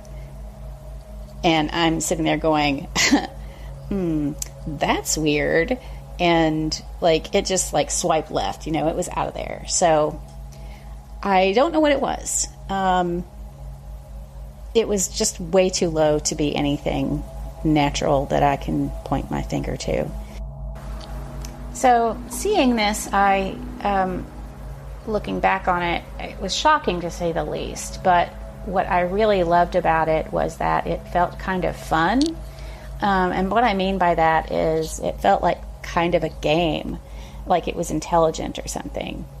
I don't know why I feel this way. It just felt that way. I mean, I had to wonder if it wanted me to see it. And I mean, it was just hovering there. It was bright as it could be and very low. And it definitely felt like it knew I was there.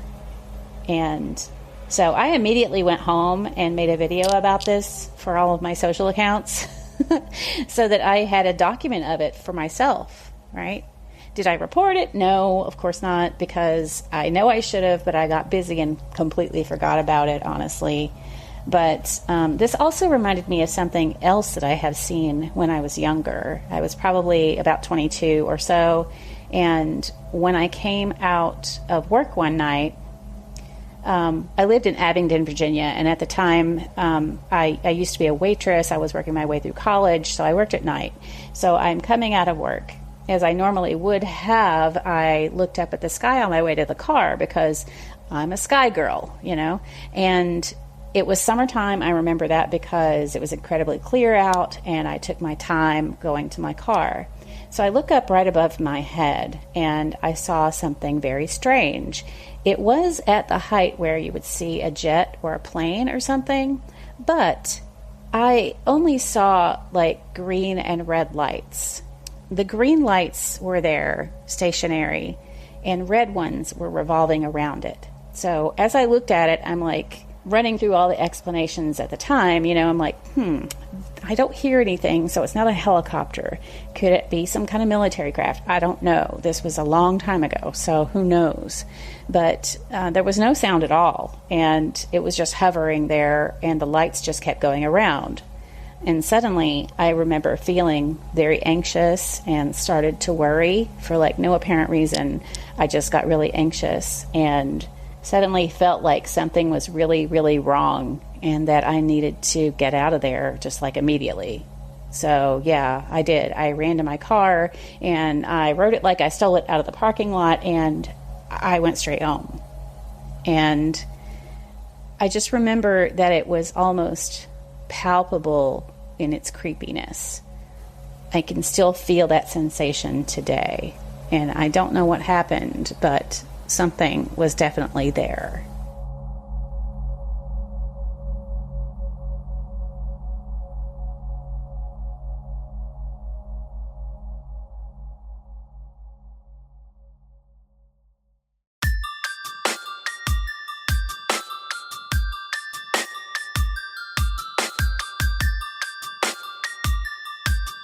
This is Somewhere in the Skies with Ryan Sprague.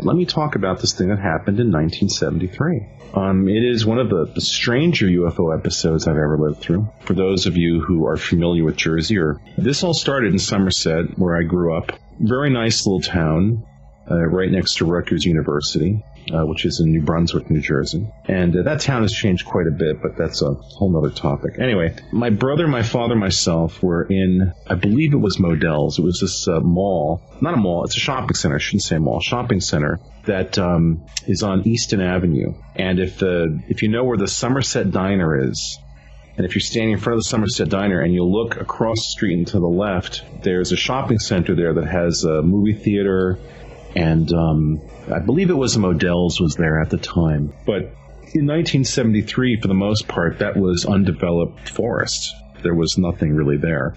So we were coming out of the shopping center. My father was driving the car. I was sitting up front with him, and my brother was in the back seat. And so we're just coming out of the parking lot. I think it was JFK Boulevard, or John F. Kennedy Boulevard, I think is the name of the road there on the side.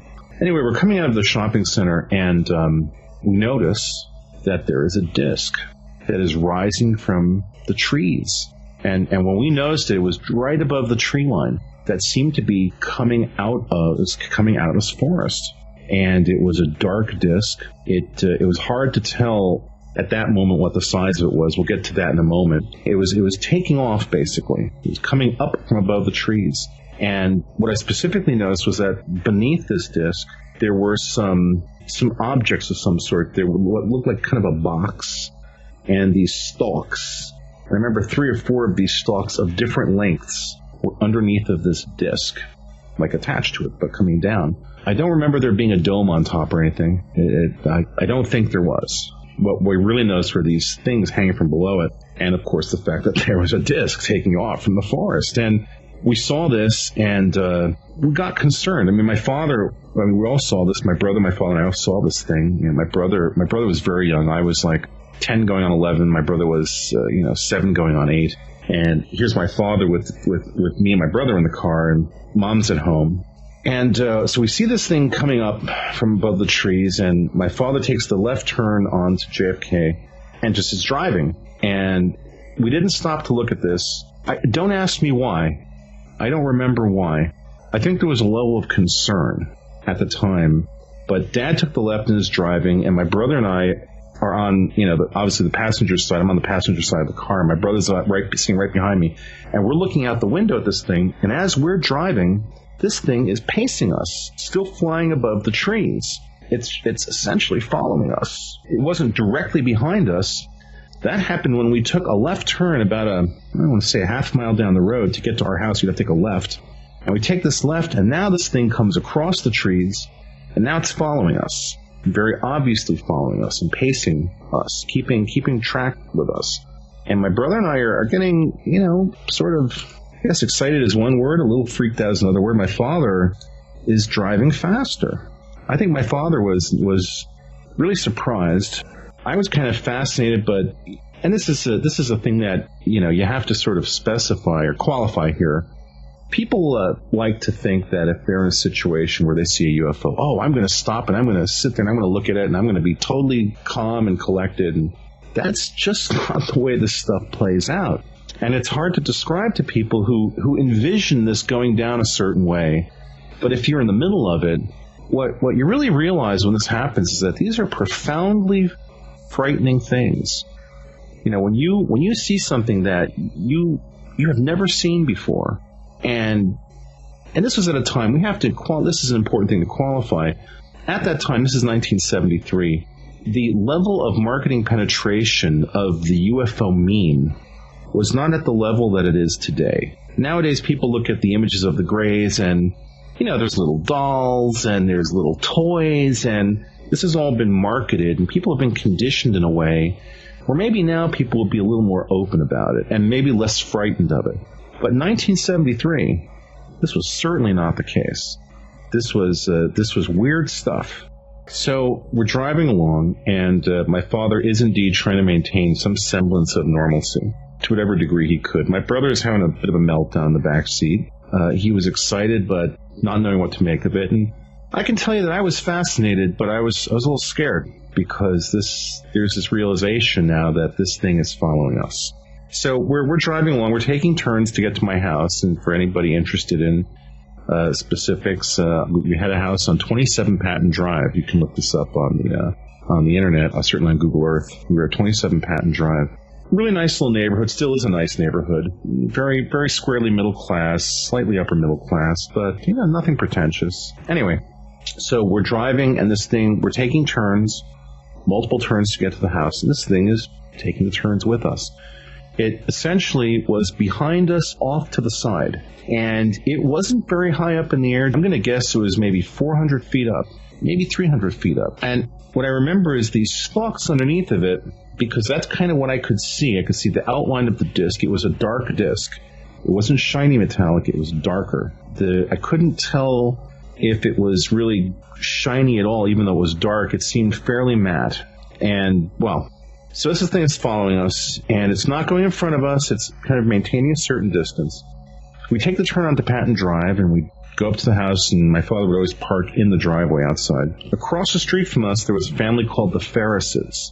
And this plays into the story in a moment, because Mr. Ferris was out on the front lawn mowing his lawn. He had his little, gas lawnmower going, and not the kind you sat in. It was the kind, you actually, I don't want to say manual lawnmower, but it was not the kind you drove by sitting on it. It was just one of those old, Toro style, lawnmowers that you moved around with your hands, and it was gas powered, obviously. So he was mowing the lawn, and we come up to the house, we pull into the driveway, and my father bolts out of the car and goes running in the house to get my mother, leaving my brother in the back seat, who's now, as I remember, crying. My brother was not happy about this, that dad bailed out of the car to go grab my mother. But I get out of the car and I move away from the car, walking, kind of moving back towards the street, because at this point the disc moves into position over our house, and it is now hovering, I want to tell you, maybe 200 feet, maybe 300 feet above our house. And it's silent, and it's hanging in the air right above our house. And I remember I'm looking at this, and I don't know what to think at this point. I sort of was frozen in place. Part of me desperately wanted to run in the house and hide. I remember that feeling very strongly. But the other half of me was really fascinated by this, because how often do you get to see something like this?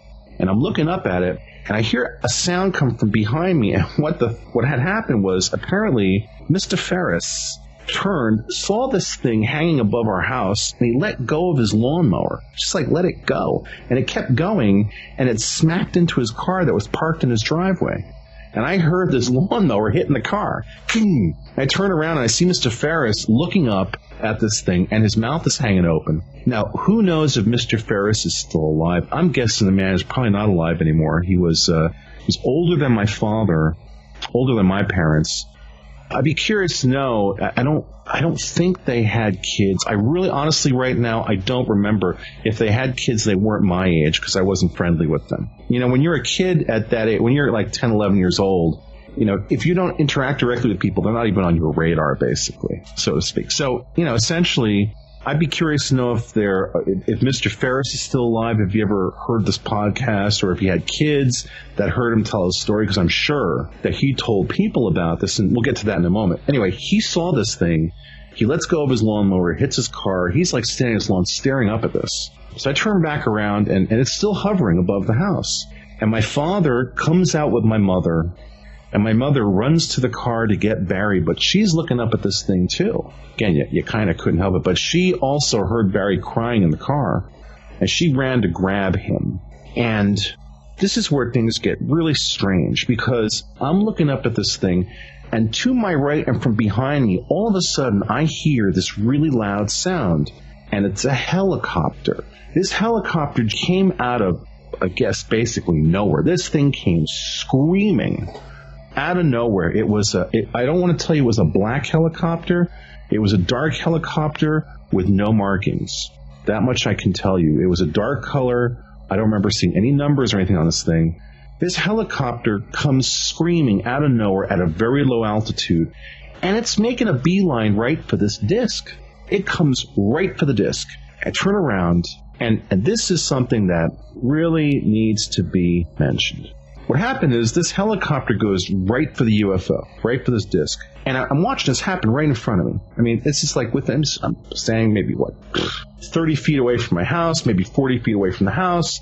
The disc is maybe a few hundred feet, maybe 200-300 feet above the house. This helicopter comes rushing out of nowhere and it goes right for the disc. That disc went from being fully stopped to full velocity with no acceleration.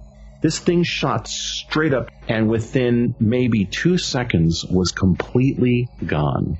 It made no sound doing it. And again, this is a really relevant point. And this is where my brain, when I think about this episode, this is the part that really stands out in my mind. This is the part that is as graphic as if it had happened yesterday. Because to see an object hovering, stationary, and then not gain acceleration and then go fast, but to see it simply go from stopped to full speed is something that your brain has no visual reference for. In fact, your brain tells you something is dramatically wrong. It's not something you've ever seen.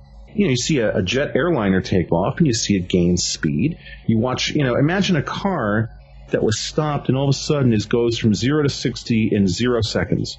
Your brain has no reference for it.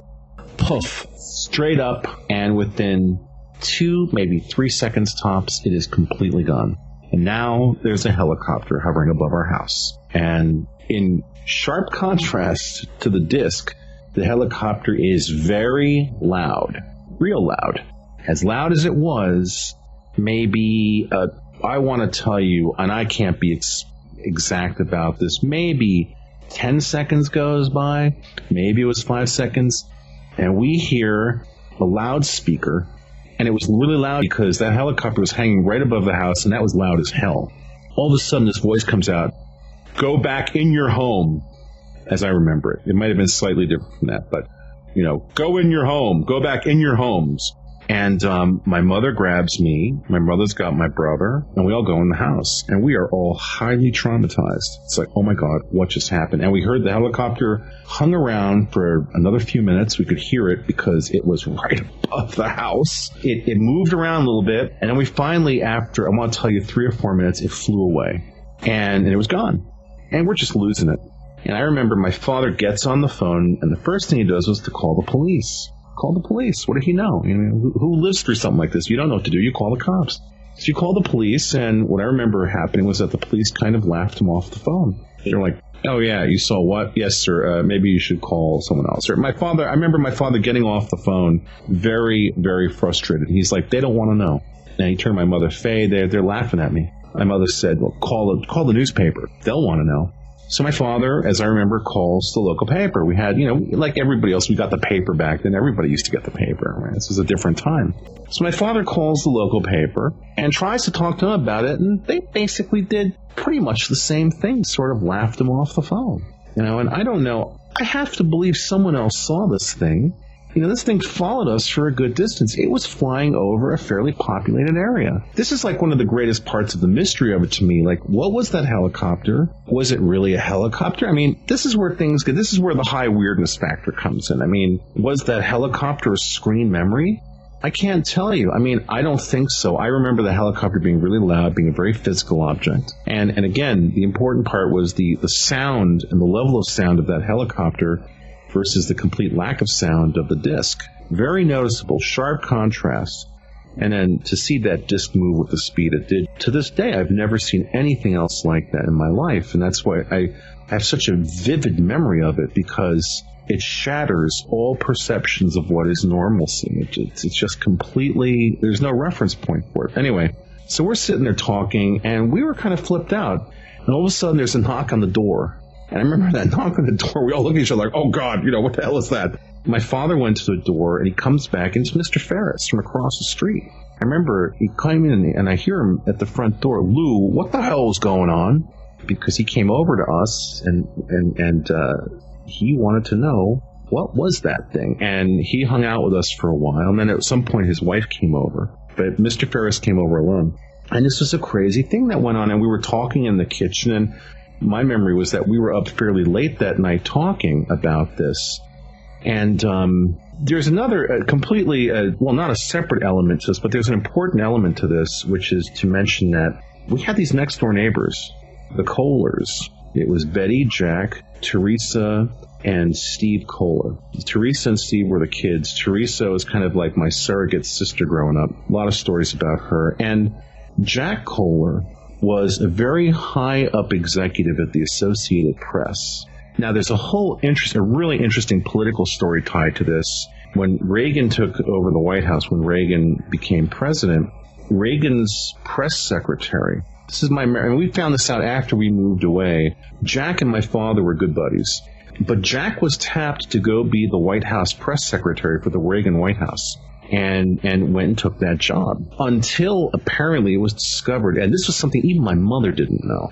Now, Jack was German. My mother was a German national born in Berlin, and so her and Jack spoke German all the time to each other. And that was part of the friendship that we had with them, where they would practice German with each other. And what we found out years later, this is what happened. It's really crazy stuff, and I'll tie it back into this other story in a moment. So Jack goes to be the press secretary for the White House. And he was in that job, I think it was a little over a year, until it was discovered. Somehow, someone figured out, or came out, that Jack had been a member of the Hitler Youth growing up in Germany. And all of a sudden, he's gone from the White House. And in fact, Jack basically vanished. And I bring up Jack Kohler because my father got in touch with Jack. He said, Jack, this thing happened. Jack basically said to him, you don't want to pursue this, Lou. You don't want to do it. Because my father wanted to find out, why did the police sort of joke him off the phone? They laughed him off the phone. Why did the newspaper not want to know about it? So I remember him talking to Jack Kohler about this, and Jack said, Lou, you don't even want to pursue this. I don't really want to talk about it. You don't want to pursue it. There was this real deep discomfort on Jack's part to even discuss this with my father. He didn't want to talk about it, which I found to be very curious. Anyway, I'm dying to know if there was anybody else who lived in Somerset in 73, and this would have been, the time of year was summertime, because I remember that, I remember we weren't wearing heavy clothes or anything. It was fairly warm out, so this would have been summertime. I'm dying to know if anybody who lived in Somerset in 1973 in that general area. And so if you think about the Somerset Diner and you think about Patton Drive and how to get between those two places, anybody who lived in that area that would have been outside then would very likely have seen this. I was there. I don't know what the hell happened. I don't know what this was. I don't. And I'll go on record saying I have no explanation for this. I am just recounting an experience from my life. I don't proclaim to understand this even, and I don't. But I know what I saw. So, my brother, and I didn't tell him I was going to talk about this on air. He doesn't know that I'm doing this right now. He and I have talked about this episode, though, in recent years. And he said he had a memory of this, but it wasn't as clear as mine, which stands to reason. He was younger. It was a different level of perception going on. But this was my first really big UFO experience. And it was a doozy, man. It was a heavy one, and there are some elements of it that really, as I said, remained with me. The speed, the one really big call-out thing was the speed that this thing moved away with straight up, and the fact that there was no sonic boom, the fact that there was no acceleration. If I had to guess, I would say that there were some clues that this episode gave me about what these things are to some extent, in that if you're going to have a craft that's going to be able to move through air and not produce a sonic boom, what that suggests to me is A, this thing might have been changing the density of the air in the trajectory path in which it was going to move. B, that when this thing actually moved, it was less than a completely material object. And again, I'm not claiming that this is an absolute. I'm just saying there's a clue there. I've lived through these things, and I feel compelled to talk about them. And I'm not exactly even sure why. I think for no other reason to get them off my chest. It feels good to talk about this stuff. Hey, Ryan, this is Luke in Michigan. I'm calling to tell you a UFO story that I have. that I just saw a couple nights ago, and I feel like I need to report it to someone. So you're the best person I know for that.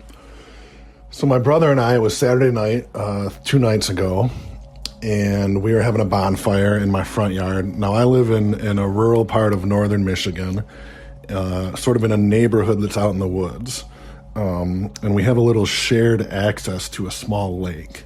So my brother is a photographer, and he wanted to go take pictures of the stars. It was about 10:30 at night. So we went down to the shared access at our lake, and we walked over a little bridge, the creek, and we were standing on the small beach there, looking at the stars, and he had set up his camera on a tripod, and I said something like, well, it would be a good night to see a UFO. And my brother said, yeah, it would be, but we're not going to see one. The only thing we're going to see is stars. And then literally like 10 seconds later, he said, but what about those stars? And he pointed to the northwest of us, and there were 4 what looked like stars that began moving away from each other. So they were like spreading out at a consistent rate, right? And they did that for maybe 10 to 15 seconds, and then they gradually faded out from view, which I don't know if they were, somehow disappearing or just getting too far away to see. But moments later, 3 lights came back in and moved from left to right, sort of at the same pace in a line, and then faded out again. I guess left to right would have been south to north from where we were standing. And this sort of thing continued for at least half an hour, maybe 40 minutes. We stood there and watched these lights fade out, then fade back in, and then move, usually left to right or south to north, but occasionally there would be, for example, 2 moving left to right, and 1 would move right to left, or towards the south. Occasionally they would move up and then fade out, or down and then fade out. Occasionally there would be 3 or 4 that would fade in and then move in different directions for 5 to 10 seconds and then fade out. And it was always at a consistent pace, right? Which made us think, satellite, right? But the way they were moving was not a satellite, because they were not moving across the sky. They were staying in one area of the sky and then fading in and out. And occasionally they would pause and stop, right? And then fade out, or pause for a while and then move in a different direction. They never went very fast, and they never came toward us that I could see. Now, it's really hard to estimate distance because these were just points of light. There was no sound, and, it was really hard to tell how far away they were. It seemed like they were pretty far away. If they were far away, that was the direction of Lake Michigan. So, our thought was potentially this is something that's happening out over the middle of Lake Michigan if these are, larger things that are far away. We also thought of planes, but clearly these weren't planes. We saw some planes that went across the sky at the same time, and, in the planes you can see the blinking lights, you can see the red and green. And also they just go in a straight line across the sky, which is not what these were doing. So the other thought we had was some kind of, helicopter search deep over Lake Michigan. And we looked into that. I checked with the Coast Guard. They didn't say, the guy said he didn't know of anything. He'd get back to me. He never got back to me. I didn't see anything in the papers, which I looked. I suppose there could be something like that, but they would have been really far away because they were such small lights, and there was no sound. So we watched these lights do this for, like I said, 30 or 40 minutes, and eventually we got cold because it was getting on towards midnight at that point, and we wanted to go home.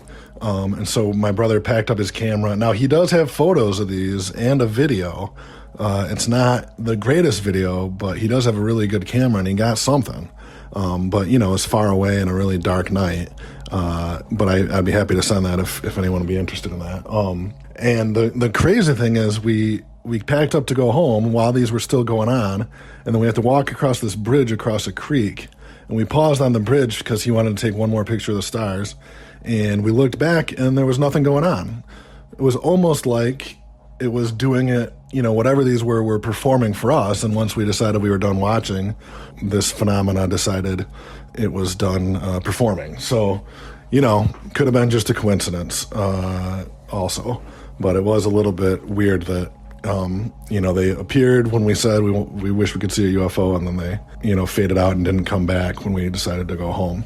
I'm not one of the, I don't want to be one of these UFO guys that thinks, immediately it's aliens, right? I am looking for a conventional explanation. Talked to my dad, who's kind of a science guy, about it. He didn't have any explanation, but, I'm open to some sort of conventional explanation. That's actually what I'm looking for. But, other than that, I'd be happy to answer any questions people have or anything like that. But that's what happened. We came home. We didn't see anything else the rest of the night, and that was it. All right. Thank you.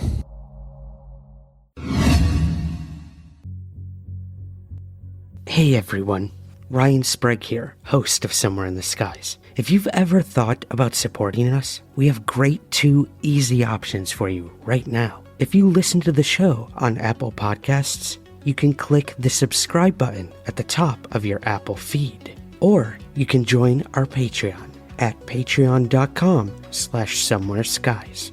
Both of these options give you the same benefits: early access to the main show, bonus episodes and content, and priority to ask our guests your listener questions.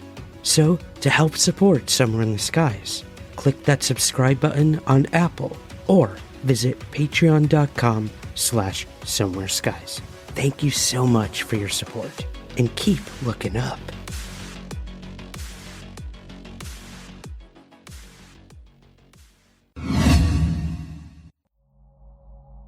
I'm going to tell you a really incredible story that I have firsthand information on. The story begins at Loring Air Force Base in northern Maine near Limestone back in 1975. The 42nd Bomb Wing consisted of 2 air refueling squadrons and a bomber squadron. The bombers' mission was to support emergency war orders armed with nuclear weapons. I'd like to give you some background about the UFOs over Loring before we get into the details of the formation flight. A couple of weeks, or maybe even as few as a couple of days before this particular formation flight, a meeting was called by the 42nd Bomb Wing for all of the flight crews for all 3 of the flying squadrons to be held at the alert facility. So, this was unusual. It was the first time that it happened for me and all the time that I had been there, so I was kind of curious as to what this is going to be about. So, at the beginning of the meeting, a uniformed major says, listen, if you don't have a security clearance of at least secret, you need to leave. There was only a couple people that got up out of the couple hundred people that were there. The major started off by saying, if you haven't heard, there has been a UFO reported over the base, over the nuclear-armed B-52s that are on alert, over the nuclear weapons storage facilities that had nuclear weapons stored at them at this time. So it was very, very serious situation, and that's what this meeting was all about. It's hovering without making any sound. It does have a few lights. It moves erratically. It can move very quickly, unconventionally, rapid straight line movements, straight vertical movements. Can turn without any apparent radius in the turn. So it's a pretty incredible technology. The wing staff was pretty concerned about it, so they had notified SAC headquarters. And we were told, don't talk to anybody about it. If you have one of these incidents, you can talk to us, and we'll be debriefing you, but outside of this room, don't talk about it. And we're also concerned that the local press is going to get wind of all the extra ground forces and the fighters that we're bringing in to help us deal with this issue. So we're going to tell them that there's a Canadian helicopter crossing the border and harassing us. So I think that's pretty incredible. But that's the background for the story that I'm going to tell you. We had departed Loring earlier in the day. It was a nighttime refueling mission. There were 3 KC-135s in this formation. I was the aircraft commander on the number 2 aircraft in this 3 airplane formation. Tankers formations were referred to as cell flights.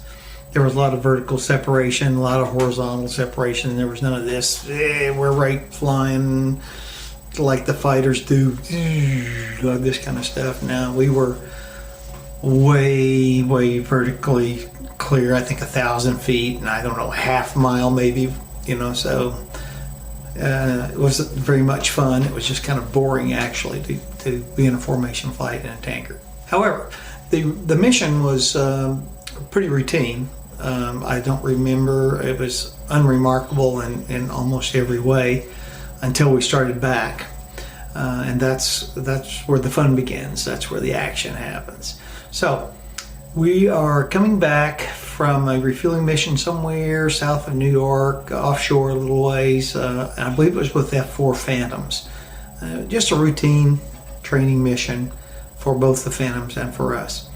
So as we are somewhere close to, I think somewhere between Bangor and Portland, northbound, coming back to Loring Air Force Base, the command post at Loring contacted us, which was not routine, but not completely out of the ordinary.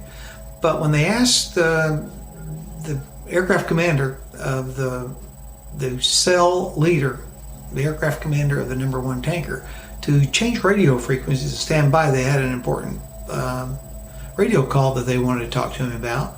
That was pretty unusual. So it didn't take me long to say, hey, I'm going to take one of my spare radios and go listen and see what this guy is going to get briefed on. So I tuned in. Number 3 tanker probably had the same curiosity. He did the same thing, I'm sure.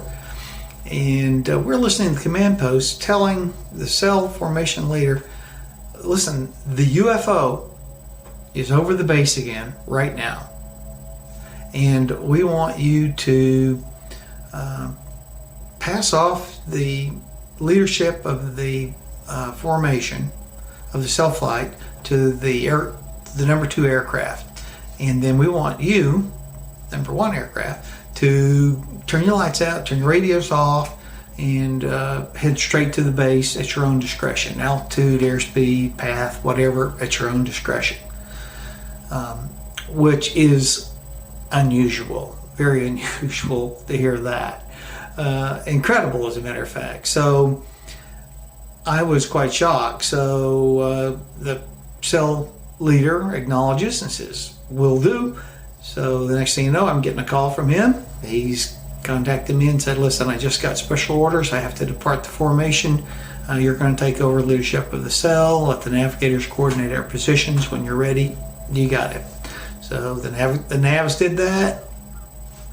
I was convinced that we were where they said we were. I could see some of the cities, so I knew we were close. So I trusted the nav, and off we went to the initial approach fix. And the aircraft commander of the number 1 tanker turns his lights off. Don't hear any more communication, so he's now radio silent. And in the moonlight, I could see his silhouette, and down he descended into the darkness, heading straight for Loring Air Force Base. I would have loved to have traded places with him. So number 2, now the old number 3, and number 2 and I started heading to the initial approach fix, which is quite a ways south of the south end of runway 36. Runway 36 lands to the north. So going straight to the base is a lot faster, and everything unfolds with that aircraft as he approaches the base well before I make it to the initial approach fix. I start hearing tower channel frequency communications that are really exciting. I've heard some combat radio discussions during some bomb strikes with the F4s, so I can recognize a little stress in the voices, and that was definitely stress in these voices. I wouldn't call it panicked, but it was bordering on frantic as they're talking about. Did you see it? Where is it now? Which way did it go? Oh my God, there it goes, and it's down on this end of the runway. It's over East Loring. No, it's back over the alert bombers, and that kind of communication back and forth. Quite a few different people talking on the tower frequency. I don't believe I could hear the tankers' crew members chiming in. I'm not sure I would have recognized them. Maybe I would have. I do know that when the tanker is at elevation with KC-135, it's at elevation. Their radar, forward-looking radar, has like 240-mile range. I'm not sure what it is. It's substantially reduced at ground level, and they were flying in really, really low, I believe. So the fact that they lost radar contact with the UFO in almost an instant is remarkable in itself. And then they said, I did hear the communication say something to the effect of, we've lost it. And then as quickly as the communications had started on the tower frequency, they ended. So that was kind of the end of the excitement. And my wingman and I continued our normal approach to runway 36. We broke up the formation just after we hit the initial approach fix, so I landed a couple minutes later. The second airplane landed and taxied in. It is in the middle of the night. There's not a lot of action going on at the base that we can see, and we proceeded to our squadron normal debriefing room. Had a couple of beers, filled out some paperwork, and we're dying to talk to somebody that knew anything about what had just happened out on the base. Couldn't find anybody that either knew it or dared talk about it. So that was kind of the end of that night. The tanker that had departed the formation and gone off to chase that UFO was absent from the briefing room when we got there, and then all of a sudden I remembered that he must be debriefing the major, the same major that gave that meeting that I talked about earlier in this clip. However, the end of the story gets even a little bit more bizarre, because I see the aircraft commander of the first tanker. I'm not going to say his name. I've almost slipped a couple of times and said his name, but I don't have permission to get him involved in my UFO story, so I'm not going to say his name. I see him walking along in front of the base exchange, the BX, over at Loring. Just a couple of days after the flight, I believe. So I pulled my truck over and got out and went running over to him and said, what in the hell happened the other night with that UFO? And he looks at me and he goes, I can't talk about it. I can't talk about it. You wouldn't believe me if I could talk about it. So that's the end of the story. And as incredible as it is, that's as true as I can remember. It's been a long time ago, but I had a lot of experience at the time of that incident, and I've had a lot of experience in the cockpits after that experience, but I've never had anything as incredible as that happen. Hope you enjoyed that story. I enjoyed telling it.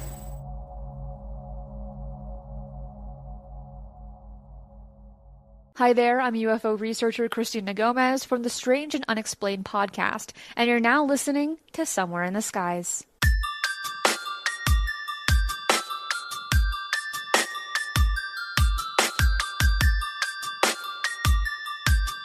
This is Somewhere in the Skies with Ryan Sprague.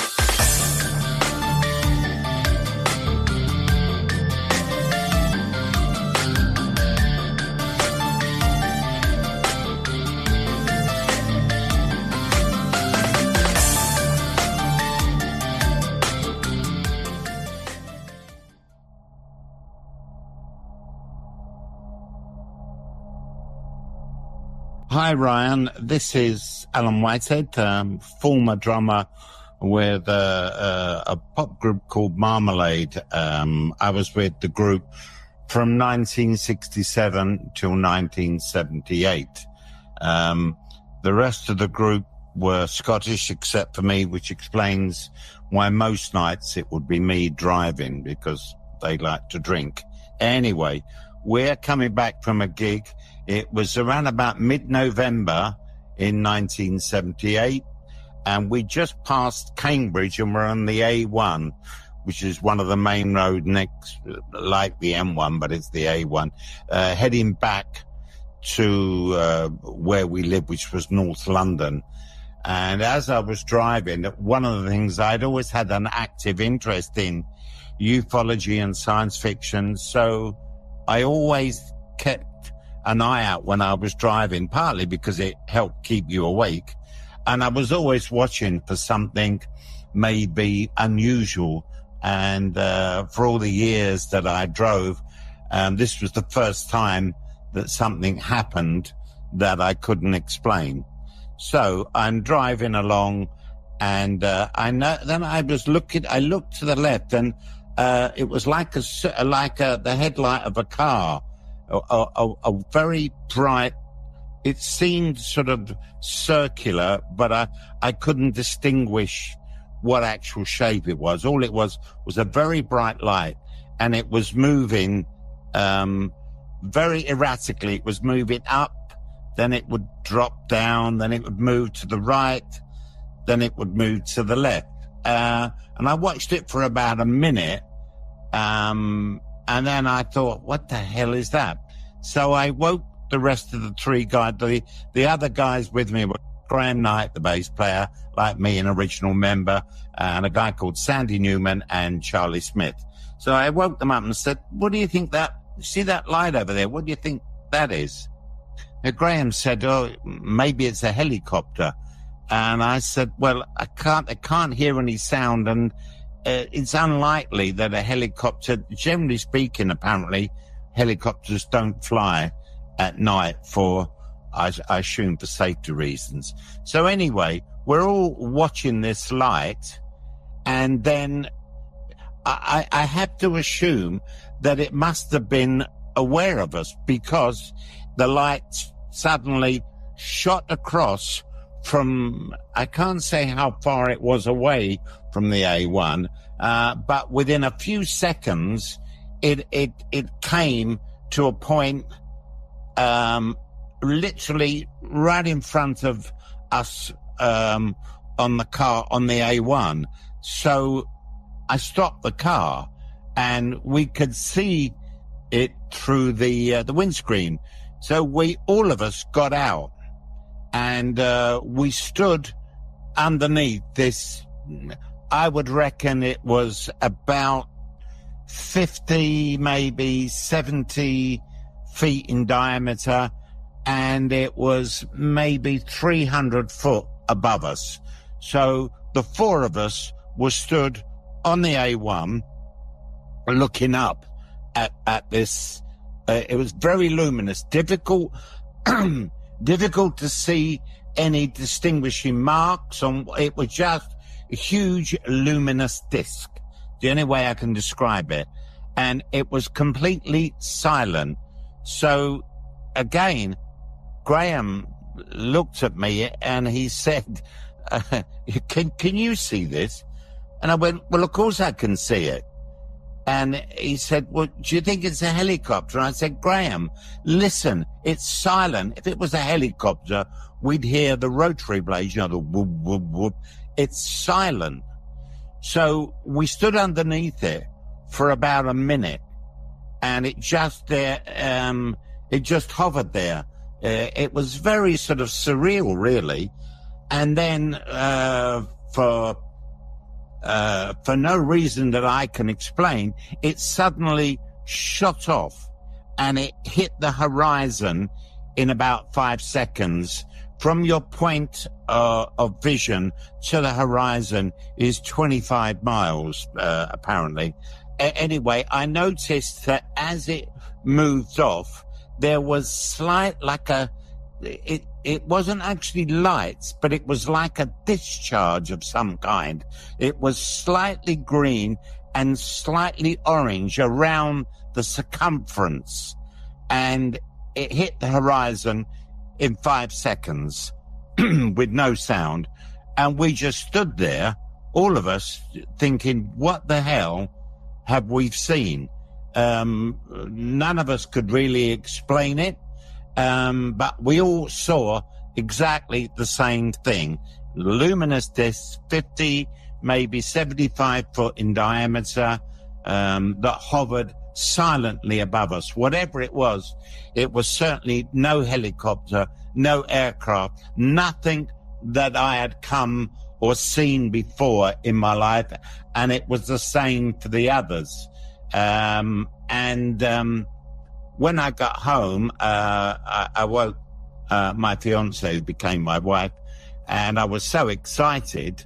And the next day, I rang the press because I thought, with a successful group, that they might be interested, but nobody was really interested. So, but the memory of it is as vivid now as it was when it happened. And there's the fact that it's collaborated by 3 other people who all saw exactly what I saw. To this day, that's the only experience I've had of something, if you like, that I can't explain. In the rest of my life looking, I never saw anything else like this. And the memory of it is as vivid as it was, because after all those years watching the skies, it was almost like my wish was fulfilled, and I actually saw something, if you like, from if it came from outer space, who knows? But I know what I saw, and it certainly didn't fall into any category of something that I could explain in a conventional way. And that's my story. Thank you for listening. Hey Ryan, Violetta here from Melbourne, Australia. I thought I would tell you about my experience that I had only last week. It was one of those moments where I want to say that it was incredibly surreal and incredibly humbling all at the same time. I was driving home from dropping my daughter off at her grandma's, and it was a clear day because we're just approaching summer here in Melbourne now. So it would have been probably 11 in the morning, beautiful blue sky, not a cloud in sight, and a very gentle breeze. So there wasn't really much notable going on, just a typical morning. As I was approaching these traffic lights, which usually are a huge pain and they always stop cars for a really long time, I already started sort of drifting away, letting my attention slip from the road because I knew I'd be there for a while. Then something did catch my eye that wasn't extremely normal, which I never see here. It was an object. It was egg-shaped, and I remember really distinctly because I immediately went to the thought of every UFO story I've ever heard. It's a cigar shape, or it's completely round, or it's a disc, as we typically know. But this was a very obvious egg. And when I say obvious, I was looking at it from about 100 meters away, and it would have been about the same height. So it wasn't high enough to be completely obscured in terms of the shape or the style, but it was far away enough that I couldn't make out if there were obviously any doors, openings, rivets, or any kinds of joins. So the shape itself was very smooth, very round at the bottom with the egg-shaped tip on top. And it was solid as far as I could tell. There weren't any kind of depressions in it. It didn't look like it was transparent in any way, shape or form. And it was just gliding very slowly from the left to the right.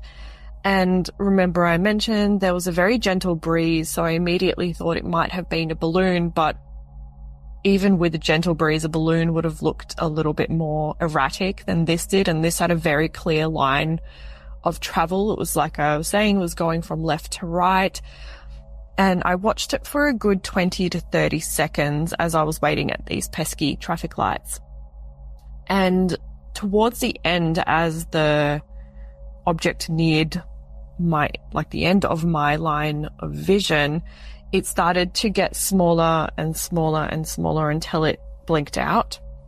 So my mind immediately began to process, could this have been a drone? Potentially, yes, because of the way that it was moving, very direct in terms of its flight and direction. However, I've never seen a drone that has this kind of get up on it, but I guess somebody could have done it to be pranking everyone. I haven't read anything about it. I do follow a few pages here in Australia and in Melbourne specifically about these kinds of sightings, and nothing was mentioned. And then I went to debunking thought process of whether it was a balloon, but again, that erratic movement that balloons generally do when it is even a very gentle breezy day, there was no erratic movements. It was very direct in its flight path. And then naturally the getting smaller and then blinking out, I've never seen anything like that, and I've never heard of anything like that that's natural or that we know of. So that was another thing that I couldn't debunk as well. And then just the fact that it was such a very obvious egg shape and very smooth in its appearance and very solid, that again told me that it probably wasn't any of those three things that I thought it was initially.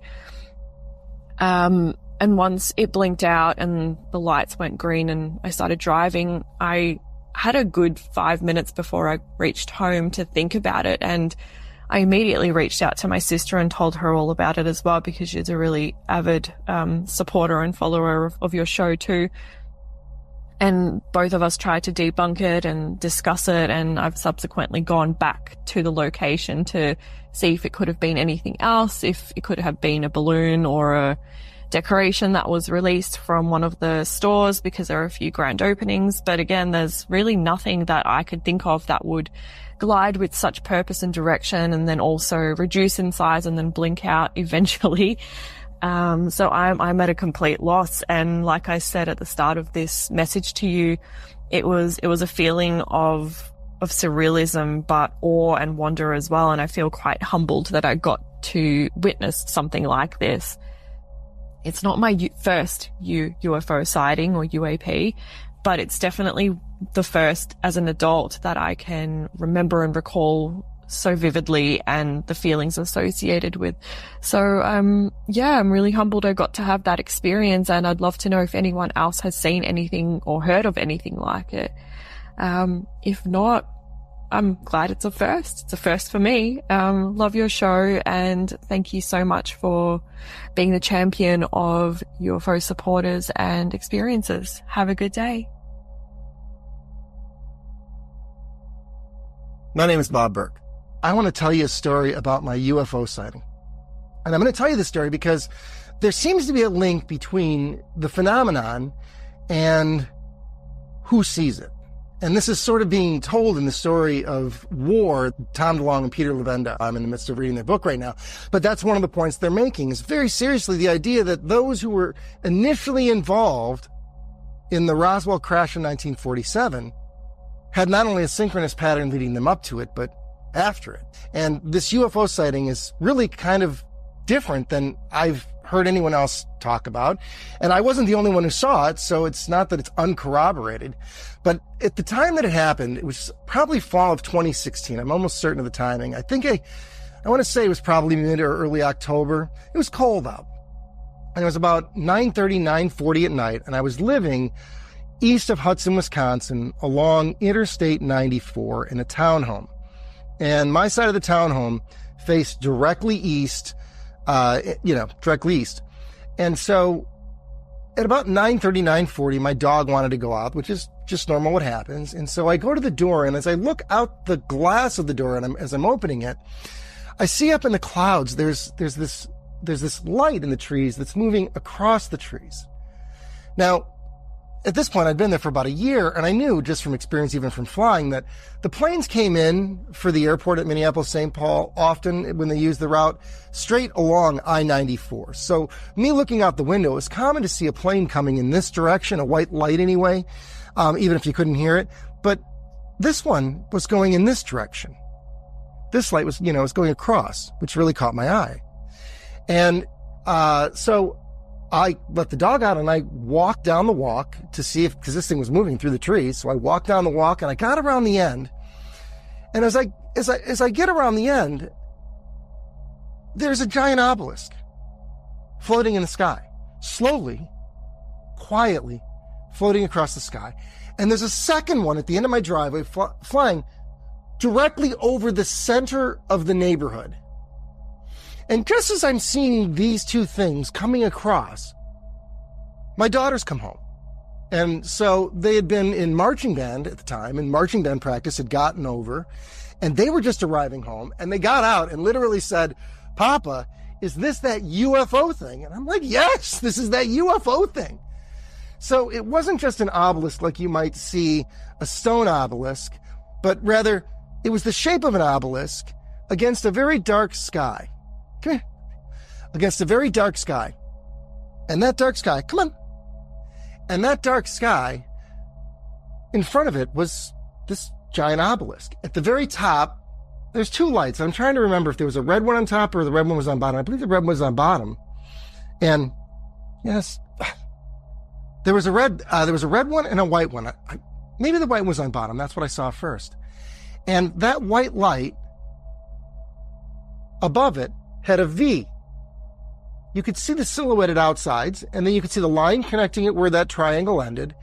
And then you could see these very light silhouetted lines that went up the top and made up the top of, well, as I said, at the top of one of these objects, just floating there. And as best I could tell, there were other similar lights like them in other places. And so, my daughter stayed out for a couple of minutes and then they went in, and I stayed out for about 20 because at that point they'd kind of gone off into the distance. They'd become a light that I could still see, but I couldn't really tell what it was. And so after about 20 minutes, and I was quite cold and I wasn't wearing shoes, I decided to head in. I reported it to MUFON, and I don't recall how long or how much later the call came in, but I got a call and they left a message, and it was a woman. And I believe she said she was from Minnesota MUFON. And she left the most odd message. She said, "Mr. Burke, we got your report, and what you've reported is what we generally call a UFO disc." I'm like, I reported a freaking obelisk. I did not report a disc. I have no idea what you're talking about.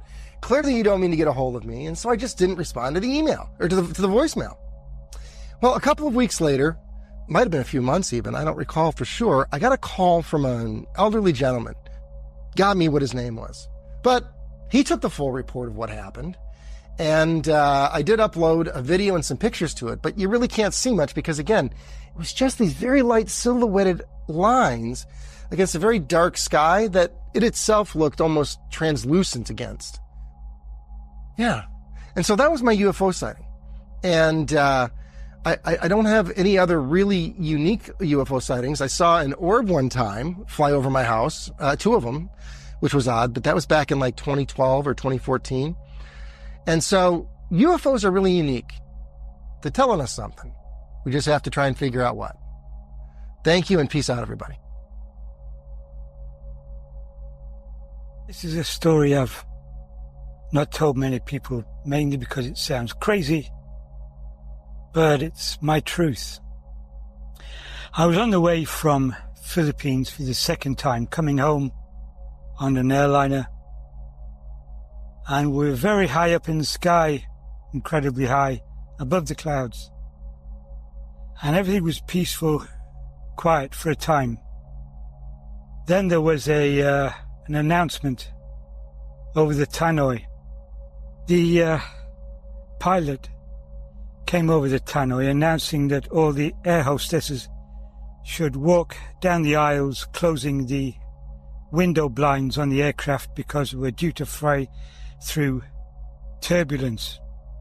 Now, I know a little about flying. I've flown a lot before. It didn't make any sense to me because flying through turbulence, closing the shutters, would not have any effect on the turbulence at all. We'd still feel it. So the air hostesses hadn't reached my seat yet, and I half closed mine, and I saw something pass under the aircraft. It was traveling really, really fast. It was traveling so fast I didn't see any flight surfaces, wings, anything. And it flew away from the aircraft. Imagine the aircraft was flying from south to north in a straight line, and this thing flew under the aeroplane from west to east, directly under the aeroplane. And it left behind it what looked to me like a contrail. It's perfectly round, and if you looked down into the center of it, this contrail, it was just like a kind of moiling smoke, which I guess from the ground could be mistaken for a contrail. The thing flew away from the aeroplane and vanished over the horizon, and the aircraft flew on. Then the pilot came over the intercom again to say that the hostesses could open the shutters because the turbulence was past. But the problem that struck me was there was no turbulence. Nothing. No shaking of the aeroplane, no noise, nothing. Just this thing flying away underneath the aircraft. I think that if that thing would have been maybe 200 feet, 150, 200 feet up, it would have gone straight through the aeroplane. Now I think that the pilot chose to have the shutters closed on the aeroplane for two reasons. One, because he didn't want people on the right-hand side of the aeroplane to see it coming, and two, because he didn't want people on the right-hand side, the people on the left, to see it coming, the people on the right to see it going, and how close it was beneath the aircraft. Now I want to put out an appeal here. Was anyone else on that flight, anyone in the world on that flight from the Philippines in the early 80s, late 90s, around about that time, and were told to close the shutters by the pilot, and the air hostesses came along up the aisle to close your shutters? Did you see something coming, or did you see something going? I'm not saying it's a flying saucer. I don't know what it was. All I know, it was something very, very, very strange that the pilot and the co-pilot didn't want you to see. Are there any other passengers out there who've been told to close their shutters because of turbulence or some other reason? Thank you for listening. Hi, Ryan and everyone at our incredible group at Somewhere in the Skies. This is Suzanne, your moderator, and this is my UFO experience. It happened when I was 6 or 7 years old, which was maybe 1966 or 67, in a tiny town in Arkansas, not too far from Little Rock. My grandmothers lived about a 2-block zigzag from each other, and they would typically walk me to one corner and let me run to the other grandmother on the other corner. But one day they let me know that they thought that I was mature enough for me just to go on my own as long as the other grandmother knew where I was. I was a really responsible kid, and this was a big deal for me. I was really proud of this new responsibility. So one sunny summer morning at about 10, I left one grandmother's house for the other grandmother's house, and just as I was about to make my first turn, there was suddenly a deafening, chest-rattling roar overhead. And at the same time, I saw an enormous object, literally city blocks long, flying directly overhead, very close to the ground, and you can imagine that it terrified me.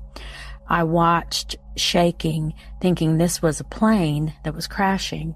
And at this young age, I'd never seen underneath a plane close up. So the fact that it was covered in multicolored lights meant literally nothing to me. Neither did I have any reference at all for something like a UFO or an alien. So I stood there frozen in fear until I crouched to the ground and covered my ears. The sound was literally shaking my little body. And then I finally got my courage up and stood up, still watching this thing move slowly. But literally nothing happened. No car stopped. No pedestrians paused.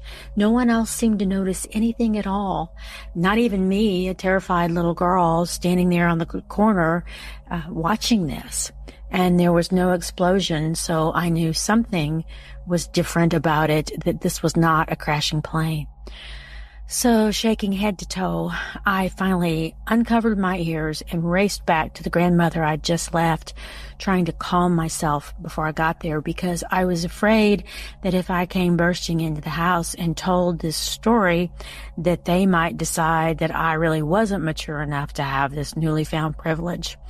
But my grandmother was the county health nurse, and I knew that she needed to go help, and if this was a crashing plane, which is what I thought it might be, then she needed to get in her car and go. So I told her, and I begged her to come outside, and she hadn't heard anything, and she didn't see anything, she didn't feel anything, and it just didn't make any sense to me because it was so big and so loud and so close that it literally rattled my tiny body. And for years, I frequently returned to the memory of it, trying to make sense of it. In the 90s, I considered maybe a UFO being the answer when I first read about them, but I quickly discounted that idea because the people who were talking about their experiences at that time recorded silence, and mine was so loud. Then later on, once the internet was out, I would search for plane crashes in central Arkansas in 66 or 67, all to no avail. I just didn't understand what had happened. Had I not understood what I was seeing? Nobody else seemed to see it. Was I just too little? I didn't know. But last year, while vacationing in Scotland, I picked up Whitley Strieber's latest book, and it involved a bunch of witness encounters. And the first two stories in that book were from about the same time frame as mine, and also involved really loud noises. And it was only then that I realized that there really was a possible, understandable explanation for what had happened to me, but that it might not be a comfortable one. However, I was able to finally lay down the query about what it was. I'm quite confident that what I saw was not of human origin. I can't tell you what it was, but it was definitely real, and it was physical. It produced physical reactions in a small child. And I finally, by virtue of reading about this in Mr. Strieber's book, got the courage to tell my family about what had happened to me, and I'm so grateful for how encouraging and supportive they were, because I know not everybody gets that. So for those like you and Mr. Strieber who are determined to tell the witness stories and put down the data in a non-judgmental way, I want you to know how important I think that work is, because every time you tell a person's story, you're handing another person a gift. And that gift is to be able to make sense of what happened to them. So thank you for doing it. I appreciate it.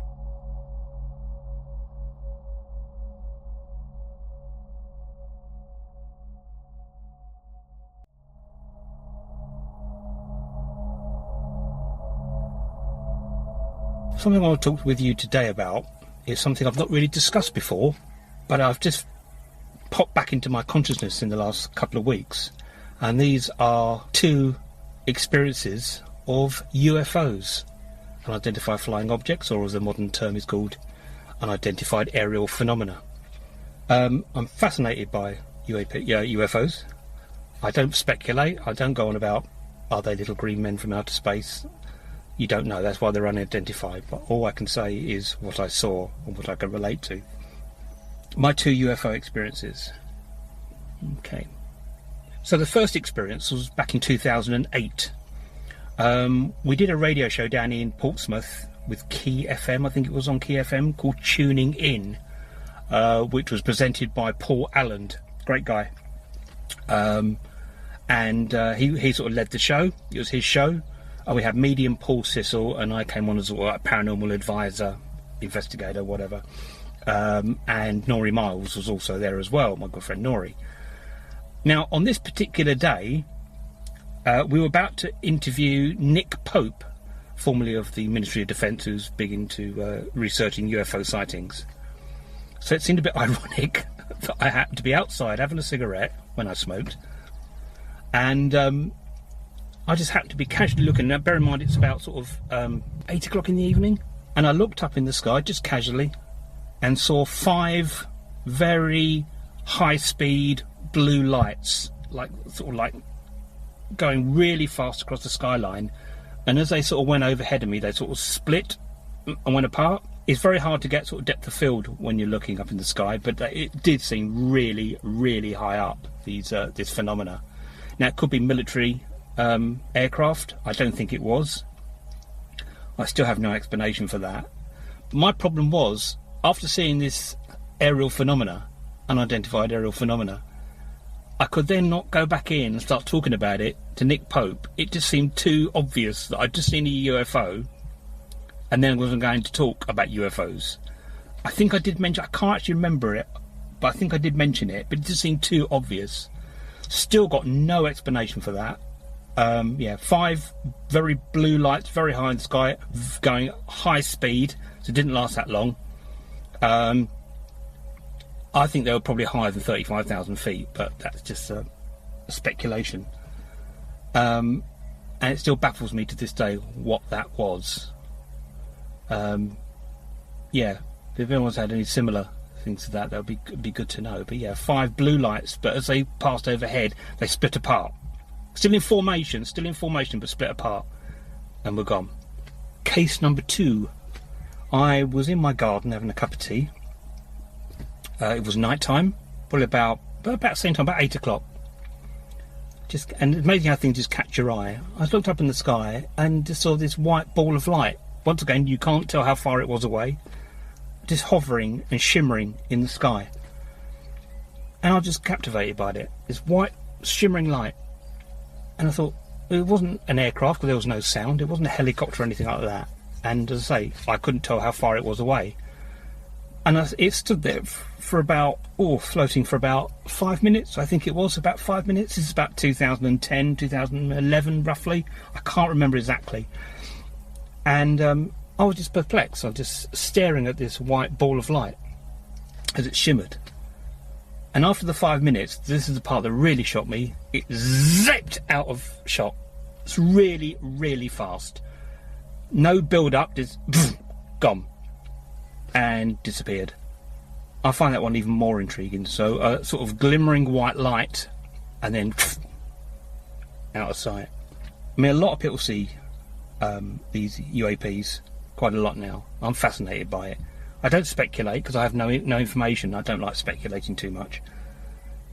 Well, I do a little bit, but I don't go down the alien route. It could very well be something beyond our consciousness, because they're seen quite often. Obviously, the US and British military are starting to or governments are starting to release unclassified documents of UFO sightings, and especially when you've got military people coming forward as well speaking about it. So I don't know what they were. They intrigued me. To this day, I'm always looking up in the sky to see if I can see something else.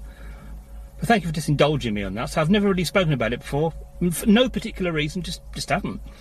And if I'm in a conversation about UFOs or UAPs, then it will come out. But generally, I haven't really spoken about it. I haven't really thought about it for years.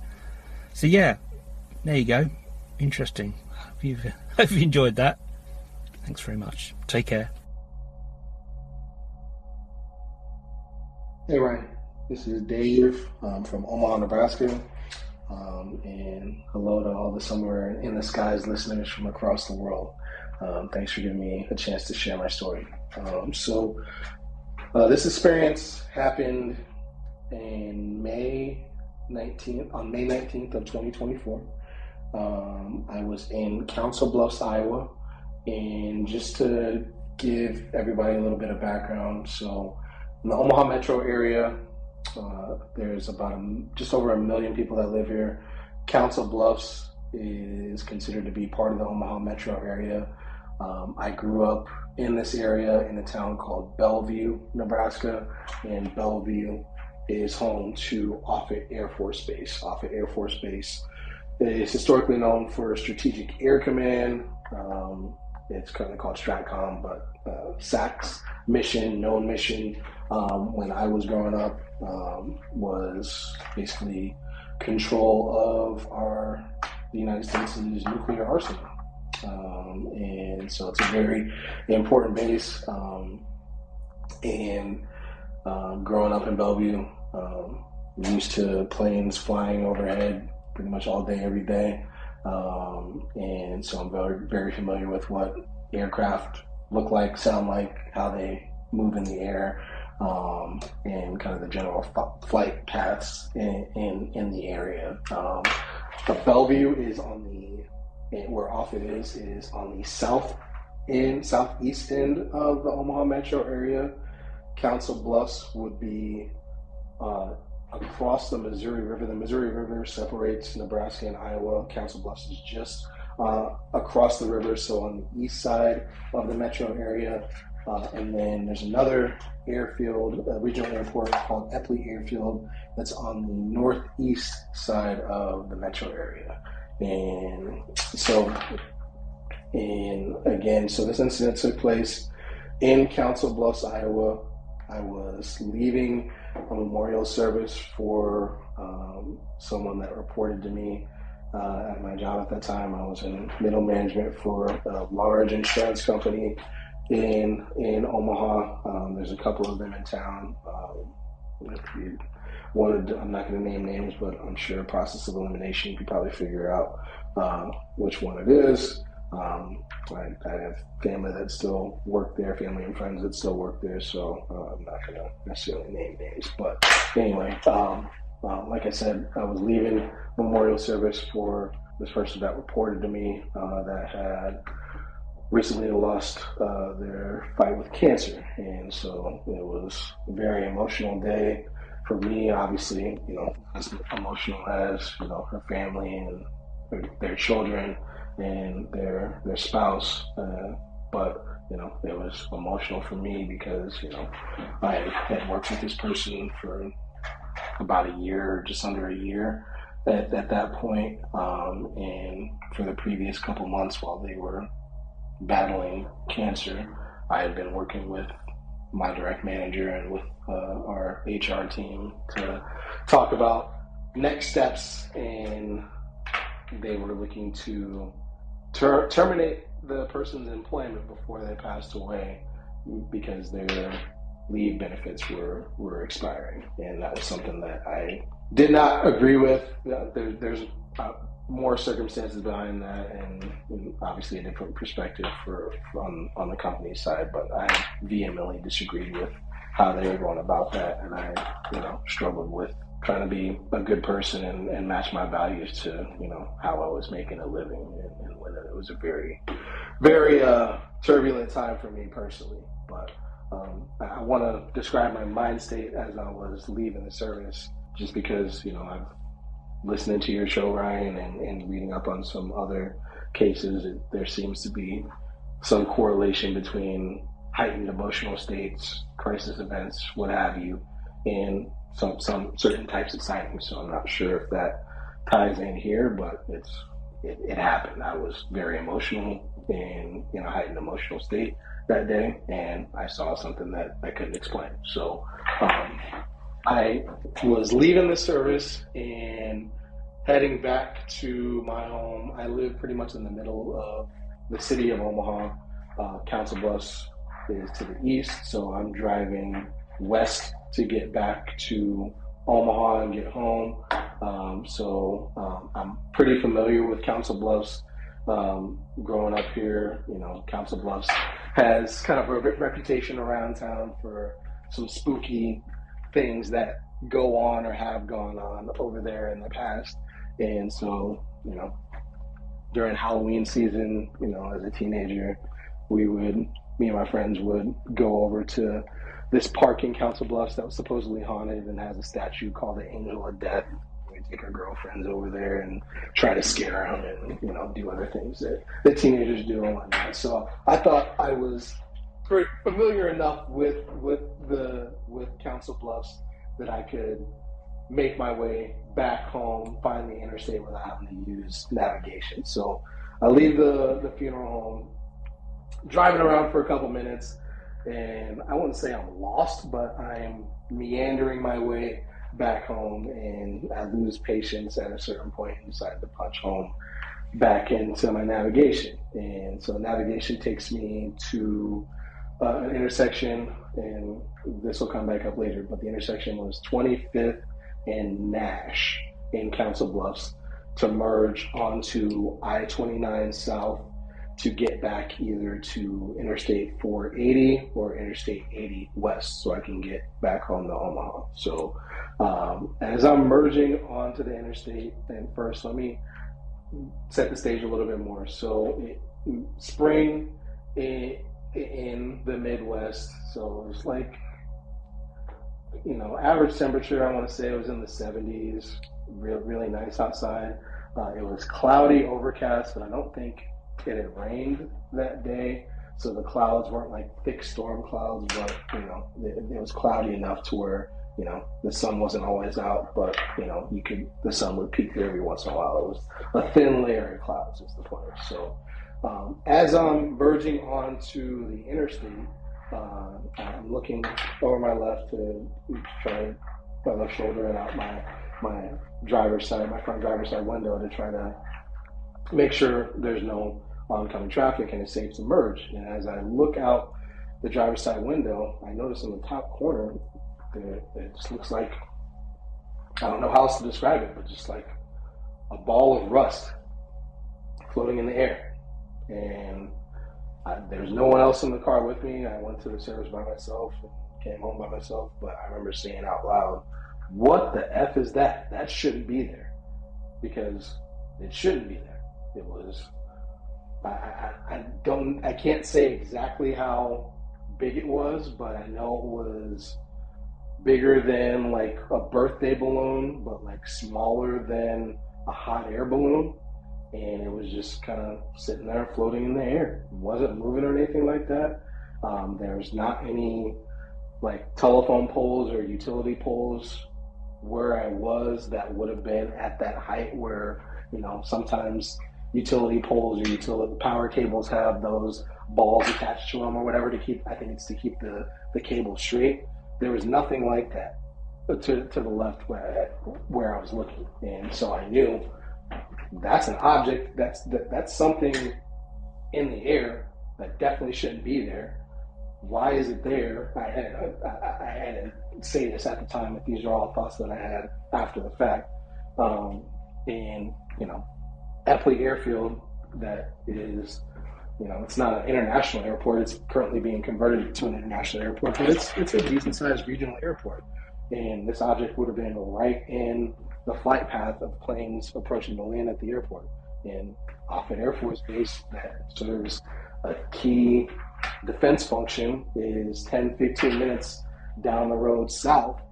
So, and they definitely don't want anything in the air that shouldn't be there that could just potentially be a threat or disrupt, you know, the air traffic or whatever, you know, planes may be coming into land at the base or on missions or whatever. So it just kind of blew my mind. I was like, well, this doesn't make sense. Why is this thing just sitting, floating in the air? I'd estimate maybe it was, I'm not sure if I said this already, but I think it was about as high as what like a cell phone tower would be at the top. So maybe 200, 300 feet off the ground.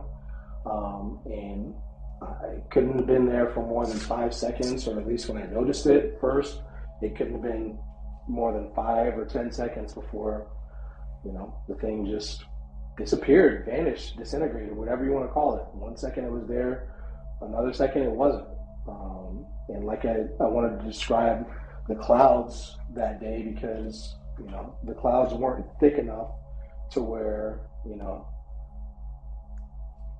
if something just kind of floated behind them, you wouldn't be able to see it.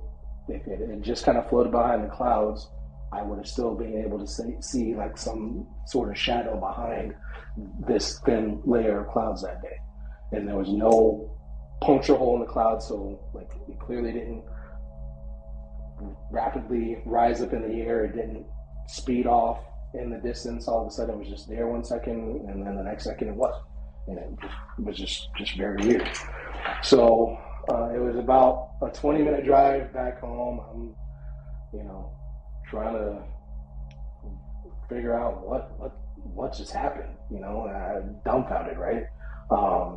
And get home, let my dog out, try to gather my thoughts. I text a friend of mine to let him know, what just happened. He's also kind of interested in the topic, and I tell him I either had a really vivid eye floater or I saw something in the sky that I can't explain. And he replied back, "Do you usually have eye floaters?"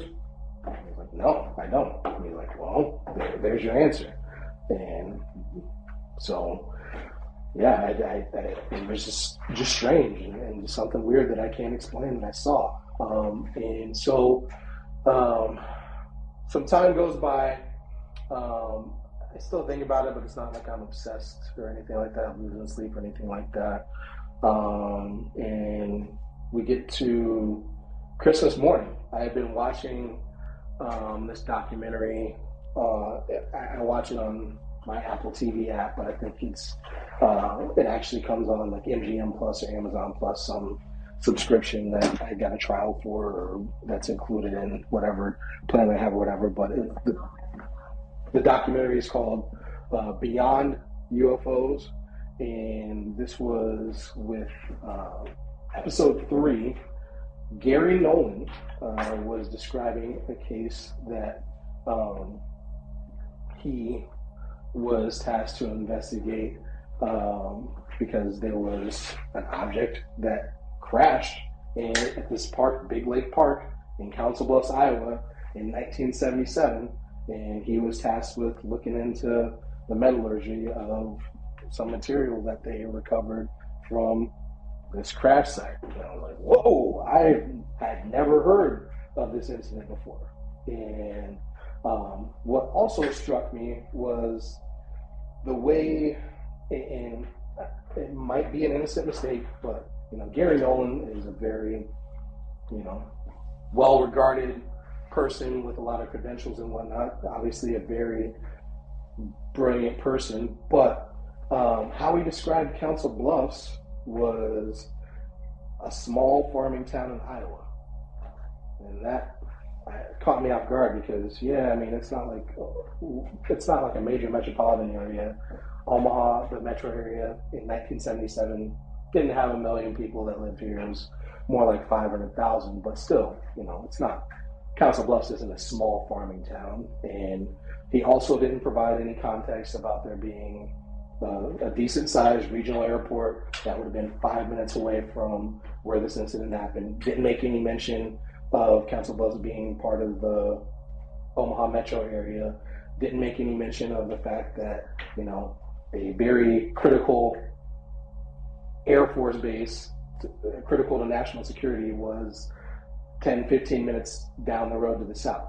So that kind of got my antenna up a little bit, and got me thinking, about some other things that I've noticed, like about certain UFO celebrities, purveyors, whatever you want to call them, that want to be in the public eye, it seems like, and want their name out there more than what you do, which is sharing letting people share their stories and telling us about previous cases and what's going on in the news, that kind of thing. So really appreciate what you do, Ryan. But anyway, the reason I mentioned that last piece is because that is what seeing Gary Nolan mention the crash in 1977 in Council Bluffs had me kind of, I don't want to say connect the dots, but like, is there any connection between what I saw and what happened in 1977? Probably not, but it's weird that it happened in the same town. So I know I mentioned, Ryan, to you when I initially reached out that I was gonna kind of retrace my steps and to try to see if there's any other details that I remembered about my experience. So I decided to drive back over to Council Bluffs and, like I said, retrace my steps. And also, while I was over there, I might as well see what Big Lake Park is like. I'd never been to that particular park and never heard of that incident. So my navigation app took me to Big Lake Park, and lo and behold, it is very, very close to where I had my experience, where I saw what I saw. In fact, I got off on the same exit as I merged onto when I saw the object in May of 2024, 25th and Nash Boulevard. So this incident that I initially wasn't aware of from 1977 happened a stone's throw, 5 minutes maybe away from where I had my experience, where I saw what I saw. And I just thought that was a strange coincidence. And he asked me to talk about how it made me feel. Like I said, it made me feel excited, confused. I wasn't afraid at all. I was just more excited, confused, maybe a little disappointed that my experience was like a ball of rust and not like a triangle or a saucer or one of the more traditional experiences you hear about. But maybe it's a good thing, because there's some unpleasant side effects that tend to go with seeing those kind of craft. Thank you so much for giving me the time or letting me share my story, and keep doing what you do. Thank you. All right. The first sighting I ever had was when I was maybe 7, 8. I don't know. Somewhere along there. It was back when I lived in Kentucky, and it was the 4th of July. And I remember that everyone was rushing inside, because it was so late. Everyone was going to bed. And I was kind of the last one in, just kind of taking my time and admiring the stars in the sky. And I saw a white saucer. And it just kind of appeared and just kind of, like you would see in the movies or something. Like, I don't know, it was crazy. But it was white, which is so weird. I don't even think I've ever seen a white one in the movies. But another time I was with 2 of my friends. This was like back in high school. This was also in Kentucky, and we had gone to this location that was having like a fireworks show. They had like music and like food, and it was just all sorts of fun. People had their blankets out, and we were bored with it because we were younger and everyone else was like old and stuff. So we were bored, so we wandered off into the woods. And we look up and we see this triangular shaped metal object. And it was just kind of very slowly moving along. Just like really, really slowly moving. Almost as if you saw a cloud kind of just passing in the sky. And it had no lights on it. It was just like a very metallic gray color. And I remember it had like all these like intricate kind of designs to it. It was really bizarre, but after a few minutes it kind of just got lost in the clouds. Yeah, thinking back on that stuff is just kind of scary. My very last one is the one that I take the most serious because it was just so real and so shocking. It was, this was also when I was, young in high school. I was living at home, and I used to stay up really late, like any teenager. And I think I wanted to listen to a CD, or I needed a CD, but I had it outside in our shed because I had this old stereo out there that I would go listen to my tunes on because I could turn it up really loud. So I go get the CD, and as I'm coming back in, I look up in the sky, and there's this like a saucer shape, but like a little bit bigger, I guess, like more round than a saucer. It's hard to explain what I mean by that, but it was more of a classic spaceship look to it. And like all around the outside, there were lights, like blue and red lights. I think there was another color, but this wasn't 4th of July or anything, like wasn't near 4th of July, unrelated to the 4th of July. But I just remember those lights, they were so beautiful. And one key thing is that just like kind of like in the movies, like Fire in the Sky, for example, there was this beam of light that shined down from this craft. And I just kind of stood there for a second as I was walking back inside, and it just was just sitting there like in the sky for a few seconds, and it wasn't moving.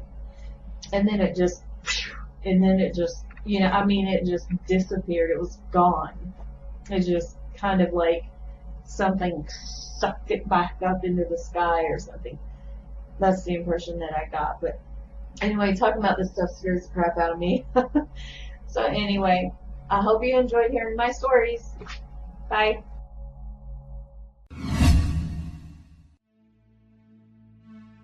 Greetings everyone, Ryan Sprague here, host of Somewhere in the Skies. For over 7 years and more than 400 episodes, the Somewhere in the Skies podcast has always been free to listen to, but it's not free to create. So we offer several ways to help support our efforts and get rewards in return. If you listen to the podcast on Apple, you can click the subscribe button at the top of your Somewhere in the Skies feed to become a premium Apple subscriber. Or you can join our Patreon campaign with several tiers available. Both of these options give you the same benefits and rewards: ad-free episodes, early access to the main show, and bonus episodes and content. Help keep the lights on at the Somewhere in the Skies HQ, and help us continue to grow by becoming a Patreon subscriber at patreon.com/somewhereskies, or by clicking the subscribe button at the top of your Apple feed. Thank you for your continued support, and keep looking up.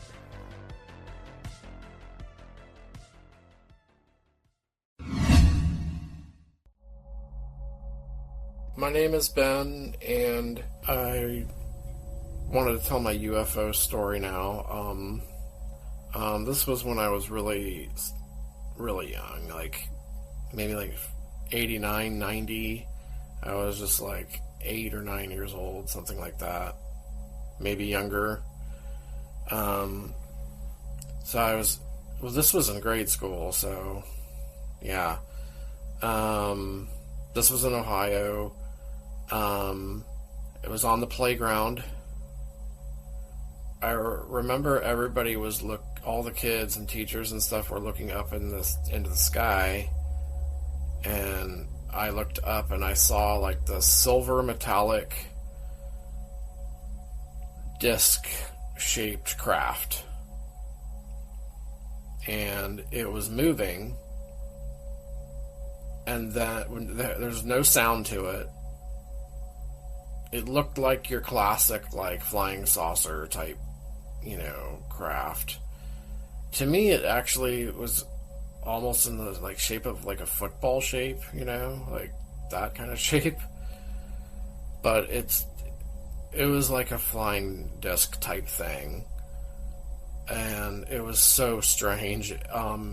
It was like flying through the air and doing all these like maneuvers and stuff, but then it just stopped, and I thought that was real. I felt like really creeped out because it looked like it was just staring at us, like all the kids and stuff looking at it. So it stopped for a really long time. I think it was like the duration we were outside. We were out there. It was just up there, motionless, with no sound. I don't know what kind of craft could do that.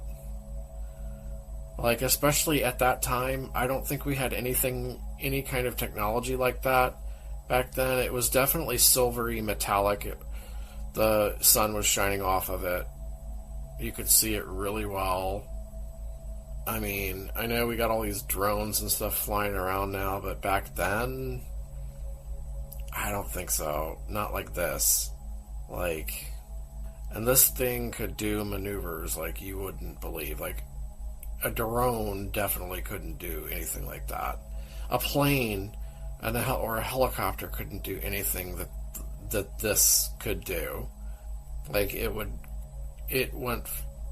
was flying at like crazy speeds, and then it would just stop on a dime. Like, what can do that? Nothing can do that. Like, I don't even think anything now can do what I saw this thing do. So back then I used to see a lot of these UFOs, these like silvery metallic UFOs. They all looked very similar.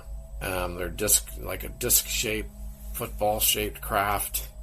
I've seen them like zigzag across the sky and fly and maneuver at incredible speeds. Again, no sound. These were all in the daytime. It's just crazy. I've seen a bunch of them together, and then I've seen like a single one. But sometimes I would see like two in the same sky together, and they would be moving at like crazy speeds, like a plane I just don't think could do. And then they would slow down, then they would like stop on a dime, and just, planes obviously can't do that. A helicopter can, but these aren't helicopters.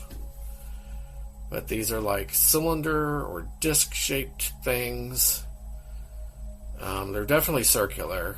They weren't, shaped like any kind of a plane that we would have. I don't know. I know a lot of people have seen these. There's a bunch of videos on them as well. There's all kinds of pictures. I got my chance to see these darn things too. So I know they exist. I don't know what they are. It's so difficult for me to think that it would be something from us. So difficult the way it was. Is it aliens? I don't know. Is it something else? I don't know.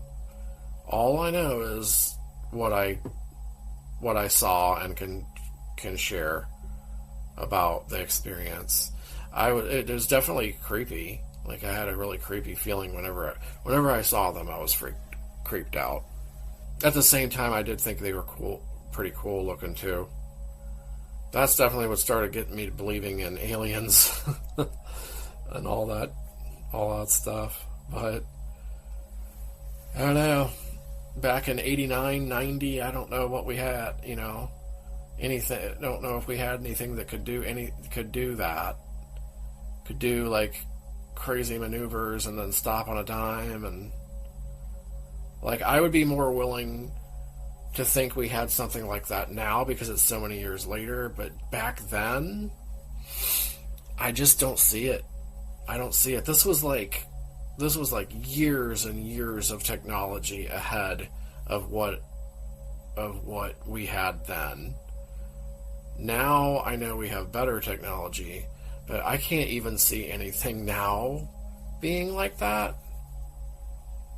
But back then, it's like way, way less believable than it would be now.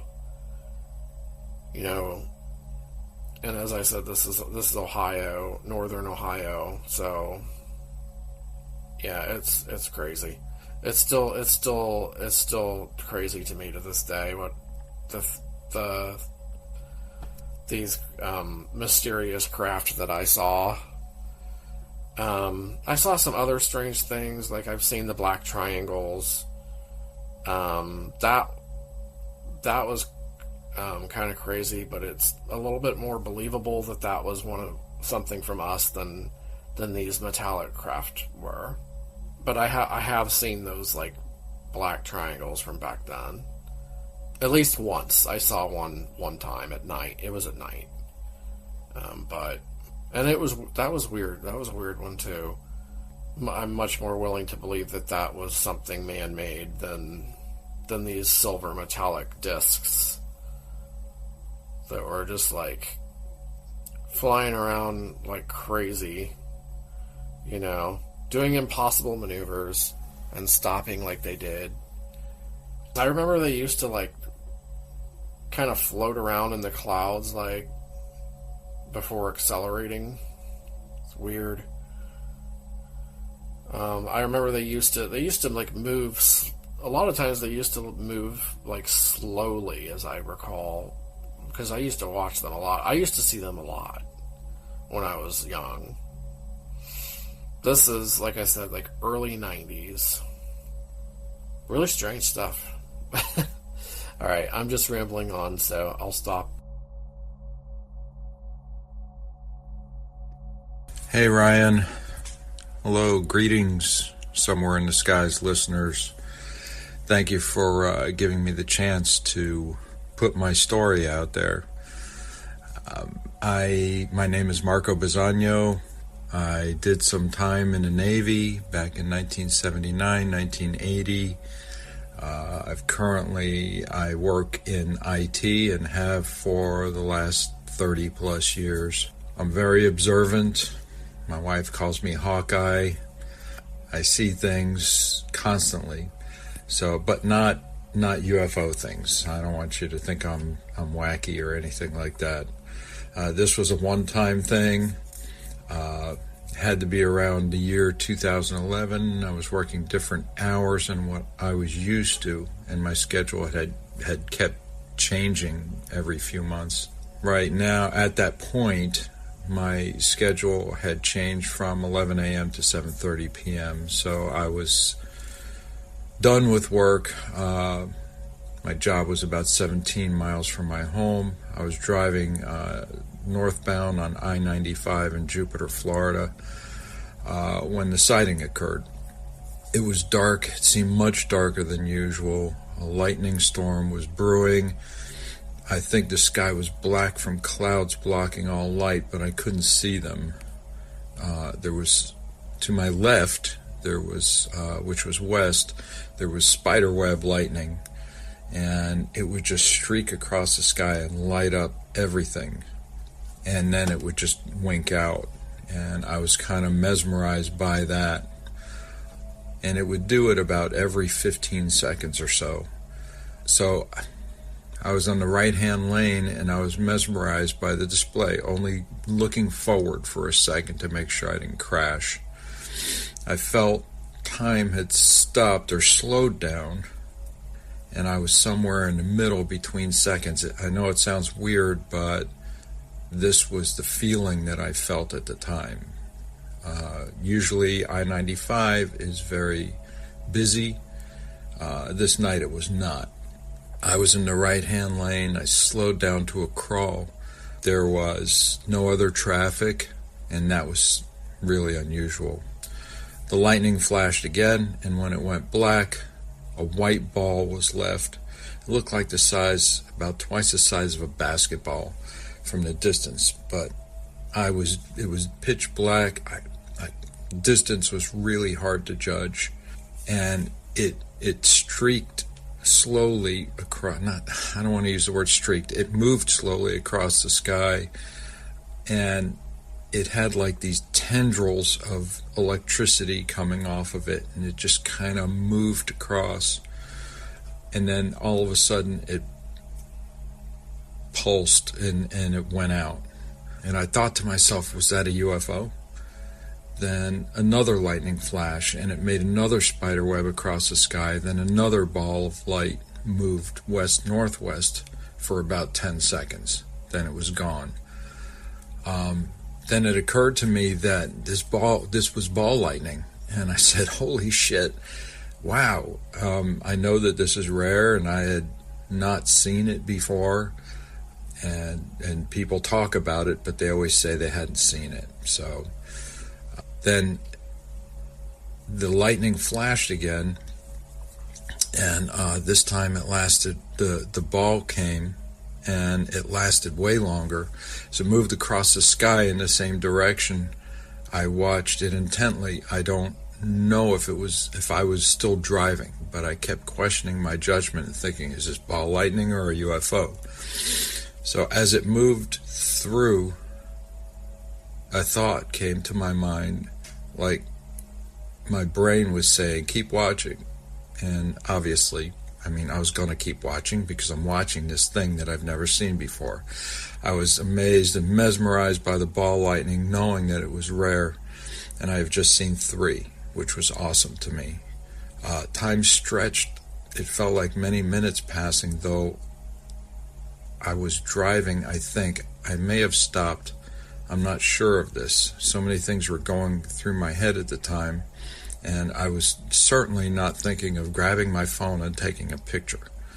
The ball lightning winked out. It traveled a long way, much farther this time. The lightning flashes again, and I'm looking at it. In the middle is this thing. I for sure don't want to say it's a UFO, even though in my mind I know that's what it was. It was big, like maybe, 50 feet long and maybe 20 or 25, 30 feet wide, but it looked like a big 55-gallon drum that was slightly wider at the top and slightly pinched in about a quarter of the way from the center of it down. So it almost looked like a snow cone, but not. It didn't come to a point or anything like that. So it was shaped, the shape was kind of weird. It didn't have any lights or no control surfaces. And I could see all this in the few seconds that I was able to see it while the lightning was going. And I could see that it was in front of the lightning, not behind it, because it blotted out part of the lightning. And the sky went black, and I was saying to myself, holy shit, did I just see what I saw? And then the lightning flashes again, and I'm still looking at it, and I had about 5 or 8 seconds to scour the area for it. And I looked from side to side all over, but nothing. It was clearly gone, or moved to a location where it was against the black sky. I'm thinking the whole experience may have taken many seconds. I think I was stopped on the shoulder, At some point during this, I was very excited by this time and couldn't wait to get home to tell my wife. Okay, let me back up here a second. How did it make me feel? I've been haunted by this vision. I relive it every day of my life. I drive past it every day.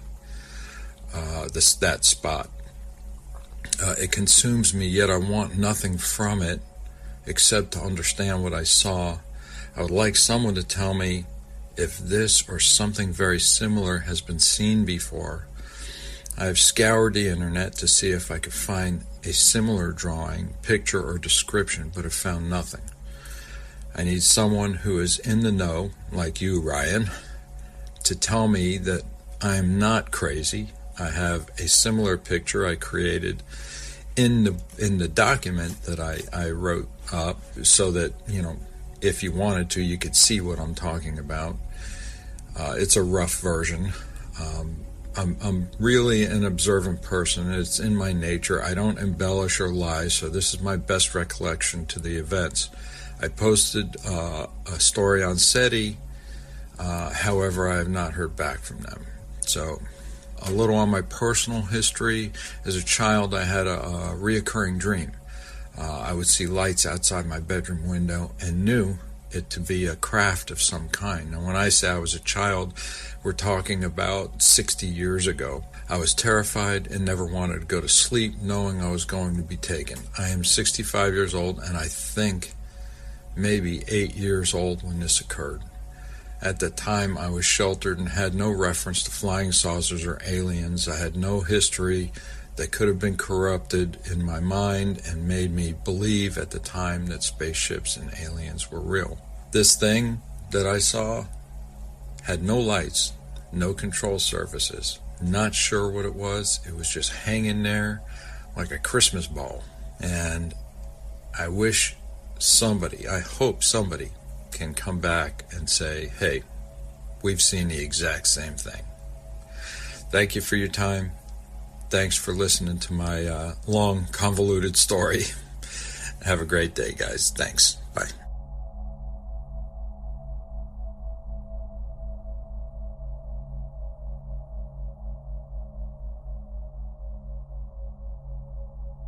If you would like to share your UFO story, reach out to Ryan on social media or use the email address in the show notes to discuss further.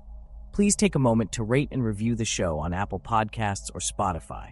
It truly makes a difference and helps the show tremendously. You can follow us on Blue Sky, X, Instagram, and Facebook. Just search for Somewhere in the Skies podcast.